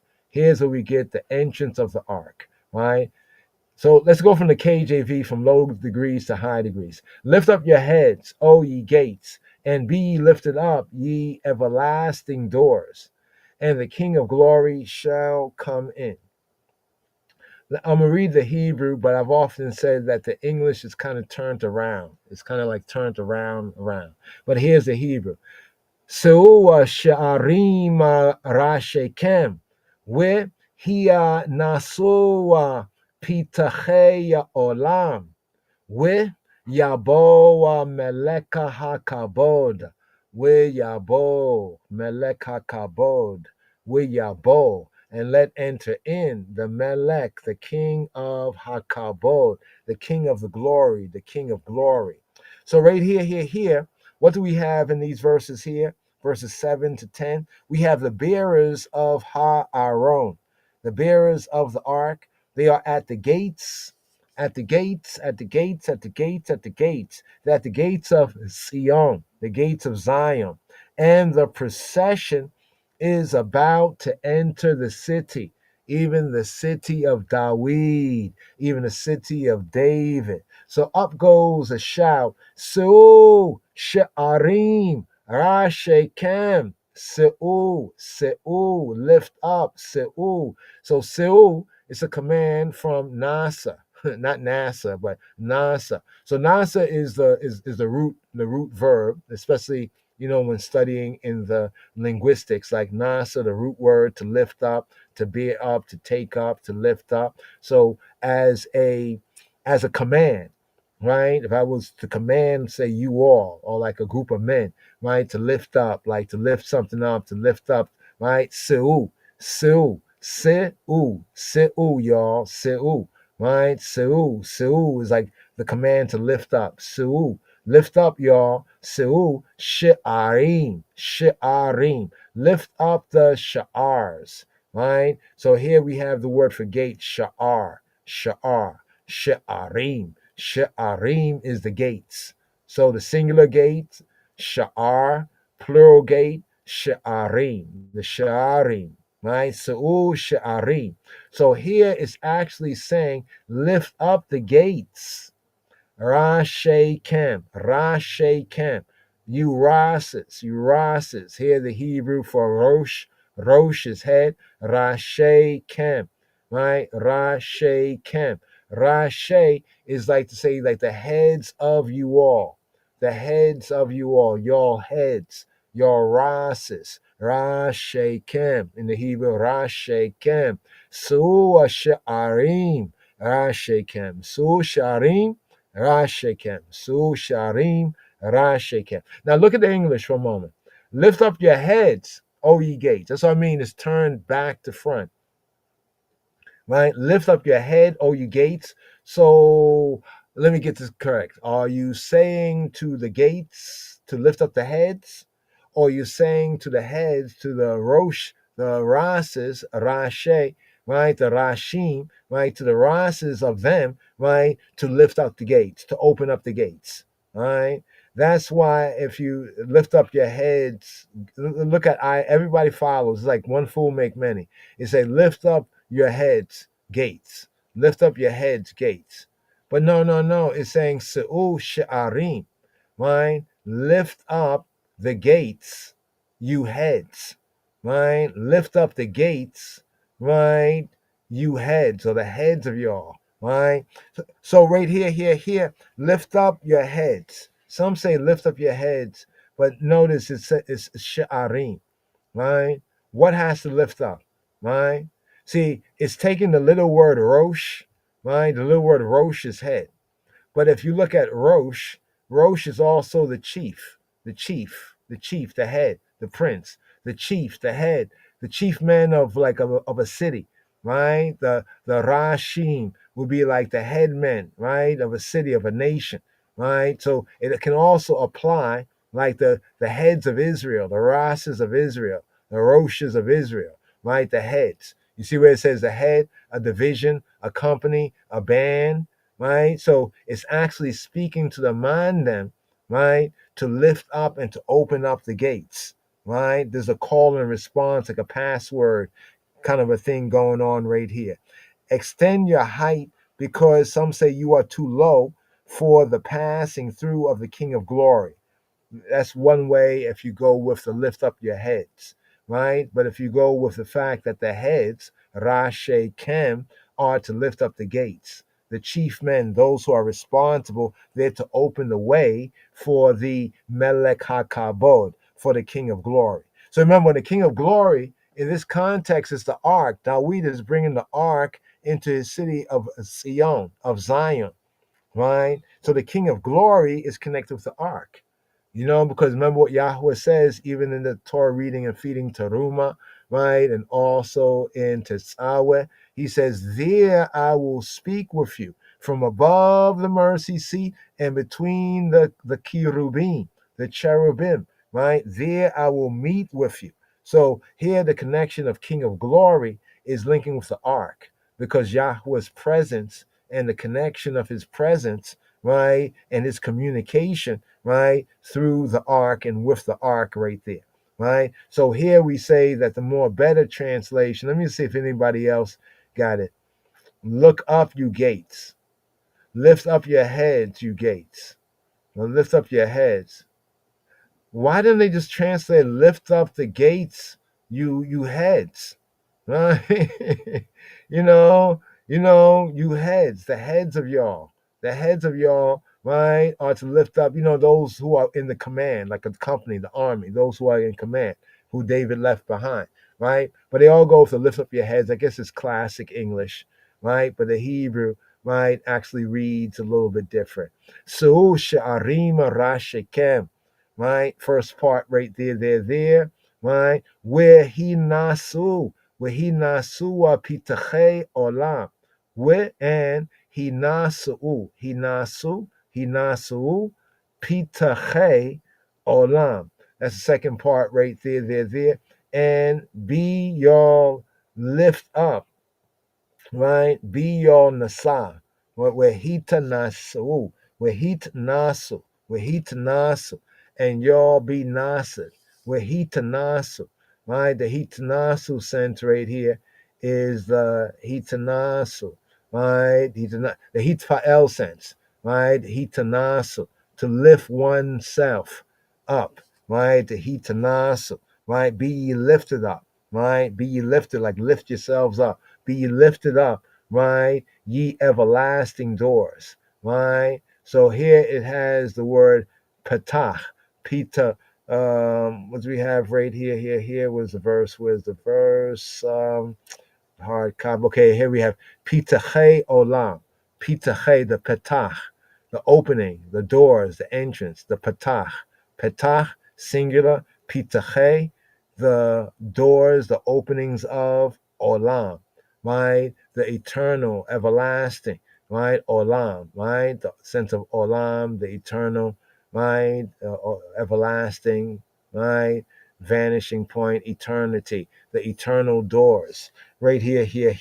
Ye gates of old, right? Better translations like you ancient gates, right? Because the word olam can also be like eternity past to say ancient, right? So be lifted up, right? Be lifted up. Wehita nasu, pitache olam, with and yabo, and he will enter in, and he enter in, with yabo, to come in, to bo, right? To go in, to come in, right? With Yabo, and he coming in will come in. Melech, the king, Melech, right? Melech ha-kabod, the Melech of the kabod, the Melech of the glory, the king of the glory, the king of glory. So the everlasting doors, right? Everlasting doors, the gates of old, the ancient doors, the king of glory. So the King of Glory is thought of here in connection with the ark, Dawid bringing the ark, The King of Glory is he who be, who accompanied the ark, who was accompanying the Aaron, right? The ark. Remember the ark symbolic of Yahweh's throne, right? His throne on earth, his throne in the tabernacle, right? So we have this in Numbers chapter 10, verse 35, the connection of the King of Glory here, in Numbers chapter 10, verse 35, and Second Shemuel, Second Samuel chapter 6, verse 2. Chapter 6, verse 2. You remember we had went to Second Samuel chapter 6, verse 2, where it said right there, and David arose and went with all the people that were with him from Baale Yehuda to bring up from thence the ark of God, the ark of Elohim, whose name is called by the name of Yahweh Sebaot, that dwelleth between the cherubim. Just right here for you once again, because this is important when we say, well, who is the King of Glory here? Right? Now we say Yahweh, but what is the King of Glory's relationship, right, with the ark? And here this gives us a direct, let's go to the second verse right here. Right, let's go to the second verse right here, KJV Light. And David arose and went with all the people that were with him from Baale Yehuda, right, from the lords of Judah, the husbands of Judah, Baale Yehuda, to bring up from thence the Aaron Elohim, whose name, what it says, the ark of God. It doesn't say the ark of God, whose name is called by the name of Yahweh Sabaoth. So the ark, right, of Elohim, according to the Second Samuel 6 and 2, so the connection of the King of Glory in this context, right, is the one who accompanied the ark. And here it's linking with the ark, right, Yahweh, right, of hosts, right, the ark of Elohim, whose name is called by the name of the Lord of hosts, Yahweh Sabaoth, that dwelleth between, it says, the cherubim, right? Let's just bring this down to Hebrew, because we didn't touch on this in the Hebrew. Let's go up here to the top, right? It says, Wayakam, Wayaleka Dawid, we call Ha'am Asherito. So it says, Wayakam, and he rose up, Wayalek, and he went, and he tried it. David went, would call Ha'am and all the people Asher, that which was Asher, that was with that was with him, Asher, it says, Mia Ba'aleya Yehuda, from the lords of Judah, Mi Ba'ale, from the Ba'ale Yehuda, the lords of Judah, Le Ha'alota Misham, to Aliyah up from there. Le Ha'alot Misham, from there, eight, right, Aaron, right, to cause to go up from there the Aaron Ha Elohim, the ark of Elohim, Aaron Ha Elohim Asher Nikra, that which is called. So the ark of the Elohim, the true God, that is called Aaron Ha Elohim Asher Nikra. So here's the part that we are zooming in on, right? Because some very important information that we're getting right here concerning the ark. Right here it says the Aaron, the part highlighted, Aaron Ha Elohim, the ark of the Elohim, Asher, that which Nikra, that which was called, Shem, right? The name that was called, right? By the name that it was called, right? Nikra Shem. Shem was called the name, by the name that was called, the name of Yahweh, right? Shem Yahweh Sebaot, the name of he who be of armies. Yahweh Sebaot, Jehovah Sabaot, Yahweh Sebaot. It says Yosheb, who is seated, right? Yosheb, who is seated, Ha Kirubim, who is seated, right? Who is seated, the cherubim, Alayo, right, above, right, who is seated like above the cherubim, or who's seated, above the cherubim. So right there, it's telling us right here in this verse right here, right? Let's see the ISV. It says to bring up from thence Aaron Ha-Elohim, who is called the name. Here they bring it out who is called the name, right? Nikra Shem, called the name, the Shem, Yahweh Sabaoth, Jehovah Sabaoth, who is enthroned, Yosheb HaKirubim Alaya, who actually the translation's poor here in the KJV. You see, it says that dwelleth and it has between. The word between is not there. Really, it's saying who is dwelleth or who is seateth, who sitteth above the cherubim.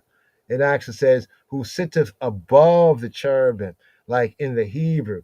That's what it says right there. But the translator didn't really bring that out, where it says Yoshev HaKirubim Alayo, Alav Alayo, right? Yosheb, the one who is seated, Ha Kirubim, the cherubim. He who is seated, the cherubim, Alayo, above, right? Above it. So he is seated above it. So just interesting the link and the connection, the ark, and the name Yahweh Sebaot. The name, let's bring it down here as you might know it a little bit more so as the Lord of hosts, Jehovah Sabaoth. All right, they don't really bring it out right there. All right, let's see this right here. Okay. Yeah. So I just wanted to go to that verse right there, just as a backative. So the King of Glory right here, right, is referring to Yahweh, right? Right? Because it said that he would commune there and he'd be seated above the cherubim. So here, to this verse here, let's move forward. Su Sharim Rashekem, where he nasu pitache olam, where Yabo Melech HaKabod, where Yabo Melech HaKabod, where Yabo Melech HaKabod, right? And that he who be who he be, that the King of Glory may enter in. So here the chet verse, here the 8th verse right here. Now here's part of the call and response. You know, like before one can come into like a guarded city, they have to give a password, or there's a way of going back and forth just to confirm who is this that's entering into Sion, into Zion. So the question rises up, right? When it said from the last verse, right? Yabo Melech HaKabod, that the King of Glory may enter in. So the question is, who this King of Glory? Who is this Melech HaKabod? All right. Respond to Yahweh, strong and mighty. Yahweh, mighty in battle. So right here in the Hebrew, me ze Melech HaKabod. Me, who, ze, this. Who this? Me ze, who this? Me ze, me, who, ze, this. Me ze Melech HaKabod. Who is this Melech HaKabod? Who is this King of Glory? Mizeh Melech HaKabod. Response, Yahuwah Izuza Wigibora. Yahuwah, he who be, Izuz. He who is Izuz. Right? What's Izuz? Right? Strong. Izuz. There you go. Izuz. He's Izuz with, right? He is powerful, right? Powerful, forcible, right? From azaz, the verb azaz, to be strong, right? So who is this King of Glory? Mizeh Melech HaKabod, Yahuwah Izuz Gibor. He is Izuz, right? Strong, wit and Gibor. And he is Gibor. Here's Gibor. What is Gibor? Strong, right? Mighty, right? It has more of the sense of might, right? Like mighty acts, mighty deeds. Gibor, powerful. He is the Gibor, right? Gibor. Me, Zeh, Melech HaKabod, Yahuwah Izuza Wigibor, Yahuwah Gibor Milchama. Gibor Milchama. So the response to the question of Mizeh, who is this Melech HaKavod? Yahuwah Izuz Wigibor. He who be, who he be, who is strong, Izuz with and Gibor. right? And mighty. Yahuwah, he who be, Gibor, he who is mighty, mighty in acts of might, milchama. So the word milchama here is battle, right? He is the Gibor milchama. He is the mighty one of battle, right? He is the mighty one of war, milchama. So the word for fighting, engagement in Hebrew is milchama, right? So the word for battle, for war, milchama, milchama. And Yahweh here is being identified as being Gibor, right? As being Gibor Milchama, right? Being the mighty one, right? In battle, the mighty one, right? The like warrior. This word Gibor also can be like a warrior, right? When it says that Yahweh is a Ish, right? In the Song of the Sea, Exodus chapter 15, it says Yahweh is Ish. He's Ish. Ish is man, right? He's Ish Milchama. He's a man of war, Ish Milchama. But here, to the King of Glory, who is this King of Glory? The response, Yahuwah Izuz Gibor, Yahuwah Gibor Milchama. What do we have right here? Question, who is this King of Glory? The sentries at the Sha'arim, the sentries at the gates, right? Mizeh melech hakavod, mizeh, right? They are represented as performing their duties, right? Remember those outside were saying, open up the gates, right? Lift up the gates, open up the gates, right? Yabo melech hakavod, so the King of Glory, the melech hakavod, may enter in, right? And those who already were in, they were saying, Mize melech hakavod, right? So the sentries at the gates are doing their duty of challenging whoever would enter by asking, well, who is, right? This, Mize, who, this, melech hakavod. And the response, he who be, Izuz, right? Wigibor, he who be strong, right? So identifying he who be Yahweh as by the attributes of Izuz, he's Izuz, right? Powerful, right? As well as Gibor, right? Powerful and mighty, Gibor, as well as Yahweh, he who be, being the Gibor, the mighty, right? The mighty one, the mighty warrior, the mighty one in Milchama, the mighty one in battle, the mighty one in fighting, right? Why? Why this here? Why does David compose this in Psalm 24, the hymn of greeting, right? The psalm of bringing the ark to the resting place in Zion, bringing it to his city of Zion, bringing the ark in. Why does he call on these attributes? Well, Yahuwah had just given victory. Yahuwah had just given Yesha, right? Yeshua. He given Yeshua. He given Yeshuot. He gave victory, right? Salvation, victory in battle to Dawid, didn't he? He had given victory to Dawid against the Yebusi, right? The Yebusim, against the Jebusites, right? Even in the capture of Zion, right? Thus, David naturally, would say, Yahuwah Izuz Gibor, Yahuwah Gibor Milcham, right? Right here, to the ninth verse, the eighth verse right here, right? To the ninth verse right here.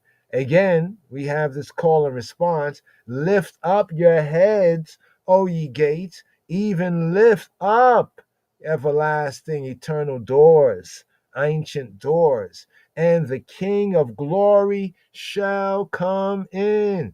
So they repeat, right? The repetition is like a chorus line. Su'u Sharim Rashekem. Usu Pitachei Olam we Yabo Melech HaKabod. Now it's somewhat changed up, it's somewhat changed up from like where he nasu, y'all being lifting yourselves up, to Uasu, right? Su'u. So the command to lift up is repeated. Su'u sharim, right? Lift up gates, right? Lift up the gates. Rashikem, your heads, right? Su'u, and lift up pitachei olam. Lift up the petach, right? The opening, the entrance, the ancient entrance, the eternal entrance, pitachei olam, and v'yavo melech hakavod, v'yabo melech hakavod, and the melech hakavod will enter in. So they repeat, they double down, right? Those outside, because you remember, those were inside the city of David in Zion, right? And the ark, right, and the procession was outside coming in, right? So remember this psalm of David composed for such an occasion. So for added impressiveness, the invocation and the response are repeated. This call and response, right? This call and response right here. So here, Su'u Sharim Rashikem. Usu'u Pitchei Olam. Wiyabo Melech HaKabod. Right? And the King of Glory. Let the King of Glory enter in. Here the Yod verse, the Yud verse. Yod verse here. Right? Once again, the question is asked. Who is this Melech HaKavod? Who is this King of Glory? What's the response? Now, notice how this links with the 2 Samuel chapter 6, verse 2, what we just read about the ark, right? The Aron HaElohim, right? Which is called by the name Nikra Hashem Yahuwah Tsebaot, right? Who is this King of Glory? Says Yahuwah Tsebaot. You see that link from the historical part? So we can see this Psalm of David as actually reflecting also the historical narrative concerning bringing the ark to Zion. So they answer. So what is the answer that they answer? They say, Yahweh Tsebaot, Jehovah of hosts of armies, he Melech Hakabod Selah, interlude, right? Seal up to say Selah, right? Me who ze. Now here's different than before. When they asked, they said me ze, who this. So at first when they had asked in verse 8, they say me ze, like who this, me ze melech hakavod, right? Who this melech hakavod. Here they say me who ze, who he this, who is this he, right? Who he this, me who ze melech hakavod. And the response now, I guess now they'll say, oh, now you say who? Yahuwah Sebaot, he who he be, of hosts, of armies. Who? He himself, Melech HaKavod. He himself is the King of the glory, the King of glory. Selah, Sila, right? To the bridge, right? Lift up those gates now, right? Mi hu ze melech hakavod, Yahweh Tsebaot, who melech hakavod, Selah. Now notice that here when they say the Lord of hosts, remember what we had just had went to in second, just to link it in case one's blinked right there. Let's just go here once again, right? This is 2 Samuel 6 and 2, right? The whole chapter of 2 Samuel chapter 6 will go into all the detail about how David brought the ark, right, to Zion. Well, you see what it says right here? And David arose and went with all the people that with him from Baalei Yehuda, from the lords of Judah, to bring up from thence the Aron ha-Elohim, the ark of the Elohim, whose name, Nikra Shem, is called by the Shem, the name of Yahuwah Tsebaot, that dwelleth, right? That dwelleth really above the cherubim, upon the cherubim, right? Is a more correct translation of that. But you see how they're linking here the ark of Elohim with the name, and the name that is called Nikra Shem, the name that is called by the name, the Shem of Yahweh Tsebaot, right? So Jehovah of hosts, right? And now you see that here, right here in 2 Samuel chapter 6, verse 2. This is a historical chapter. This whole chapter is a historical background of Psalm 24, Mizmor Kaf Dalet, the hymn of greeting. And then here, when they finally, right, because they're asking, well, who is this? Who is this, right? And so they ask again, who is this he, right? But the King James really don't bring it out really well. They kind of miss, right? See, even ISV, got to give it to ISV, just because it's correct. Who is he? But even they kind of off. Well, no, who is he, right? It says me who, right? Me who he, right? So in the Hebrew, it's me who. It's not who is this, as in verse 8. In verse 8, it was me zeh, right? Who, me, to say who zeh, who this, me zeh. But here's me who, right? Me who, zemelek hakabod, right? Who is he, right? Who is he? This melek hakabod, this King of glory. The response, Yahuwah Tsebaot, as we had in 2 Samuel chapter 6, verse 2, when it talked about the ark of Ha-Elohim that is called by the name of Yahuwah Tsebaot. Look what they respond. They say Yahuwah Tsebaot, who is who? He, Melech HaKabod. He is the King of glory. So we can say like the full cipher, has come full cipher, in the call and response, right, at the gates. So here, the key, the significant is Lord of hosts, right? The Lord of hosts. Here they have Sabah and Sabah. They don't have Sabaoth. Actually, this is Sabaoth. It's Sabaoth. Not Sabbath, but Sabaoth. Sa. Not Shabbat, right? But this is Sa. They don't, yeah, Yahweh of armies, Yahweh of armies. They bring it out a little bit there, right there. But you can see how that connects with the narrative, right? And also how it's connected here with the ark. So finally, to seal up, it's a designation of Elohei Yisrael, the Elohim of Israel, right? As Yahweh Sebaot, Yahweh of armies, of hosts, is employed here in two senses. So the Lord of hosts, right? Yahweh Sebaot, right? In the Hebrew is employed in two senses. Lord of hosts right here is employed in two senses, right? One a narrow sense, and the other a little more of a universal or universal sense. First, right? Host, right? When we talk about host, it's sabaot from sabah. What is host? Host may indicate armies, right? You see here, BDB, that which goes forth, army, warfare, war, host, army, host in the sense of an organized army, like an organized band. Host in the sense of the Malakim, the angels, Malakim, right? And host in the sense of sun, moon, and stars is called the host. Even creation is referred to as host. In Hebrew, the sense of Sabah in Sabaot is used of war, warfare, service, right? Going out to war, the sense of serving, right? Serving in an organized, you could say an organized group, right? An organized group, an organized army, like a mass of persons, the sense of Savaot, especially in the Hebrew sense here, regularly organized for war, regularly organized for war, i.e., an army.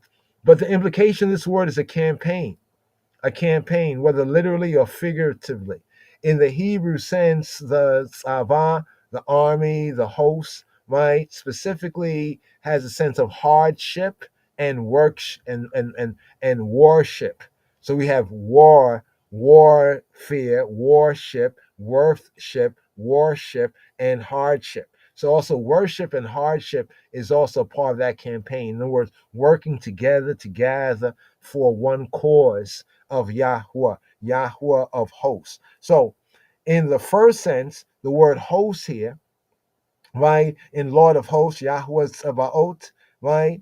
Indicates armies. As in David's challenge, David made a challenge to Goliath, right? David made a challenge to Goliath. Since we come this far, let's just kind of go here and link this challenge so you can see, see it. We don't want to say it and somebody say, well, he didn't provide any proof. So let me provide some proof here, right? Some exhibits right here. So here, let's go to verse 45. So here we are in First Shemuel, First Samuel, chapter 17, right? Verse 45, right? Just to bring out this sense of hosts as we seal up the 24th Psalm. Then said David to the Philistine, to Goliath, right? Thou comest to me with a sword and a spear and with a shield. But I come to thee, to the eye, in the name of Yahweh Sabaoth, the God of the armies of Israel, whom thou hast defied. This is what David said when David stepped to Goliath. And stop, David didn't kill Goliath with a sling and a stone. He knocked him out. And then he took Goliath's big sword and cut off his head, like he had said from before.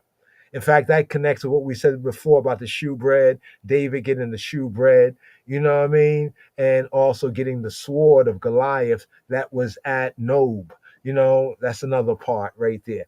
But here's what David said to the Philistine. So why does David call on this particular name?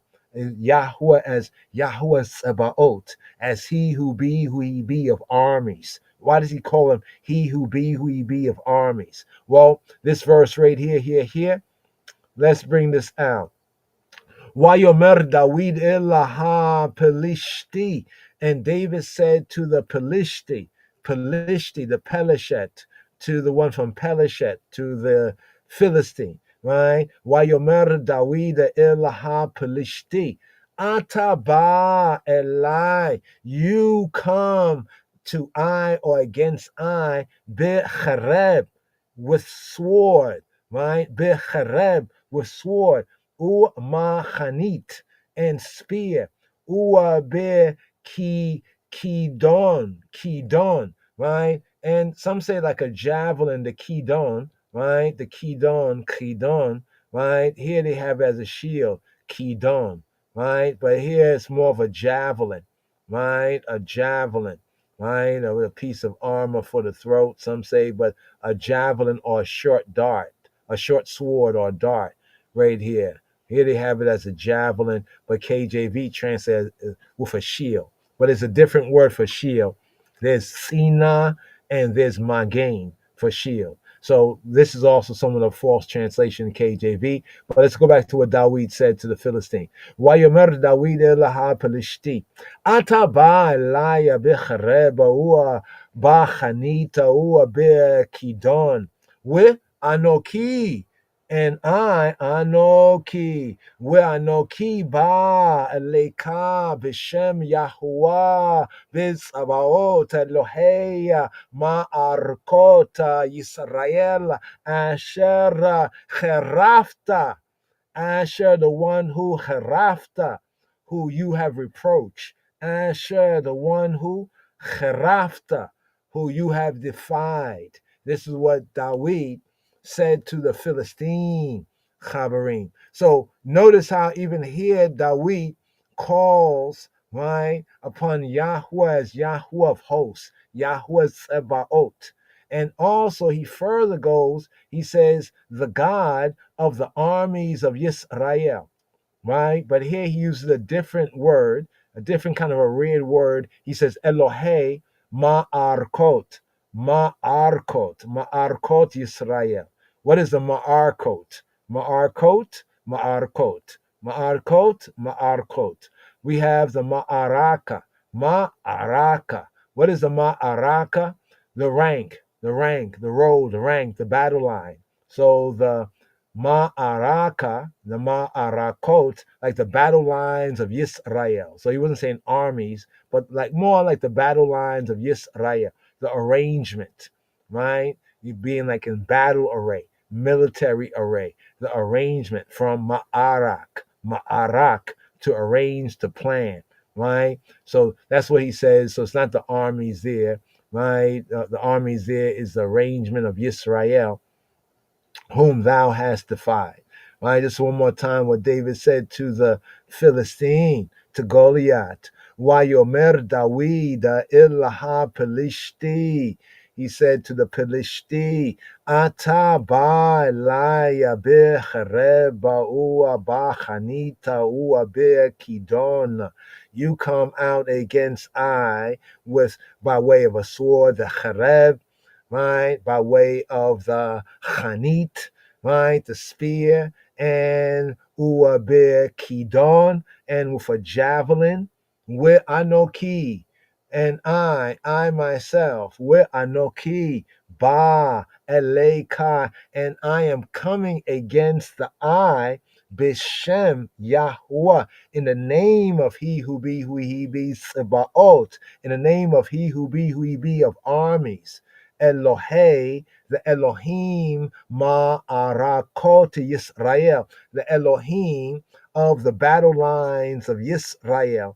Asher, the one who Cherafta, the one who you have, the word Cherafta from Haraf, right? Who you have reproached, the one who you have taunted, the one who you have blasphemed, the one who you have defied. This is what David said to Goliath, right? So that's one sense of what David means by the armies, right? Yahuwah Sabaoth, right? Of the Sabaoth, right? Of the Marakota Yisrael, of the battle arrays of Yisrael. The second sense of hosts, right? On the other hand, host is used of the heavenly bodies in Genesis chapter 2, verse 1. In Genesis chapter 2, verse 1, right? That also goes to the Sabbath, the word of the Sabbath. God leads to the Sabbath. Right there. Genesis chapter 2, verse 1, the heavenly bodies, right? And Yahweh Sebaot also may be explained by the vision. There's a vision described, right, in First Kings 22 and 19, First Kings 22 and 19, First Kings 22 right here and 19, to get a sense of these names and some of the compound names of Yahweh. It says right here, let's go KJV light. And he said, hear thou therefore the word of Yahweh. This is the correct quote here, First Kings 22 and 19, right? Right. Here's it. I saw Yahweh sitting on his throne, and all the hosts of heaven, so the sense of the hosts of heaven, check it, standing by him on his right hand and on his left. So here's where the vision right here. Wayomer lakena shema'a debar Yahuwah ra'iti eta Yahuwah yosheba ala kiso. We call us Tzeva Hashemayim, and all the Tzeva Hashemayim, the host of heaven. We call us Tzeva Hashemayim, the host of heaven, Omeid, standing alayo, right? Like upon him, like around him, right? Mino, right? Standing on his right, alayo mino. Ua Misa Molo, and on his left. So Mimino on his right hand, Mimino, and Mismolo on his left hand side, right there. So the hosts in the universal sense, like the hosts of heaven, right? And I mentioned it right here, but let me just go here one time right here. Here's Genesis chapter 2, verse 1, right? It's part of what we have. Even Benjamin has that in his tune. Don't forget the Sabbath day. Yeah. So here it goes right here. Thus the heavens and earth were finished, and all the host, Yahweh Sabaoth, he who be of hosts, and all the hosts of them. And this is often said, this is actually the word for the Shabbat, right? A word of invocation for the Shabbat right here, right? Because after the 6 days of the creation activity, then he rests on the Shabbat day, and this often is read. This and like the next verse or so is read for the Shabbat time. Why Kulu? It's known as the Vai Kulu, Why Kulu, and being completed and being kala, being finished, being accomplished. Why Kulu? Why Kulu? And they were kalad, they were finished. Why Kulu Hashemayim, and the heavens were finished. Why Kulu Hashemayim were haaretz, and the earth were called, and all Tzevaam, and all their hosts, and all their Tzevaam were called Tzevaam, and all the Tzevaam, and all the hosts of them. So we see the host in this sense of the sun, moon, stars, the whole creation right there. So the two senses right there of Yahweh Tzebaot, the sense of he is Yahweh of hosts, of armies, like with David in battle and with Yisrael, right? As well as he is Yahweh Tzebaot in the sense of the creation and the creator. So accordingly, right? It denominates the name Yahweh Sabaoth. It denominates the supreme ruler of the universe, universally speaking, universally, non-partially speaking. And here, to a full seal, right? Here, we come to the seal, right here, this psalm right here. Here's a quick, brief Hebrew of today's psalm. Baruch Hashem. Baruch Hashem. יש לנו את החירות לבחור, ממשיך קדימה לא נשאר מאחור, הכוח הוא בהתמדה, כן, ורק בסוף הדרך סופרים את התקופה. יש כבוד, יש מזמור כ"ד, לדוד מזמור.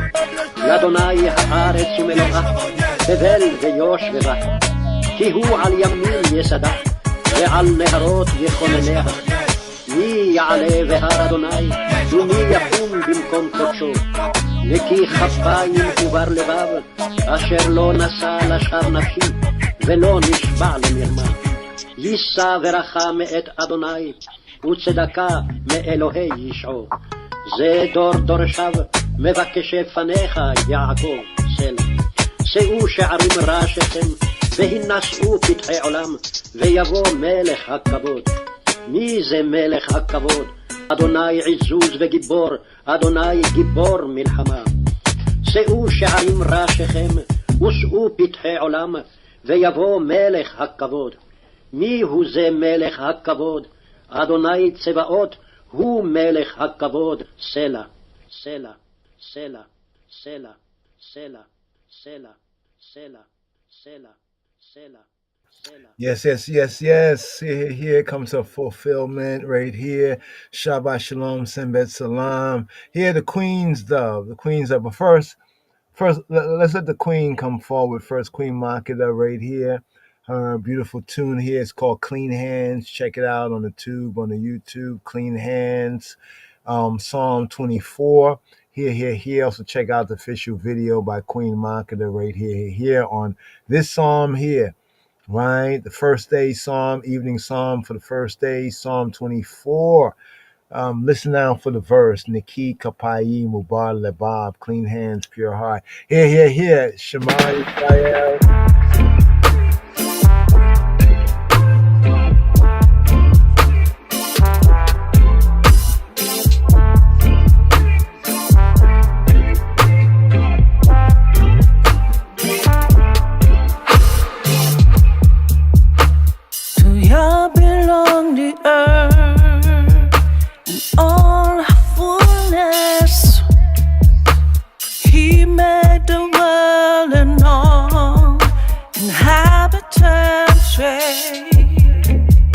Who can ascend to his holy mountain?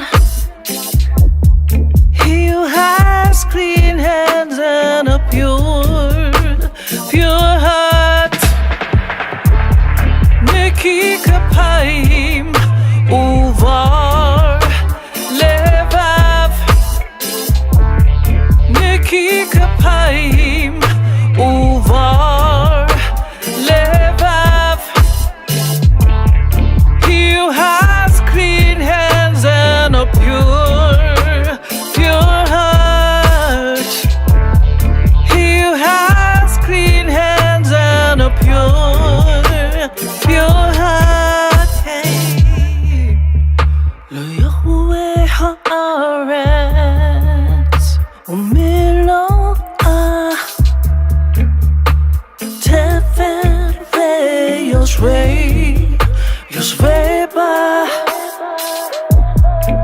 כי הוא הימים ישנה ועל ניחרות יכונניה מי יעלה בהר נהריה היי נקי כפיים ובר לבב נקי כפיים ובר לבב He who has clean hands and a pure heart hey He who has clean hands and a pure heart Who can ascend to his holy mountain Who can stand in his holy place He who has clean hands and a pure heart Who can ascend to his holy mountain Who can stand in his holy place He who has clean hands and a pure heart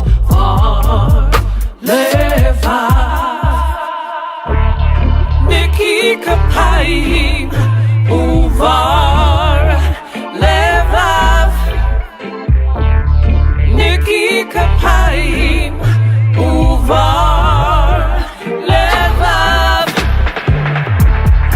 He who has clean hands and a pure heart hey He who has clean hands and a pure heart Who can ascend to his holy mountain Who can stand in his holy place He who has clean hands and a pure heart Who can ascend to his holy mountain Who can stand in his holy place He who has clean hands and a pure heart Yes. Shabbat Shalom, Semet Salam. Shabbat Shalom, Mubarak. Have a peaceful, a shalomful, a healthy Shabbat. Rest, take a breath, refresh, and be blessed. Yes. B'Shem Yeshua HaMoshiach, in the name of the King of Kings Christ. Yes, I. Shalom, Chaverim, shalom. Here for the outro right here. Here we have the Queen's Dub. Right here, the outro of today's, the daily psalm right here, Queen's Dub right here. Shalom, Chaverim, shalom. Join I for the After the Shabbat podcast, y'all willing. Here on the ear and the iris. Yes, I, Rastafari. Yeshua shalom, Chaverim. Dubwise. Hello.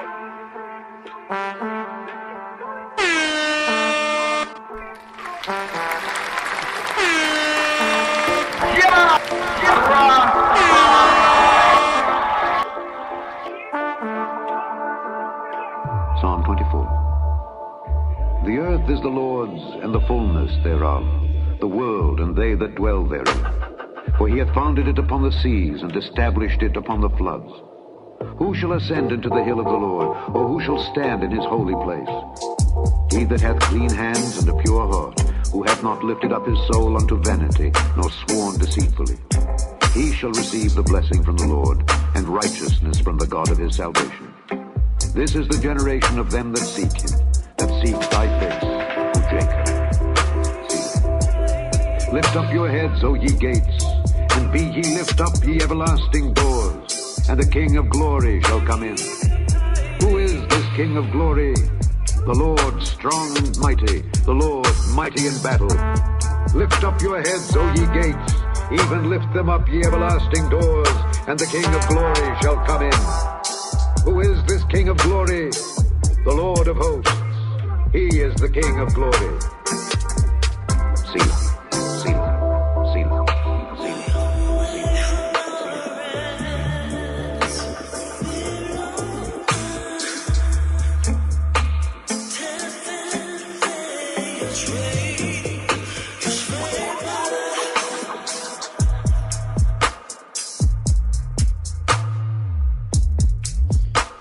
מזמור כ"ד, לדוד מזמור. לאדוני הארץ ומלואה, תבל ויושבבה. כי הוא על ימים יסדה, ועל נהרות יכונניה.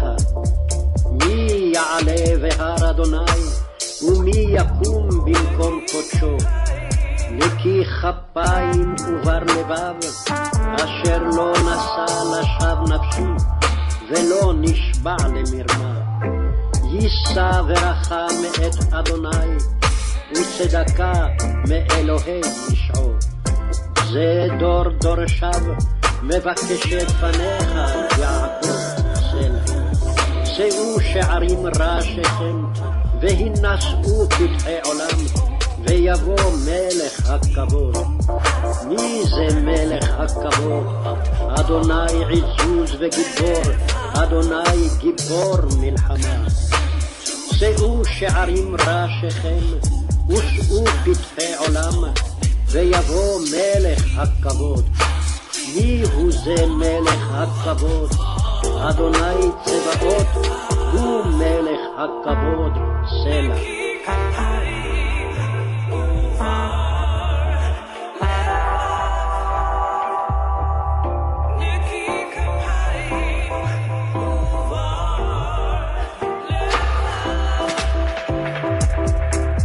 לדוד מזמור, לאדוני הארץ ומלואה, תבל ויושבבה, כי הוא על ימים יסדה, ועל נהרות יכונניה.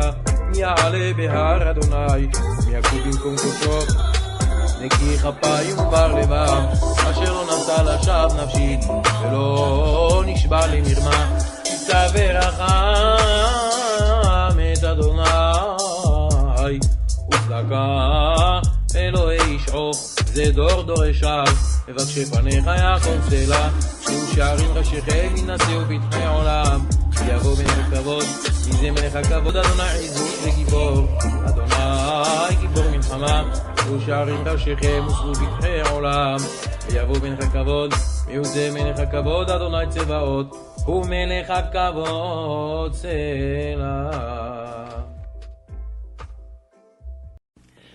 Send bet salam. Send bet salam. Send bet salam. Send bet salam. Sabbath peace. Sabbath safety. Send bet peace. Rest safely. Rest. The true rest and peace is in Christos and in Him. Salam. Send bet salam. Shabbat shalom. A song for days of resting inside your home. Send bet salam. Shabbat shalom. Send bet salam. Shabbat shalom.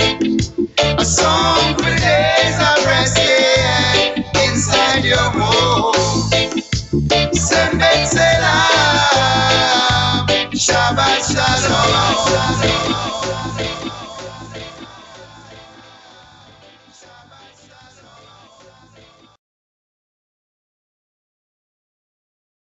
Shalom, Chavarim. Shalom.